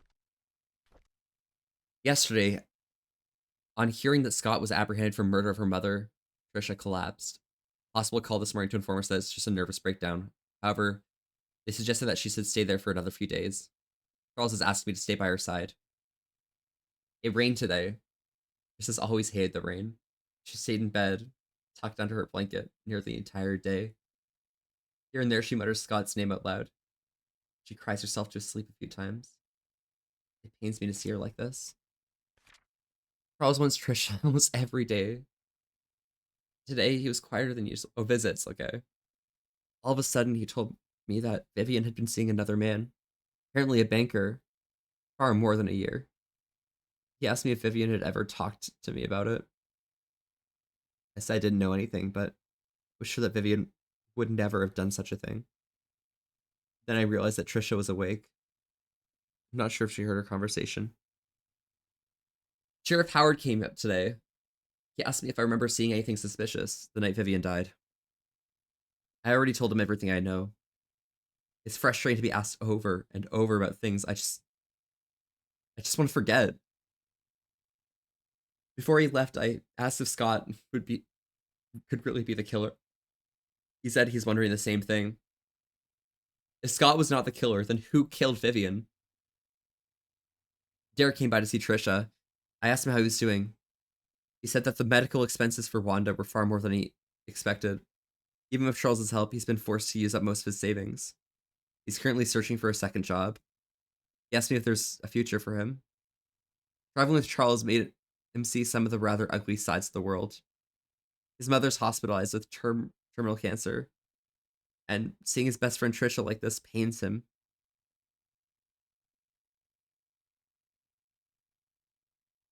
I don't know what to tell him. Before he left, he leaned closer and whispered, would it be better if Scott just never showed up? Would you have chosen me? I wish that I had never heard that.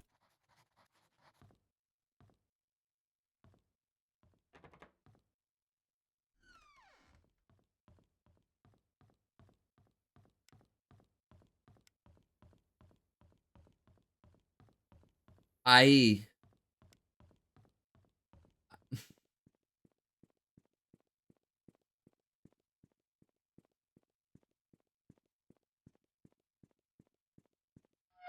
I don't this is this is a serious game, you know?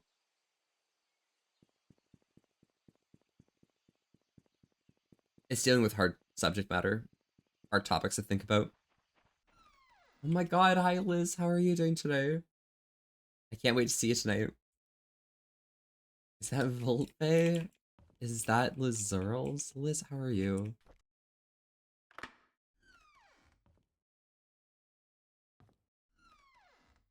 Kingdom Hearts 2? It is Kingdom Hearts 2. Pendant of Mother Mary.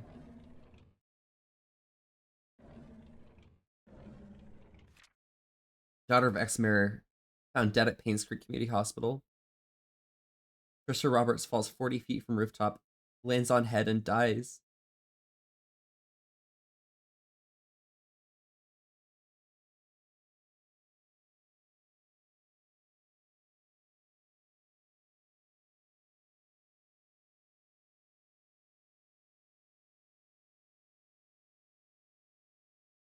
Um, anytime, Liz. Yesterday morning, the body of Trisha Roberts was found on the grounds of Paynes Creek Community Hospital. She was pronounced dead at 7:20 a.m. According to Miss Thompson, she was starting her morning shift when she heard some sound near the reception area. She went out to find Trisha lying motionless. Blood was flowing out from her head. She was quickly called for Dr. Bennett, the attending physician for the day's morning shift, who brought Trisha to the emergency room. Unfortunately, it was too late. The hospital CCTV shows that Trisha Roberts was walking around the hospital around 6:30 a.m. She headed to the roof at 6:54 a.m. And a few minutes later, her body was found on the ground, 3 floors below. Charles Roberts, ex-mayor and father of the deceased. The hospital is now checking to see why the roof door was not locked. Investigation is still pending regarding death. Scott was released from prison this morning. Matthew went to pick him up. There's a lot of tension here in Paynes Creek. Most people think of Scott as a murderer. Charles tried to stop Trisha from seeing Scott, but it's no use. She was already waiting for him at the cabin. Charles is drinking again. He couldn't stop Trisha from trying to see Scott, yet Scott seems to be avoiding her. Trisha should not have been discharged from the hospital at this point. She still needs help and rehabilitation. Derek and Scott fought at the market today. Derek asked Scott why he's avoiding Trisha. Scott didn't say anything. He just walked away from Derek and told him not to come back anymore. It's sad to see what's happening to them now. They used to be such good friends. Oh my god. Scott was killed. Trisha's been going crazy ever since Scott died. She sometimes screams in the middle of the night. Here and there, she'll ask why Scott hasn't visited her in a while. No one seems to know how to answer her without agitating her condition. Trisha's finally being admitted to the hospital for another mental breakdown. Charles doesn't know what to do. I've asked his permission to take care of Trisha at the hospital until she recovers. I think Charles anticipates my help.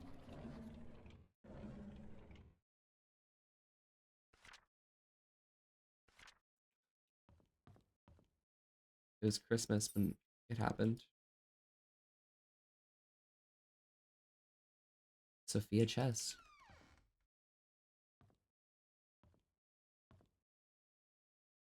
Oliver Photo Lab cleaning. Oliver Photo Lab cleaning. So she cleans Oliver's Photo Lab. Dear Dorothy, I must express my heartfelt gratitude for all you've done for me. You've taken care of my store on so many occasions. You've helped maintain its bright spirit. I would be lying if I said I'm not saddened by your departure. I will greatly miss you. I wish you all the best in your new place. Do invite me there once you've settled in. May God be with you. Best regards, Oliver Gibson. Sophia Chess? Like the chess pieces? I mean, it could be the chess pieces. I wouldn't expect Sophia stuff to be related to chess, though. But, I mean, if it is, 2571, maybe.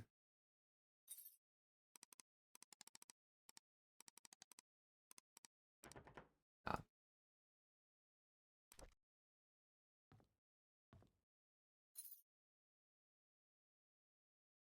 And I guess this is probably for Oliver's place.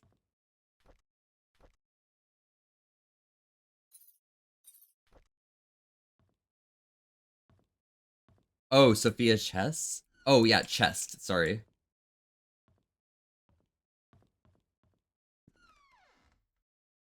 All right, let's work our way through all these houses then.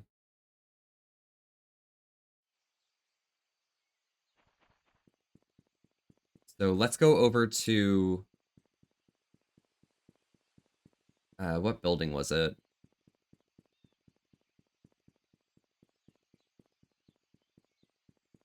Farmer's Market, nice. It should be up here, this corner building here. That should be Oliver's at the corner of Walnut and Silver Lake. It should be Oliver's.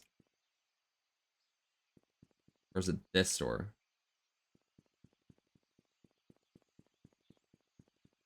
Oliver's Photography.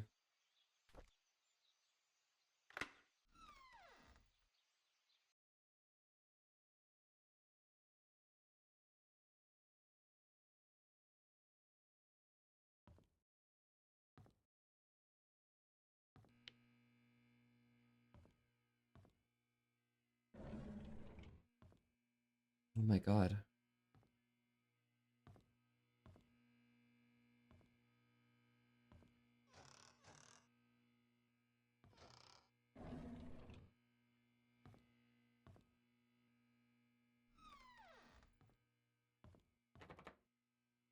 It's locked.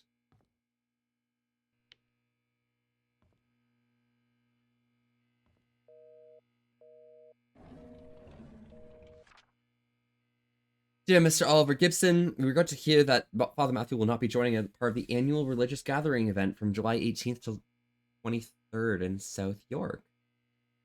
We received Father Matthew's memo yesterday saying that he was not feeling well. Seems he's also informed you about this last minute change. Please send him our regards. We wish him a swift recovery so he may serve the people of Paynes Creek soon.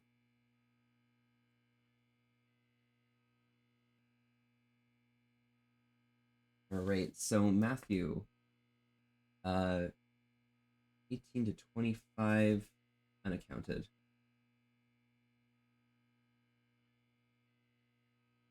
Okay.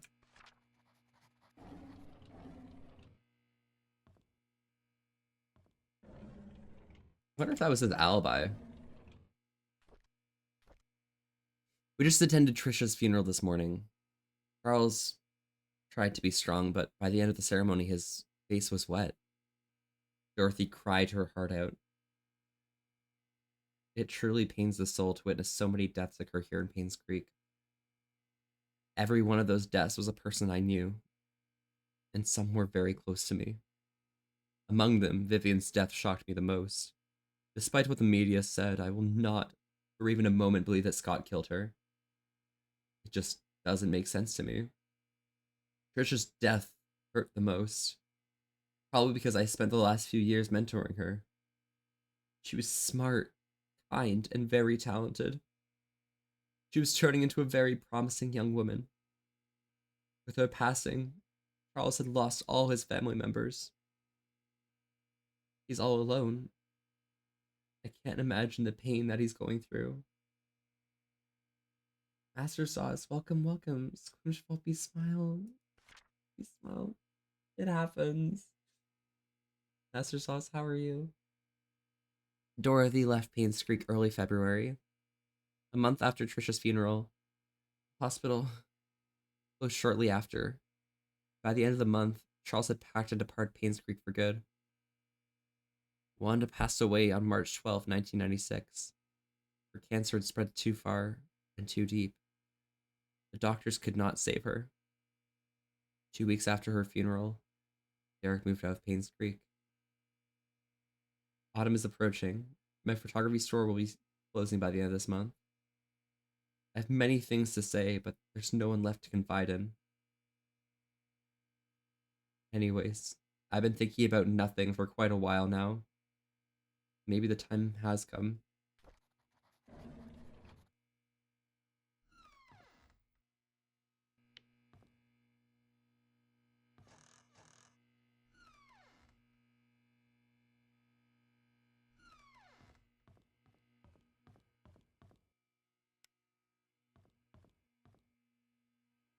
That door's not going to be open anyways. Nothing to do there. Oh. Yeah, so Oliver has a good connection to everyone and doesn't believe that Scott would kill them. I mean, I guess it's very important that, like, we're trying to find out who killed Vivian, right? Or who killed Vivian, right? And the vibe of the matter is nothing makes sense to a lot of people for Scott killing them. go back to where we were at the beginning of the session. Oh god, which house was Bernard's? Is it this one? It's this one. 31. And we have a hammer, so...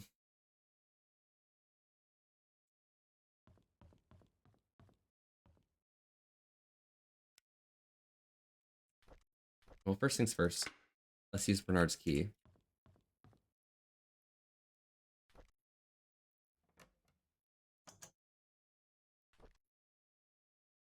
Serrated blade. Stride bloodstains on it. Well, at least we know he killed Scott. Bernard killed Scott.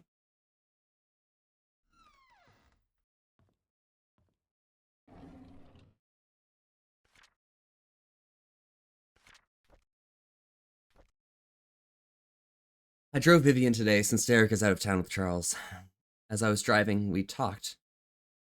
She expressed that, despite having a successful business, she felt empty and tired. Trisha hates Vivian for trying to stop her from seeing Scott. She seems to be really bothered by the name Vincent, and her relationship with Charles seems to just be for show.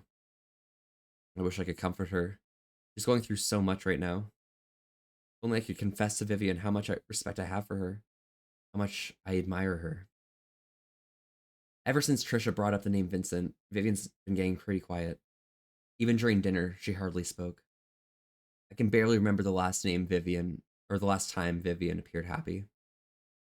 I don't think anyone can blame her. Wanda hasn't been coming to work for a while now. Her illness is getting worse. Wonder how she's coping. Derek wasn't available to drive Vivian again, so I offered to help. It's been a month since I first drove for her. She's been opening a lot more to me, telling me about her struggles she's faced with her rocky relationship with Charles, how she really dislikes Scott. Sometimes I would give her some suggestions. When she asked what she should do, other times she just wants someone to listen to her. Mostly, I'm just happy to be with her. Vivian seems rather distraught recently. During the afternoon tea gathering, I stood outside her room and tried to listen to the conversations. She feels miserable being with Charles. They hardly look at each other, let alone speak. Personally, I don't think Charles deserves her. I finished reading Vivian's biography. Half the facts were incorrect. The writer should have done his homework better. Sometimes when I'm driving for Vivian, she asks me to drop her off at the corner of a street, typically in front of Tom's Cafe. She's always telling me that she'll make it back on her own. It aroused my curiosity, so after dropping her off today, I parked the car and watched her. She ordered a cup of coffee to go. Then she left the cafe and walked up the street for about 5 minutes to a residential area. She stopped in front of an apartment and pressed the doorbell. Shortly after, a man in his early 30s, wearing a suit, opened the doors. He leaned over and hugged Vivian. She gave the coffee to him, and they exchanged some words. I couldn't hear what they said, and they entered the apartment together. Who is he? This is the 6th time I've followed Vivian. Okay, he's giving stalkerish vibes. He's kind of... I don't know, he's serving Sigma right now. That's kind of weird. After she went into the building with the guy, I parked the car nearby to wait for her to come out. Is this considered stalking? About 2 hours later, a cab stopped in front of the apartment. Shortly afterwards, Vivian came outside, and the man followed closely behind. They chatted a bit. Vivian looked extremely comfortable with him. Before leaving, she kissed him on the cheek. What's going on? I tracked down the guy. He works at a bank. The place they meet is his apartment. How could she do that? Who the hell is he? Hello, Ross. Howdy, howdy. How are you doing today? Welcome, welcome. I reported sick for a 3rd consecutive day. As I laid in bed, I kept thinking on why Vivian would be seeing another man. No matter what Charles did to her, she had kept her faith in him throughout the years. How could she be having an affair now? She's better than that. She's supposed to choose me. They're trying to tell me that maybe Bernard did it, but we know Bernard didn't. It's just I've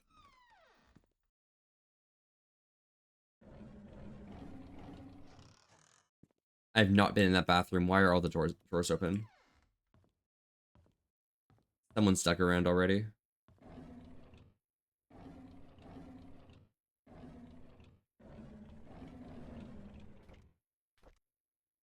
Well, guess we go to the briefcase then at the end.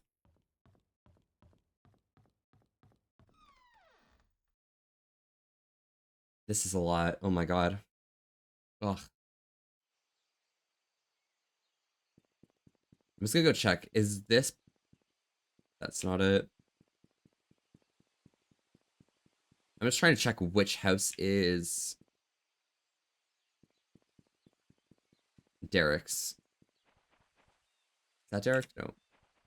It's not that one. It's not that. That's Derek's house, okay.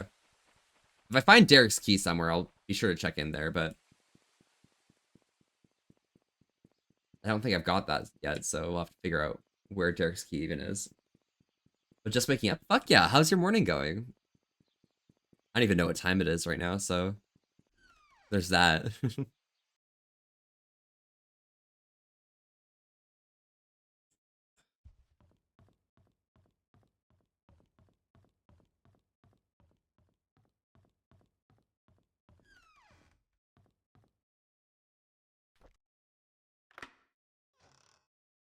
Cold? Oh my god, that's so real. The code for Charles' safe is in the gallery is Vincent's birthday. How could I not have thought about that? Call Sheriff James, check his file. 7741.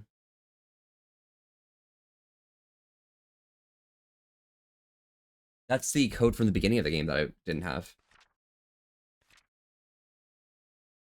And that's the dartboard score from Richard's thing. Ian, are you winning? I'm doing... I think I am, possibly. How are you doing, Ian? Let me give you a shout out here. Boom. Grand City, Newland.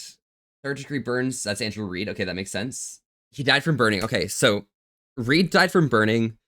Henry Johnson probably died from drowning, because that makes sense in the creek. But we need to figure out how Vivian died. Vivian's death reason should be in here in the autopsy report. Henry, exsanguination.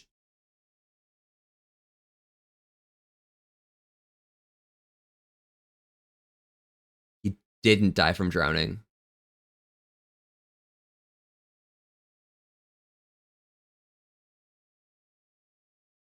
Wide crack from a sharp object and strong force.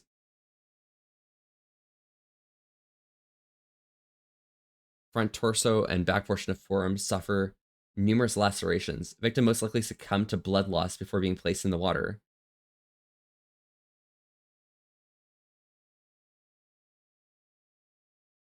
Towards the front above the right eye. Wait, I need to draw this. Yes, bitch. Bro. That's crazy, dude. I'm a bit gay, you know, kind of real.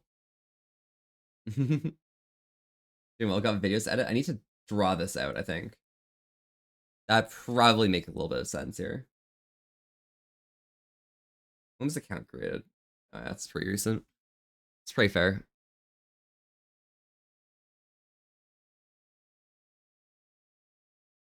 All right.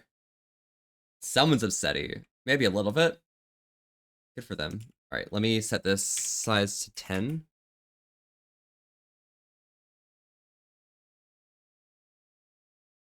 Okay. Don't be mad at my vibe here, okay? So no, this should be a sad face, right? Okay. So above the right eye to the front left. So this is where like they were hit, right? So person came from the front, right? It's on the left side. This is consistent with if we pull up my information here.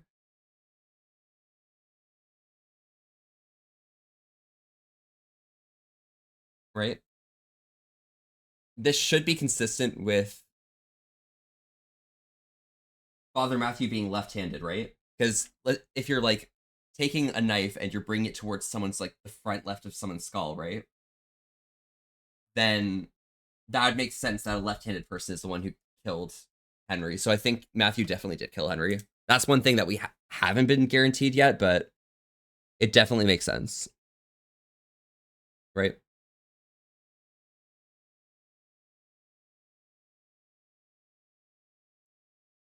I'll leave that open just in case. But pneumothorax. But a small knife, so he was stabbed in his lungs, actually, before being burned. Okay, got it.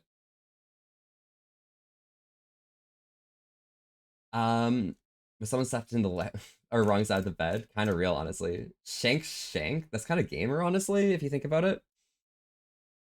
Here's a cookie. Hopefully your day gets better. For real, for real. It's a good girl. Kind of slaying, honestly, Koya. Koya, how are you doing today? You got work coming up today? July 14th and July 21st. Vivian Roberts' exsanguination. Found lying in the front of the mentioned gates, pronounced dead at the scene.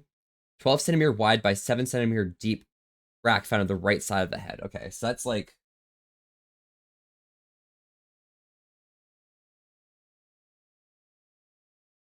It's like...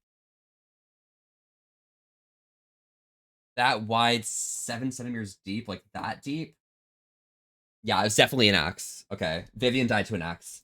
Cool. I think we have all the information we need. Yeah. So it was...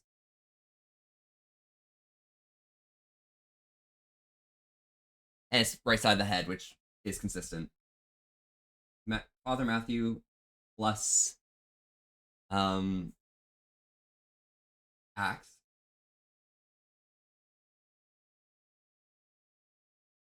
And I got a pick. Cool. Lacerations on front of torso and backsides of both forearms. Victim died due to loss of blood. Damn. Okay, got it.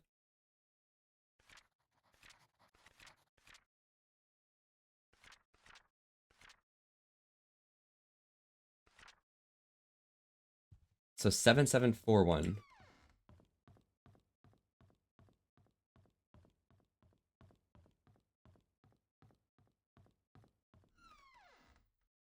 Supposed to, we were shut off because of the weather. I'm not gonna be bored as hell. Oh, I'm not going in to be bored as hell. That's pretty reasonable then. Is the weather that bad out there right now? Oh yeah. Do I have an real? Oh my god, a cookie? Oh my gosh. Ross, why do you have so many cookies? Can I have some cookies? I feel like making some cookies, actually. That would be pretty fun.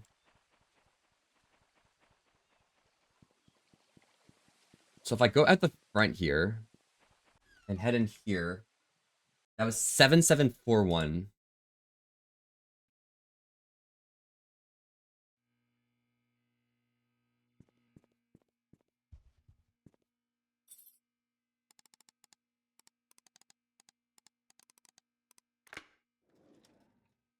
Classified information.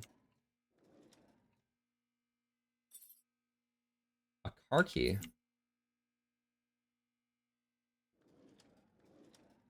I wonder which car key it is. A Marverick model. Okay. Cookies. Yeah, cookies. I mean, Oxford's yeah. You chocolate chip and macadamia nut. Ooh, that's pretty good actually. I want to make like some nice chocolate chip cookies or something. Problem is making good cookies. You notice how much butter you use, and it's like I don't want to use so much butter. I don't. Sure, I can afford it, but like, oh, I don't know. Like, it's a lot of butter to like be consuming, especially if I'm like eating the cookies myself and stuff. You know. Interview to Charles Roberts. I wasn't here when my wife was killed. I left for New York on July 18th to attend a conference meeting that was supposed to last for 3 days. I was supposed to be back on the weekend, on the morning of the 20th. However, I received a phone call from our butler, Bernard, informing that Vivian had been murdered. I could not believe what I'd heard. I cut short my trip and immediately came back to Paynes Creek. Matthew Brooks. There's an annual religious gathering in Hartford where pastors from different churches in our state's vicinity meet and discuss what we can help for society. It started on the 18th and ran to the 23rd, but he was unaccounted for on the 18th to 25th because he decided not to go. So it is... Okay, sorry. Further proof. Okay. Represent Payne Street Trinity Church at the event. Our church can confirm this because we had to cancel our Sunday service that week. Bernard was with Vivian. Dorothy was at the mansion at the time. They live alone, so they don't have an alibi. Mary Martinez doesn't have an alibi either. And Derek Tyler. Wait. I have his number at home. I can give it to you later. Oh, a buddy stayed over. Okay, got it. Interesting. So Derek doesn't have an alibi as well. That's kind of fun. The crack in Vivian Roberts' skull shows the weapon use is heavy with a sharp end. Something like an axe would fit the description. Makes sense. I got that because I know exactly what centimeters are. So that's pretty real. To cause a crack that big, the attacker must be rather strong. I'm assuming it's either a man or a strong woman who's experienced the use of a weapon. Okay. Victim must have been facing the attacker because the lacerations found on the front of her torso as well as the backside of both forearms, so she tried to block both of the attacks by holding up her arms. The fatal strike landed on the right side of the victim's head, just above her right eyebrow. This clarifies the following. The victim was facing the killer was strong enough to land such a deadly blow, and the killer is left-handed. I got all that information myself. I am a professional, okay? I'm just better, all right? Since the murder weapon was likely, or was never recovered or confirmed, my assumption of it being an axe still remains. Since this is me doing you a solid, do not under any circumstances leak this information or I'll be in big trouble. Guys in the Grand City don't want any more than necessary to know about the details. Hope the above information helps. Sean M. Smith.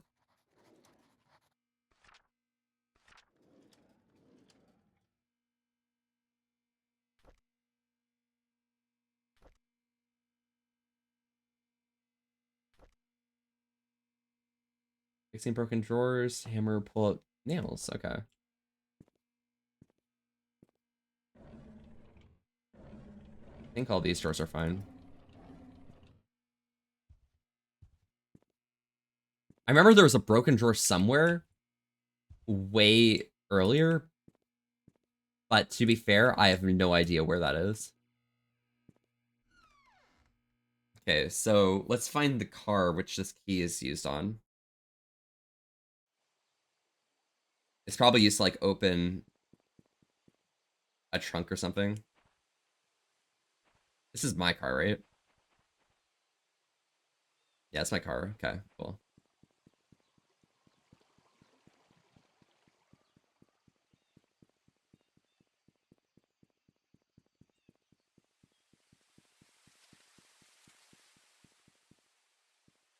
Marverick.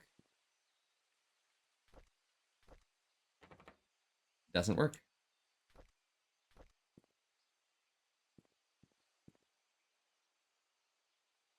Is there like a key slot for like the trunk or something?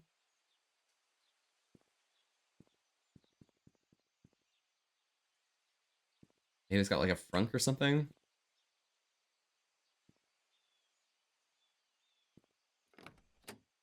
Oh, wait, the glove box. Yeah, you're right. I go. Oh my god, your brain is like incredible. Lockbox 201. Steve Moss. My head hurts. My tire's flat. My phone's not working. Is someone trying to stop me from leaving Payne's Creek? Am I close to discovering something? Oh god, I thought he was the one. I was wrong. He's not the killer. He's not.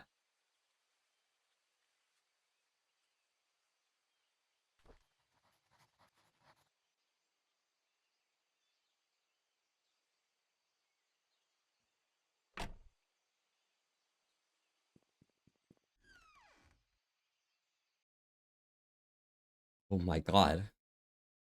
Everything's accelerating so fast. Holy shit. So whatever his first thought was, it wasn't. Yep, I already found that. He's on to me and I had to hide the key in one of the drains by the roadside. He'll never find it. Ever since I received the messages and the key, I've been following this anonymous person blindly. What a fool have I been. I need to revisit my investigation notes and see what might miss anything important. I looked through the alibis recorded by the Sheriff Howard. There were 6 interviews. Charles, Matthew, Bernard, Dorothy, Miriam, Derek. Then I noticed it. One of them is lying. It was recorded that there was an event, yet I remember reading somewhere else that it was being canceled. Where did I read it again? I can't seem to remember. Oh my god, I just realized the E in all the killer's message is slightly off in comparison to all the other letters. If I can find that typewriter, I can find who killed Vivian.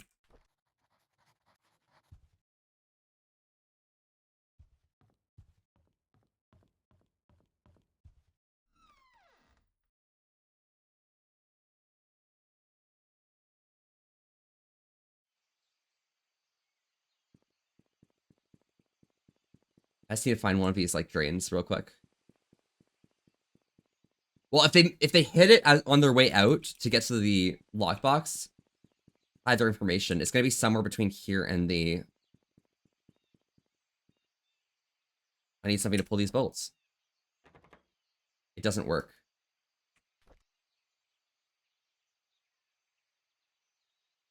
I need a tool.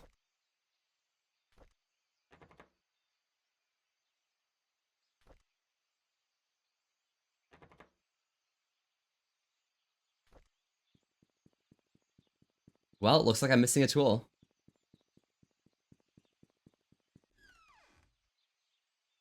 Sucker, but draining all the bluff out of me.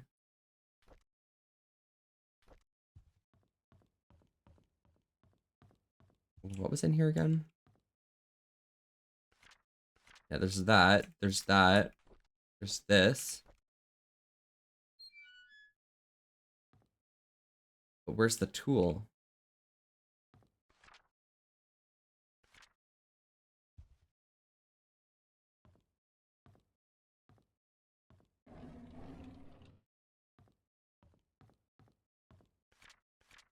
Hmm. Okay.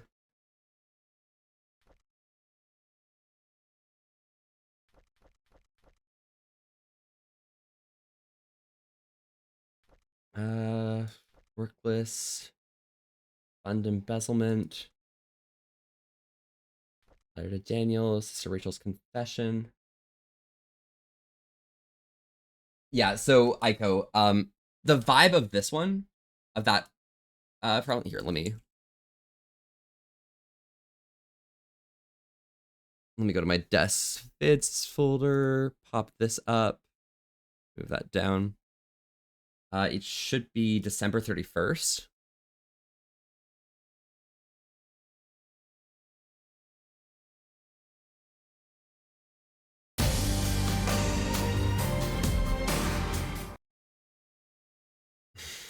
Here's me learning how dartboards work so I can force this problem here.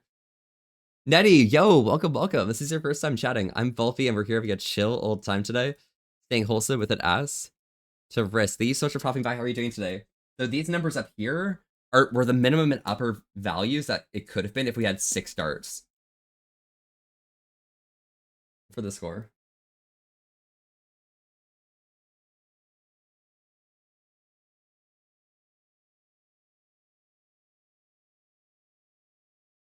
Find weird time signatures. What do you mean by that?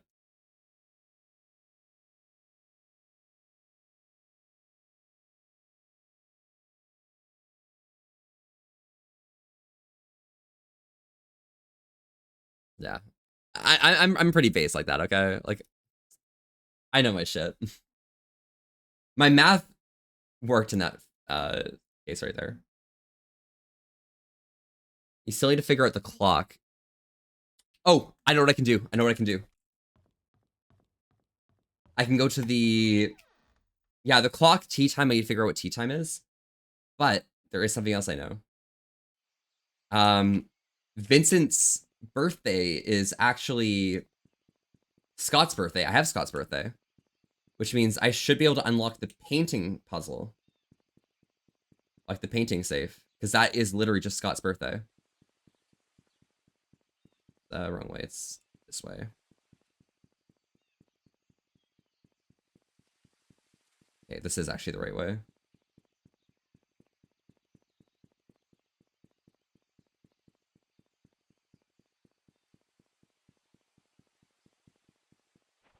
Because I do know the solution.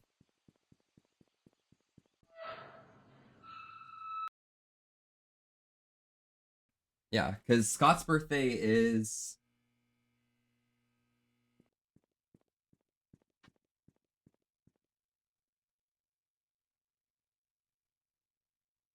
June 1st, 1975.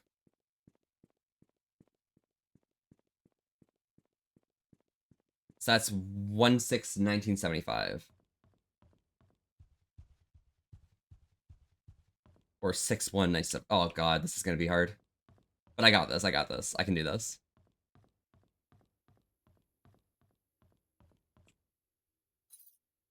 Okay. 1/6, 1970. Oh, 5. Okay, 6/1, 1975.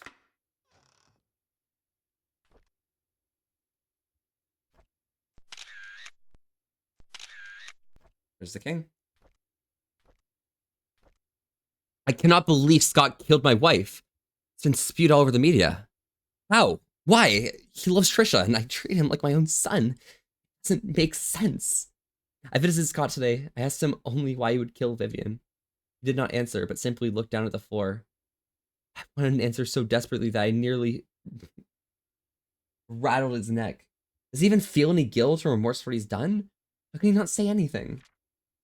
I visited Scott again today, knowing that he'll be released soon. There just wasn't enough evidence to pin him. He looked thinner than before, but I didn't care. I wanted to know why he killed Vivian. When I asked, he stared at me. I was so angry that I yelled at him. I was about to leave when out of nowhere he said, I pity the ignorant. What the hell does that mean? I got drunk last night at the inn. Scott's now a free man. I babbled how much I despised Scott and what I would do to have someone get rid of him. Did I really say that? How did I get home anyways? All right, Bernard was with me. He drove me home.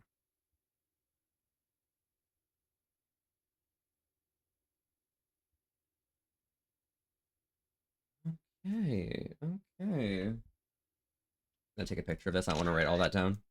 Chess pieces. King, knight. Q is queen.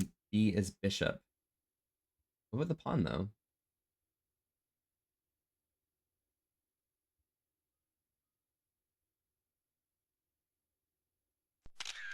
Whoops, that was a mistake.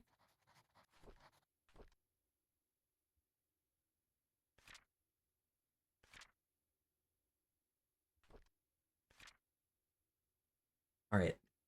Randall Lewis. I, Charles Roberts of 1 Maple Drive, Paynes Creek, NL 28115, being of sound mind, declare that codicil of my last will and testament dated July 1st, 1975, effective today, June 21st, 1975.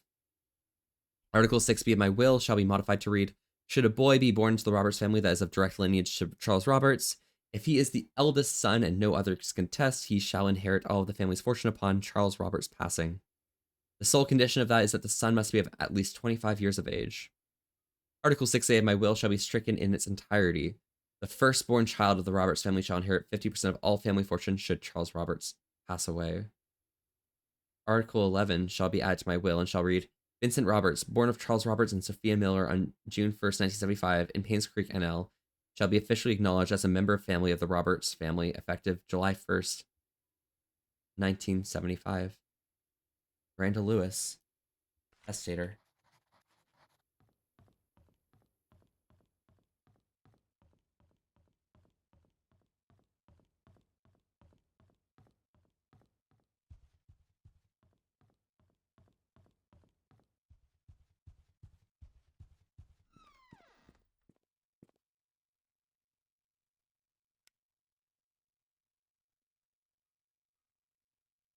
That's king, queen, bishop, knight. Okay. King, queen, bishop, knight. So the queen is 1. It could be knight first, so we'll just do both combinations. So rook. 4. 4 is the king. The 5. We don't have a bishop, actually. Guess I'm just gonna guess the third number. 5114. All right. 5104.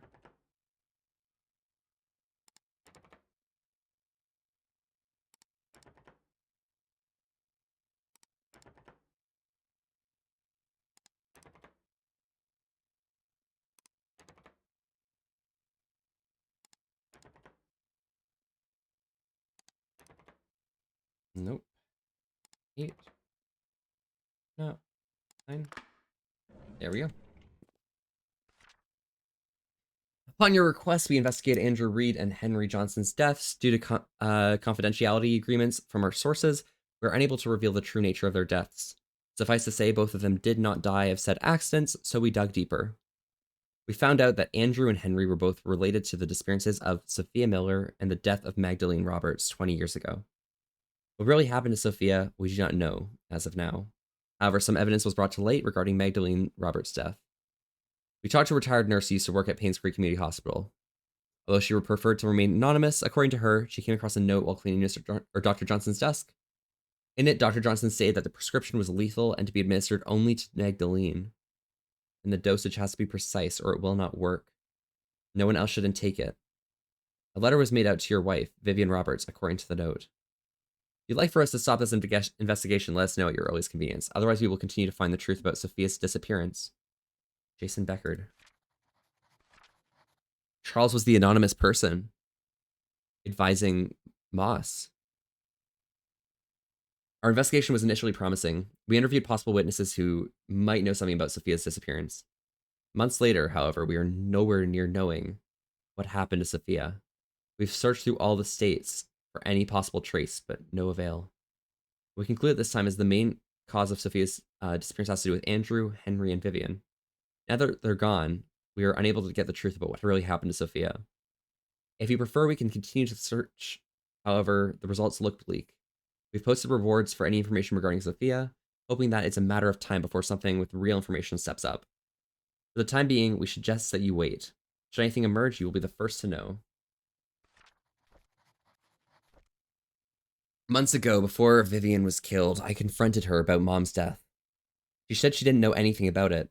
She only administered the medicine as provided by Dr. Johnson. She was lying. You could see it in her eyes. She was scared. She was hiding her fear. I know that Vivian was never completely truthful with me, but I still have no proof yet. She never liked Mom, but I wouldn't have thought of her capable of killing her own mother-in-law.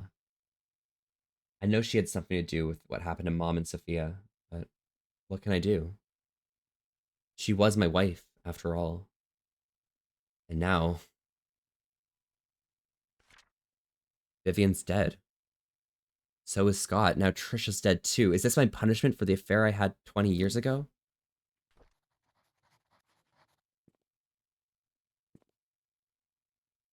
I don't really know how this works here with the books. I mean, the book was in here.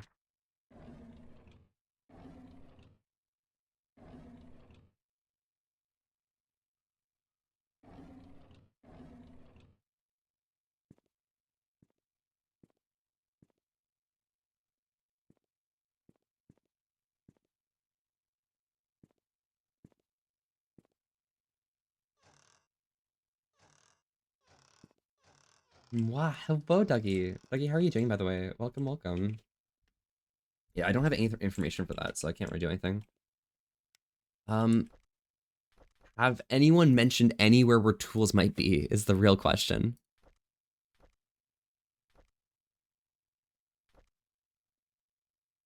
Good, just chilling. Hells yeah. How go the chilling? Alright, let me just like look through all these rooms. Maybe there's a broken like drawer in one of them. And that's where I saw it. Because I remember seeing it very early on in the game, so it probably was in this building. Maybe it's in the kitchen.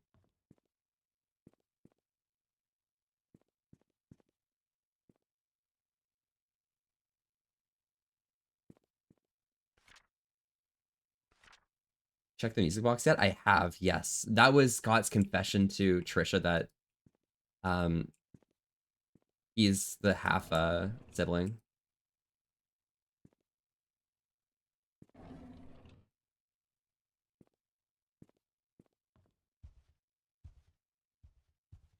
Hmm.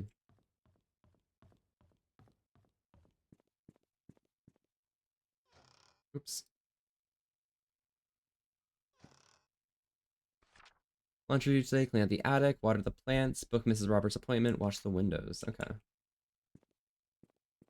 think I just need to find a broken drawer, because that's probably my progression. Ta-dum.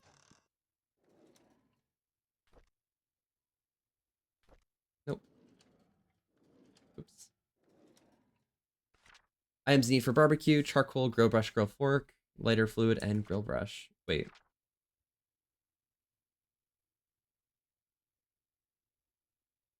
CGGLG?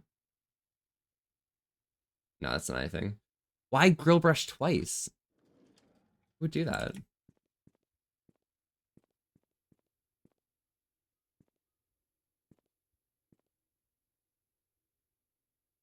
Grill fork. Precision shit. Nothing really useful anywhere. That's Derek's. We already read through that. Anything in this middle container?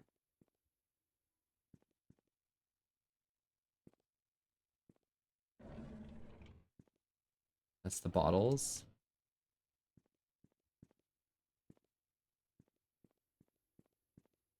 There's nothing down here.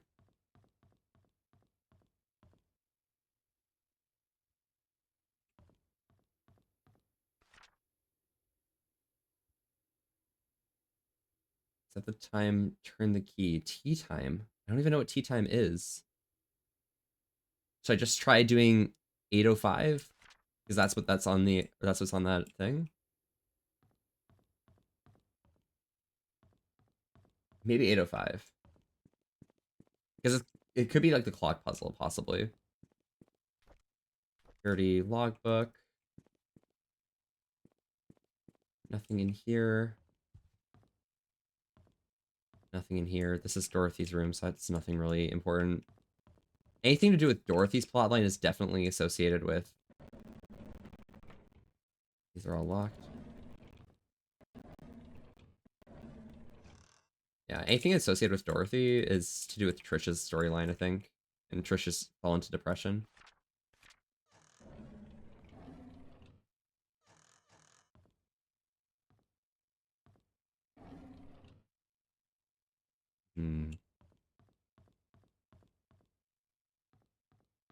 Alright, well, let's try this. It was 8:05 that was listed there, so...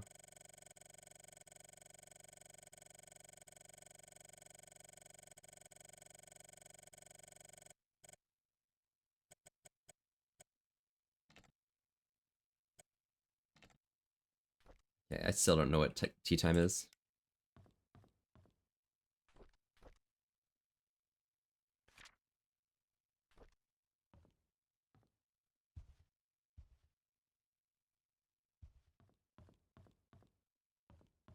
It definitely doesn't tell you what time anything is anywhere.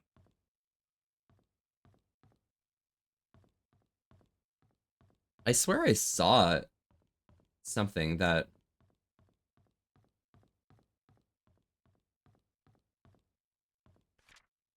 3:20 on the dot. Found it. I was leaf sugar on the side. 3:20. Tea time? Yes, tea time, Gunther. Welcome, welcome. Gunther, how are you doing today?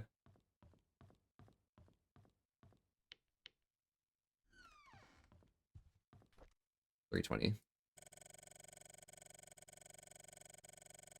All right, let's wait for 3:20.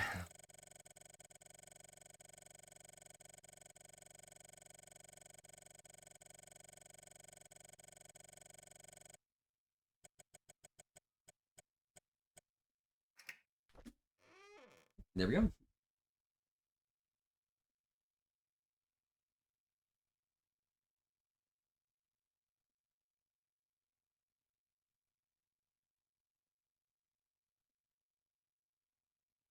There we go. Dear Vivian, I'm not writing to you as your doctor, but as your friend. I knew you had suspicions about Charles. Now that his affair is revealed, there's no point in beating around the bush. If you want to protect yourself and Trisha, there's only one way. You have to make Sophia and the baby leave Charles. They need to be moved away from Payne's Creek. You will, of course, have to compensate for her leaving. As for Charles, you'll need to know that having his affair publicly known will destroy his political status.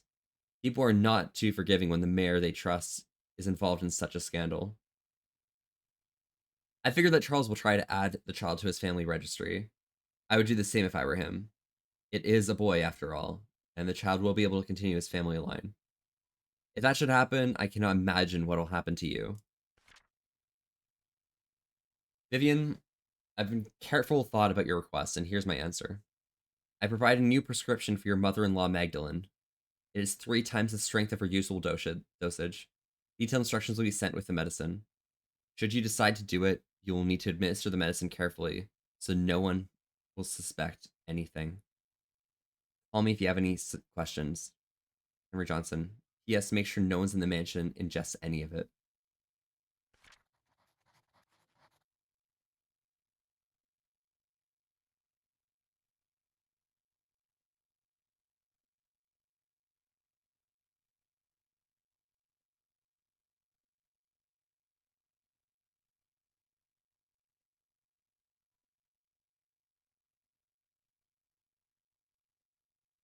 Magdalene's death.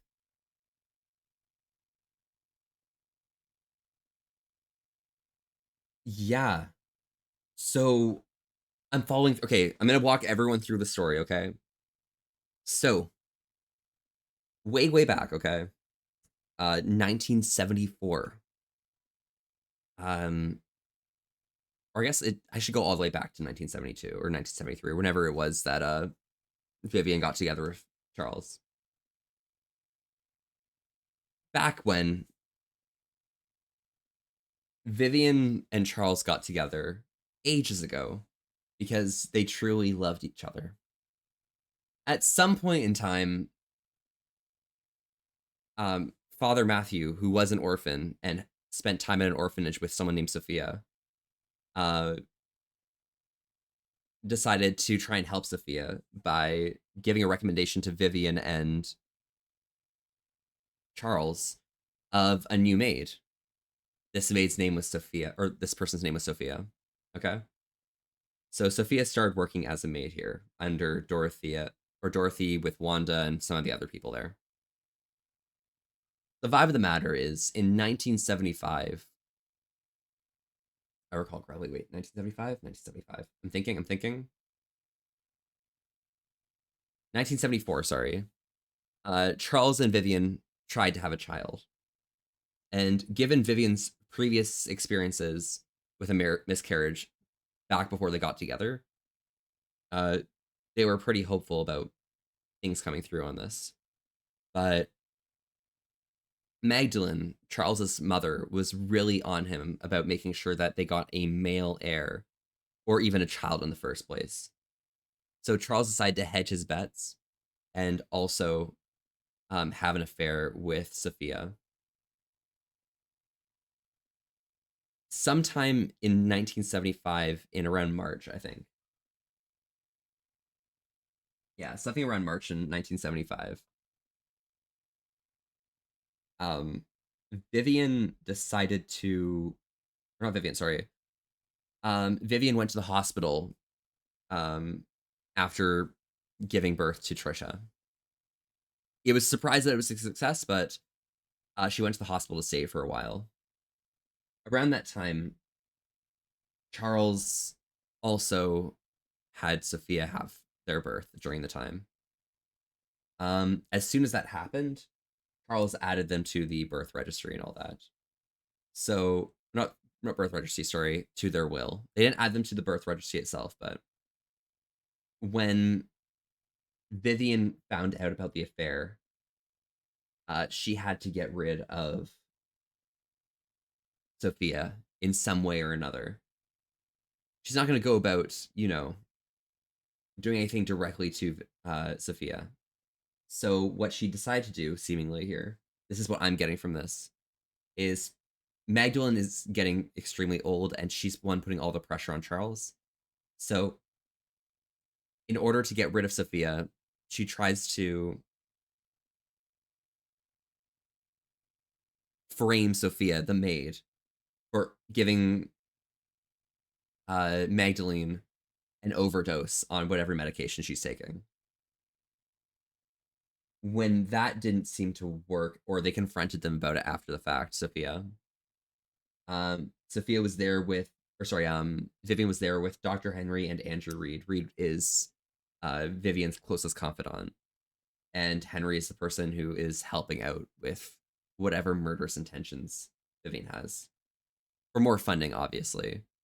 The information in that desk right there told us that Henry was embezzling money. Vivian probably already knew about that, and Vivian decided to continue sending money. They had to like investigate on paper because people in the tax agencies and stuff managed to find out through an audit. So Henry, Andrew, and Vivian are all together confronting Sophia, and through that, they go ahead and kill Sophia. Further from there, it means that Sophia died at a well, which we haven't found yet, but there's a well somewhere here. At the time, Father Matthew was, before this, was in love with Sophia, and Sophia back at him. Unfortunately enough, Matthew didn't know about the affair. But around the time this was happening in 1975, Father Matthew was out on a mission to Malaysia. I think it was Malaysia, right? And he was there extending his stay. If he didn't extend his stay, he would have been back in time to take care of Sophia. But he decided to stay 6 months longer, and what can you do, right? Everyone told Matthew that Sophia had left, but you know, whatever the case was, she had not. After Sophia's death, Charles, under the direction from Magdalene, probably before Magdalene's death, possibly, I don't know. Things are a bit hazy there. Decided to give the child. No, I got it. Henry was already too deep. They weren't trying to frame Sophia. They just killed Sophia straight up. But what Magdalene did when Sophia died is Magdalene gave the child to Father Calvin, and Father Calvin brought them to an orphanage. That is Scott, by the way, who was formerly named Vincent. Vivian was pissed at Magdalene for saving the child. And because she's already too deep in it, and Henry's also too deep in it, Vivian probably used her influence over Henry to kill Magdalene. So that's why she poisoned them. Got it. Okay. That means that Father Matthew figured out that from probably Father Calvin that Scott was from Paynes Creek and decided to go back and take care of him as his own son. At a certain point, Scott started working for for Charles, and they got close together through doing some hunting and such as a servant here, or at least a groundskeeper. After a lot of inquiry and stuff, Scott started learning more and more about his mom, and in general was also getting really close to Trisha. So at some point through Scott's investigation, he discovered that Trisha was his half sister and started, drifting away and such. Vivian wouldn't let them see each other. Father Matthew wouldn't let them see each other because they both already knew. Furthermore,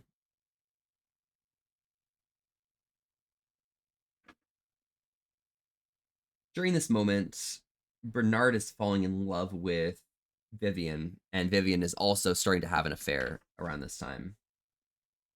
Trying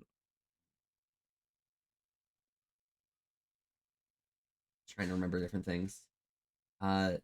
Through Andrew's drunkenness and Scott getting close to Andrew at the end of his rehabilitation and such with alcohol, he learned about Sophia, and through pictures from Dorothy he learned that he is the child of Charles. And when he approached Andrew with that extra added information from Dorothy, Andrew told Scott everything about how he, Henry, and Vivian had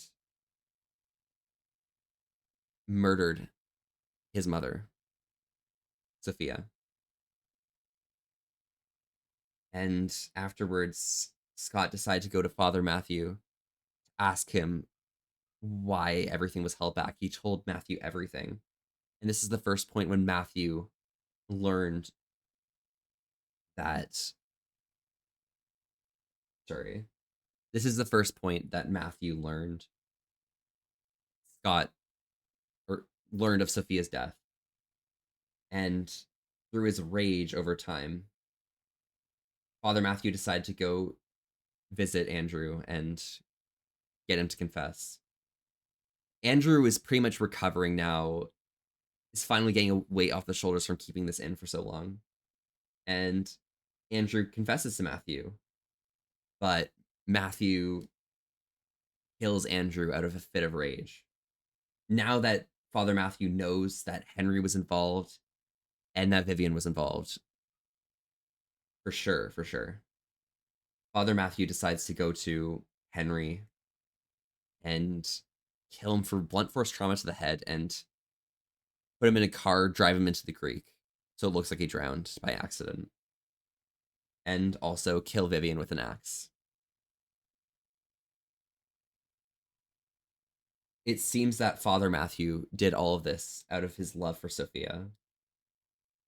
But everything based on all of the situation was framed on Scott.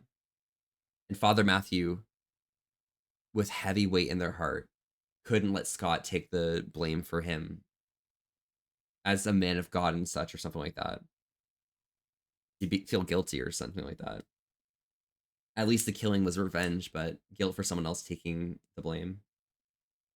So Father Matthew sold his car to help deal with Scott's legal bills and the like. And due to insufficient evidence, Scott was released. When Bernard started realizing that,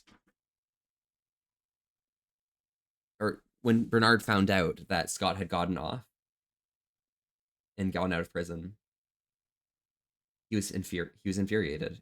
He had fallen in love with Vivian, who was having an affair with someone other than him. He was pulling this insane Sigma mindset, thinking, "Oh, I'm a nice guy," and stuff like that. Why can't I have the girl? And so, out of his love for Vivian, he went out as a vigilante and killed Scott himself. With each problem that happened to Scott, because Trisha didn't know anything that Scott was telling anyone about anything.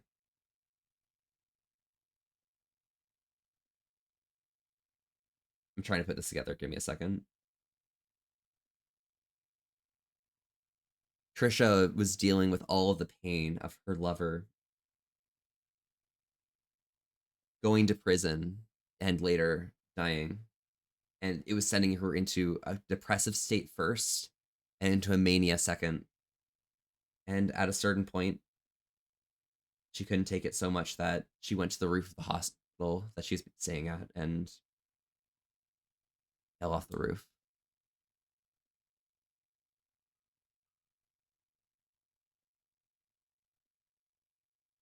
That's where we're at, right?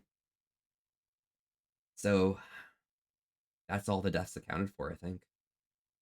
Magdalene's death way back in the day, completely accounted for by the events after Sophia's affair.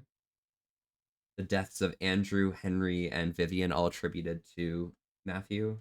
Bernard's killing of Scott. And Trisha's suicide attempt and success. That should be everything.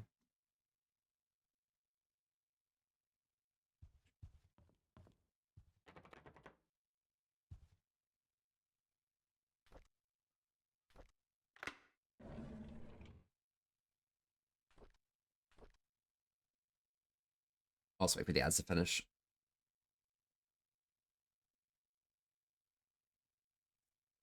I'm surprised that this key works here.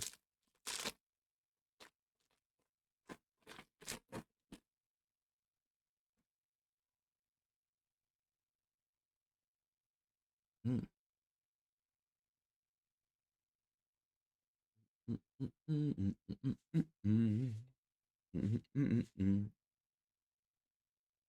I think that's everything I pieced together, Alex.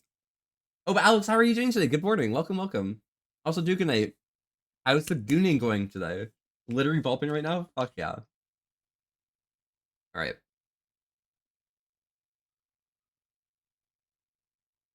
Let's wait for this ad to finish. Should almost be done. Let me check. 3 seconds. Yeah, we're almost there. I'm back. Welcome back. All right. Feels weird being up this early for real. On God. Although we live in the same house, Charles and I hardly speak to each other. I know he's been feeling guilty ever since his affair, but that was 20 years ago. It's high time I forgive him out loud. Next, I need to work things out with Trisha. I've been objecting her relationship with Scott for quite some time. In doing so, Trisha's been avoiding me. I haven't been a good mother, but I want to be there for whenever she needs me from now on. I just want things to go back to the way they were. The agency has arranged for me a new guy to help me. His name's Owen Smith. Quite a young man for what he's accomplished. During our meeting, Owens asked me many things, as if he's interviewing me. The brief introduction turned out to be hours long. However, by the end of it, he said he has everything he needed. We'll get things moving right away. I have a good feeling about him. Owen called to meet with me today. He had the papers ready for me to sign. He said that the location of the exhibition has been approved. All we need is a down payment. It's great. I signed the papers almost immediately. After that, I informed our accountant, Helen, to transfer the money from the Roberts Relief Funds, since the hospital won't be needing it for a while. Owen's been a great help since we brought the idea of an art gallery to the public. I'm not sure if things have gone so quickly if I'd been with any other agent. I owe him so much. Hey, what's up? Oh, you're cool and great and awesome and stuff? Real? Damn, Big Night. Kind of you? You and has I know, Andrew. It's crazy. Volpe, hi, bruh. Bruh, how are you doing today? Can I get a shout for bruh? The art gallery will open for 3 months. I'm so excited about it. Received most of the artwork from the contributors and artists. All you need is to ask Charles if he would be willing to donate some of his own paintings. If this exhibition succeeds, it would be good for us and for Paynes Creek. I haven't felt this alive in a long time. I have a purpose now. Vivian finally figured herself out.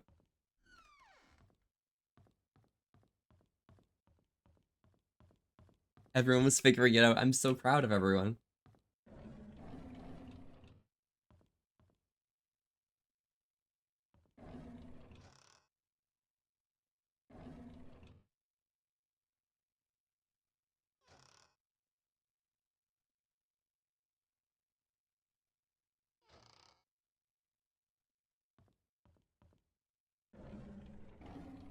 Okay, so there's no tools in here, I don't think.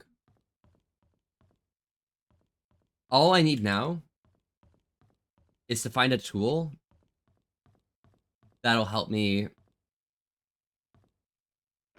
find the key I'm looking for. Which means I need to find the drawer that was broken from the first time I was playing this, and I do not remember where that was.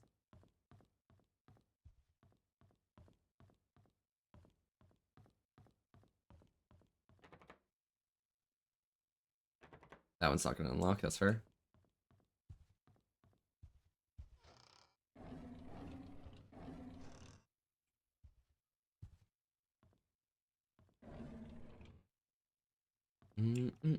It's a lot to take in, but I'm working on it. Oh, fuck yeah. That's massive, then. What a legend.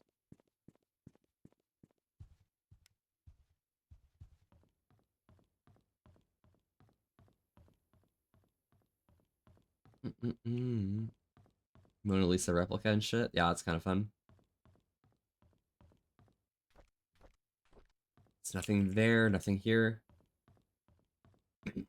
Cool.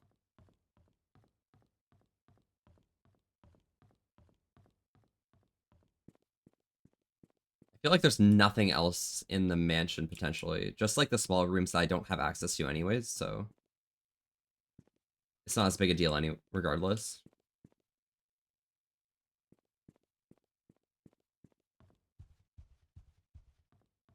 So I'm curious with what I found earlier back in the day. Things should be fine. But yeah, it's still has to take in, but I'm working on it. Oh yeah, no, it's good. That's good. Big. Honestly, bro, like, dude, feel rough about like all of the stuff that you've have to deal with and shit, you know? Need a key for that.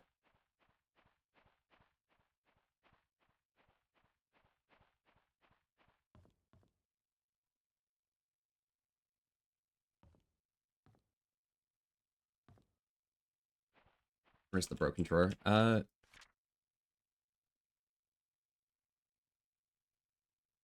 shovel and a wrench.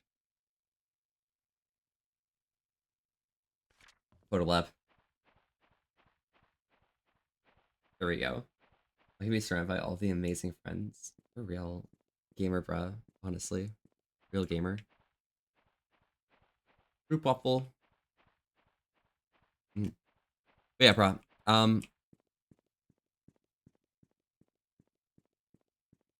A big vibe is with all of the pictures of boba you've been sending me. Dude, we gotta get boba. On God. Getting boba with the homies? Real. Alright, so let's head over to Oliver's photo lab. Maybe there's something I haven't unlocked in here.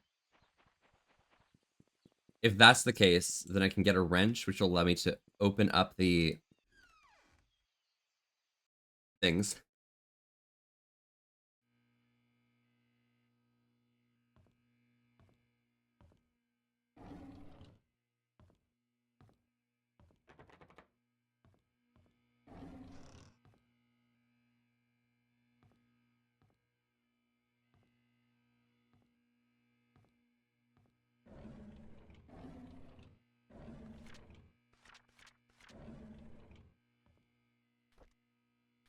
The shovel?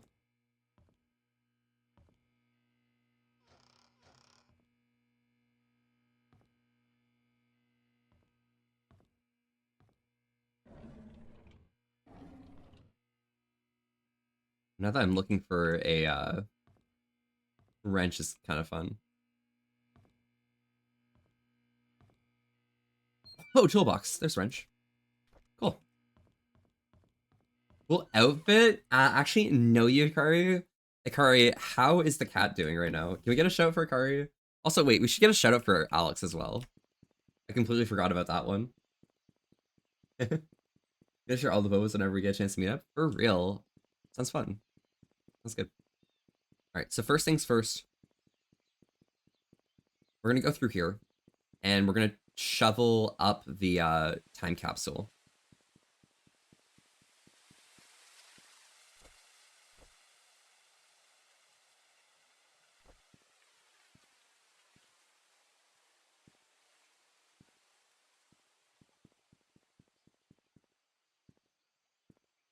See to find out where it is.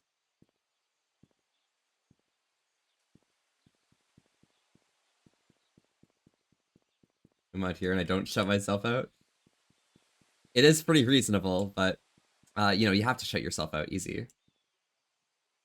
Can we be friends? Oh my god, Aiko. You want to be friends with me? That's kind of fucked up if you think about it, you know? Could you imagine being friends? Wow. That'd be super straight up gay. Yeah. Kind of fucked up. Okay, the time capsule is here, right? Like I'm not tripping.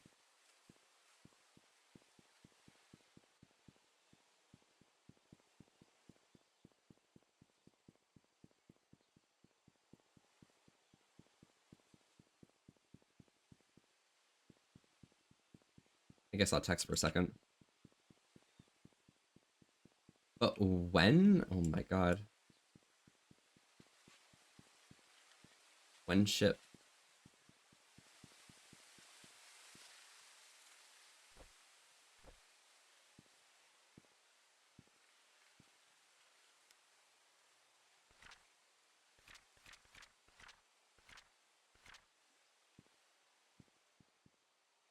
Wait. J letter document. Event canceled. Coroner's reports. Alibi. Matthew hires lawyer.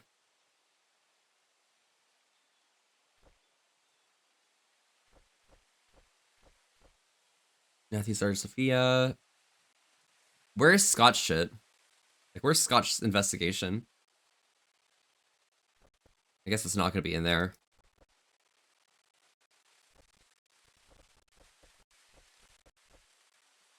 Yeah, fair.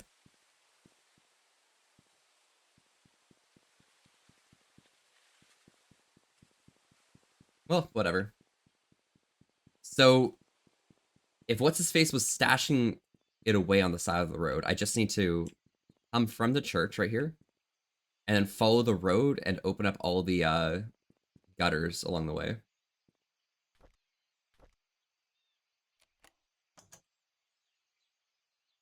First try. 19th century design.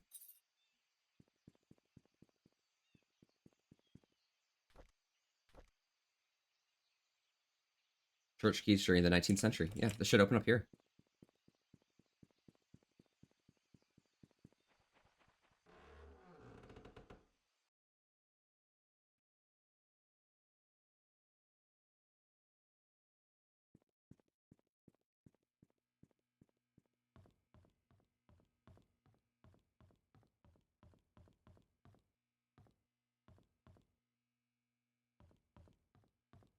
Let me go into the study. Use the key here.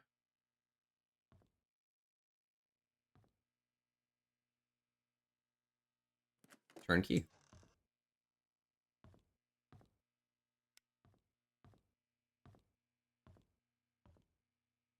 And here we are. Upstairs in the study. Someone came to Payne's Creek. She cannot know. I'm Janet Cowley.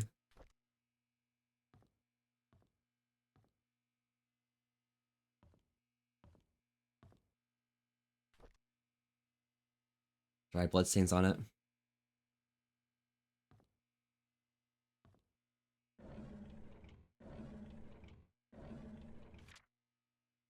Dearest Matthew, I'm writing this letter to you to let you know what happened to Sophia. My days are almost up, and I feel you have a right to know what happened 9 years ago.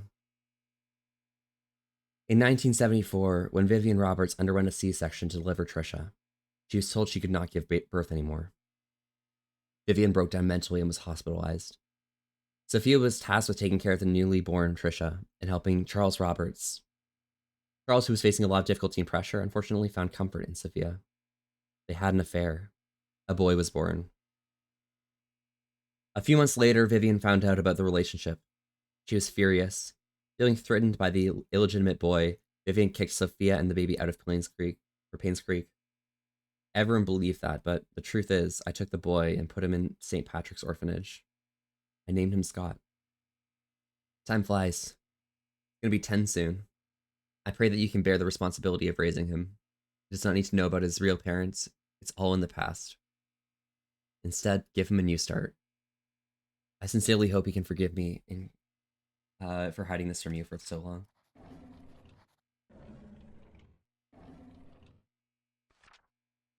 Dear Matthew, it's been more than 2 years since I started to work at the mansion. I like this place a lot. The people here are nice to me.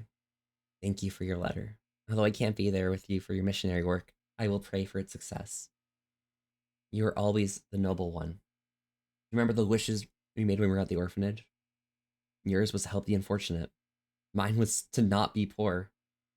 Well, didn't expect the opportunity to knock on so soon. Maybe heaven is helping me. With all that's happened these past few months, my wish might just come true. I'd love to tell you more about it, but it can wait until you're back. Things might be different by then. I hope it'll be for the better. Love always, Sophia Miller.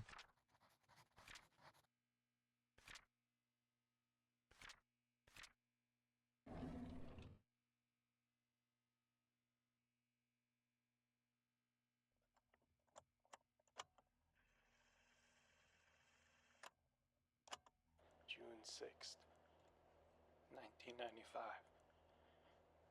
I met Andrew in the evening at his house. He was hallucinating when we met, saying that he's seen Sophia everywhere, that he's a sinner, and that he should die. But I didn't mean to kill him. My hands are still shaking. June 30th, 1995. Dr. Johnson came. He was surprised to see me. He tried to justify, saying it wasn't his fault, that he was only carrying the baby and had nothing to do with Sophia's death. When I revealed the truth about Magdalene, his face turned white. He didn't expect anyone to know the truth. He deserved to die. July 19, 1995. Just like the doctor, Vivian came alone. Instead of feeling guilty, she called Sophia a bitch who destroyed everything she had. I didn't feel any sign of remorse, feeling of guilt, or repentance from her at all. So I gave her time to express herself, and then I killed her.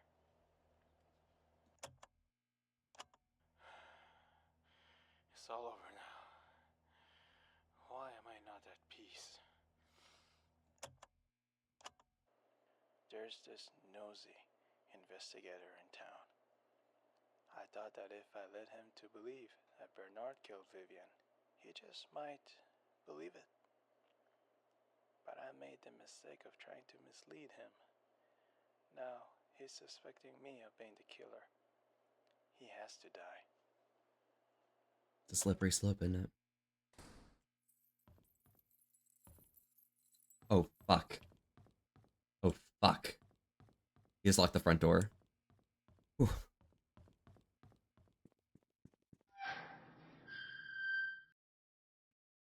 Alright. I guess I'm following ghosts from now on.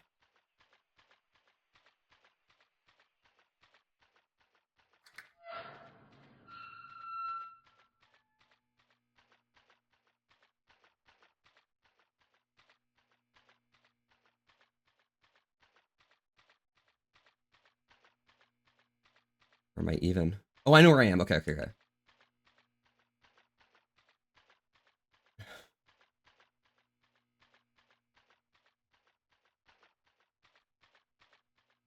Is he following me? I don't even know.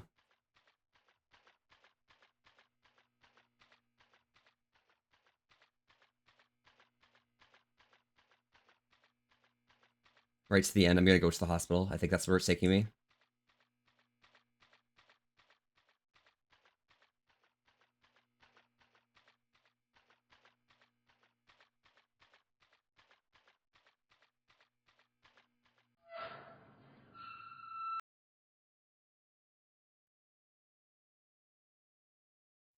Can't say from now on. I don't want to fail. I'll read messages in a second, okay? I hear him. I hear him. I hear him. He's here. Upstairs. Oh yeah, it's to the roof. Okay, I got it. I got it.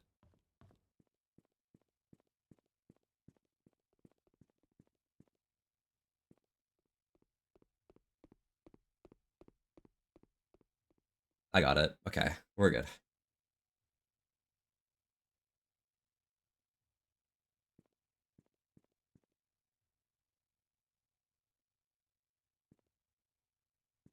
Here he comes with his axe.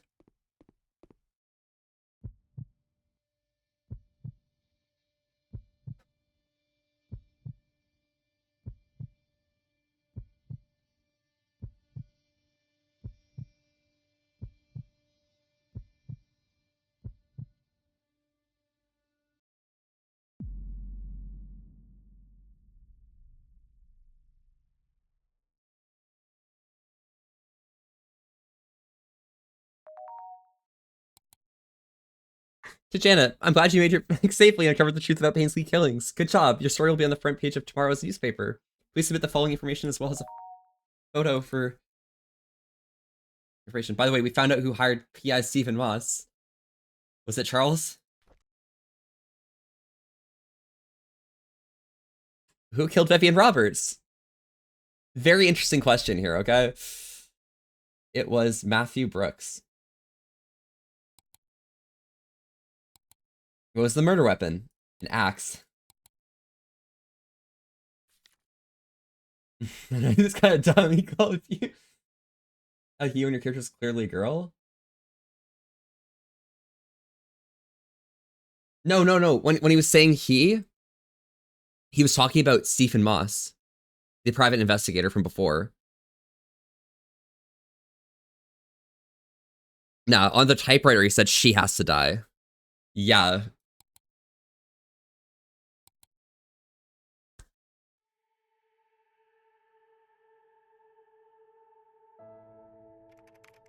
Dorothy Patterson. My name is Janet Kelly. I'm here to inform you on behalf of PI Steve Moss that the secrets of the Haynes Creek killings have come to light. He is, however, missing. The police are searching for his whereabouts. While preparing for this letter, I could not help but wonder, what if Charles didn't commit adultery? What if Vivian had not confronted Sophia? What if Magdalene hadn't insisted our son continue the family line?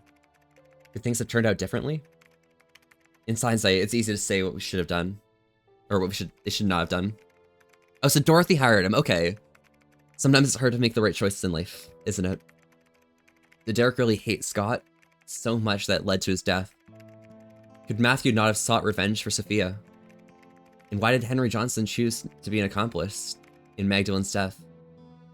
The truth was that everyone made a choice they think was the best, but not necessarily the right one. This made me realize the following. We had the freedom to say or do whatever we want, and there are consequences following our actions. The bigger the mistake, the harsher the consequences. It was true that Charles and Sophia's affair was wrong, but Vivian had a choice, either to confront Charles about it or take it out on Sophia. She chose the latter. Just as Vivian made her choice, so did Andrew, Henry, and Matthew. In the end, they all had to face the consequences. One thing puzzled me. If Steve and I were trying to find the truth, I missed all of it. At the hell are with good intentions. It's so over. It's so over. Truth revealed.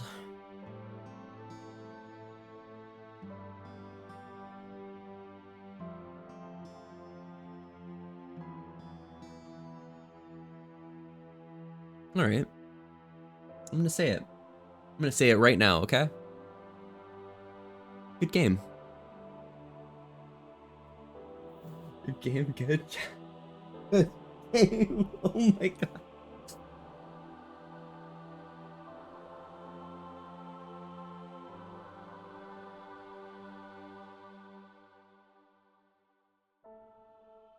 Thank you for playing. Real. 83% complete, ranked detective. I almost completed all the game. Did you tear up a few times? Always, yeah, literally. Bro, anything to do with Scott, like, bro, anything to do with Matthew's dealings with Sophia's events. It's rough. Shit's hard, dude.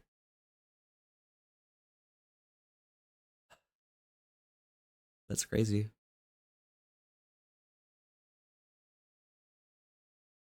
It's wild.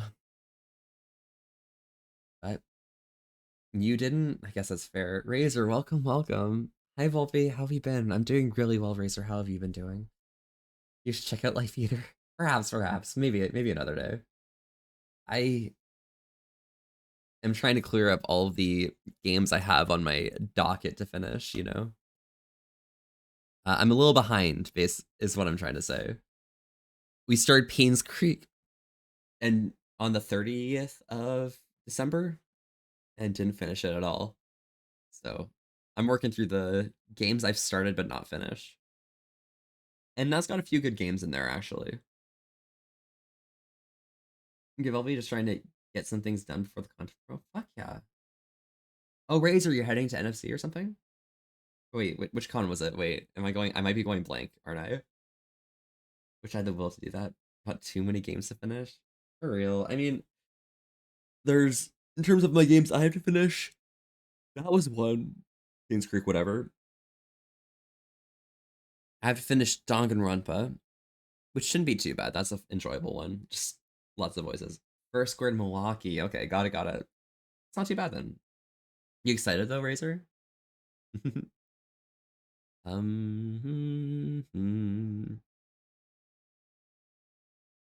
What else we got? Disco Elysium I want to get through. Death Stranding I want to play through. Maybe a bit of Monster Hunter World on the side just because I need something to do. And also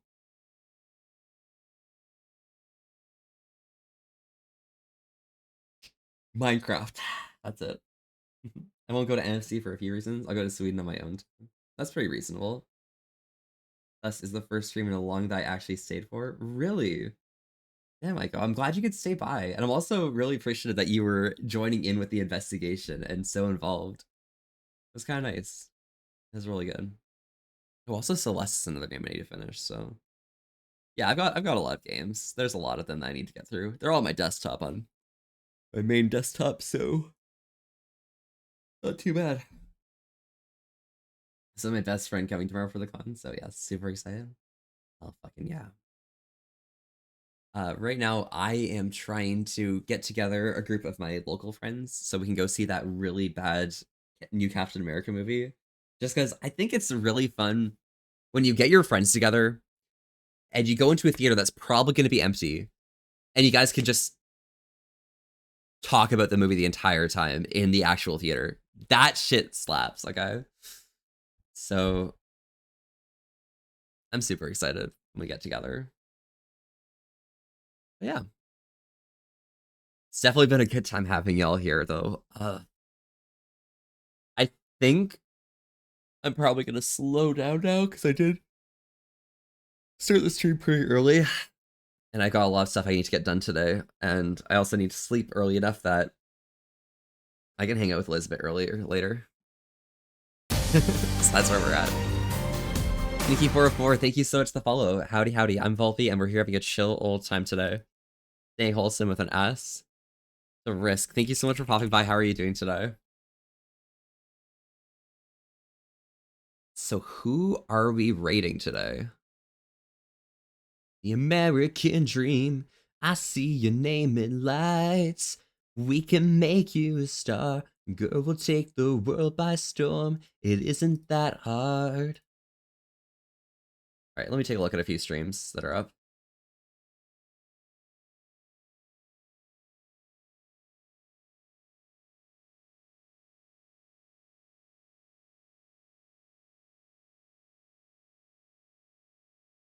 Are they live? They just turned off their stream. Okay, got it. Da-da-dum. Da-da-da-da-dum. Fun stream. Thank you very much, yeah. Who raid? Yes, that's what I'm saying. Who should we raid? Let me see how Yipper's doing. Might do Yipper.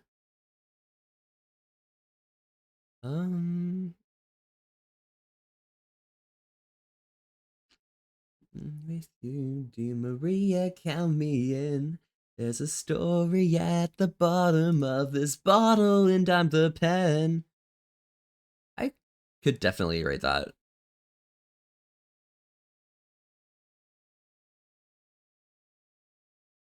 Is that or Shazy, I think, probably. Is there anyone close to partner right now that I could raid? I don't think there's anyone who's like super close to partner right now that needs it. Maybe Zavoda? Are they partner right now?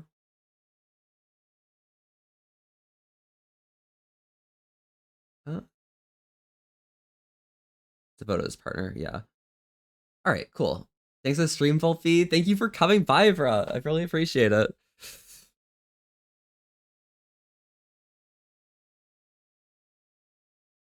Yeah, okay.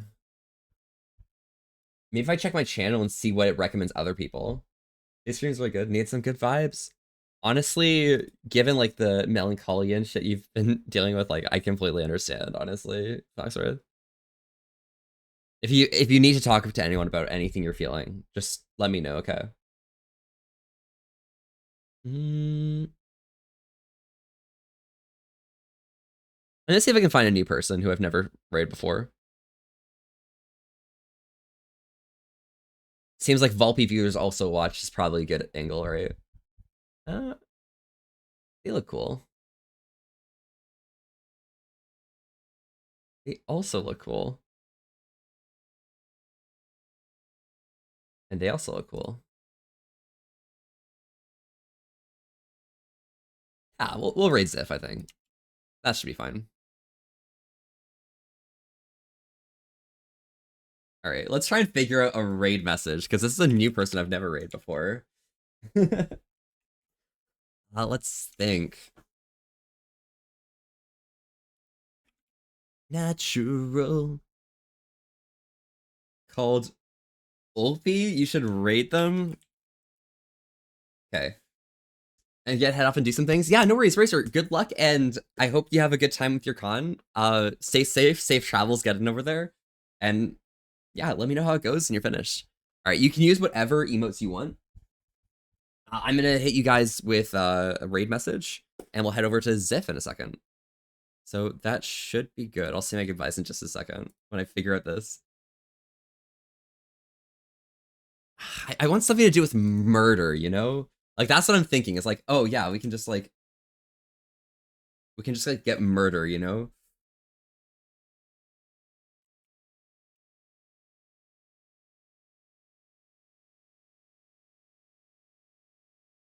No, I'm in your walls is basic. We need something to do with Payne's Creek, you know?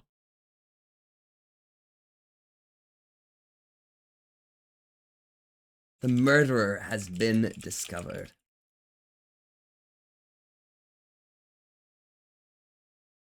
No. The murderer has been thwarted. There we go. You can use whatever emotes you'd like. So feel free to do that. For now, though, it's been a great time having y'all here. It's been really, really nice enjoying the time and spending what little vibes we've had here. Murderers found due to Stim. Oh my god, Stimky murderer. Love you, Volpy. Love you, Ikari. Same with everyone else here, okay? I hope you guys have an enjoyable time, and I'll be seeing y'all somewhat soon. It's gonna be probably streaming tomorrow, potentially, but, you know, life be life sometimes, so we'll have to see how things go. My sleep schedule is just all over the place, and I'm not able to make my sleep or my stream schedule that I have listed on the stream match my sleep schedule, so we're working at it. Good gods, there's been a murder here. I'm sorry. Okay, I'm gonna go. I'm gonna go. You guys stay safe and have a good time. All right, I'll see you guys soon. Hang in there and have an amazing night. Ciao, y'all. Stay safe. Enjoy.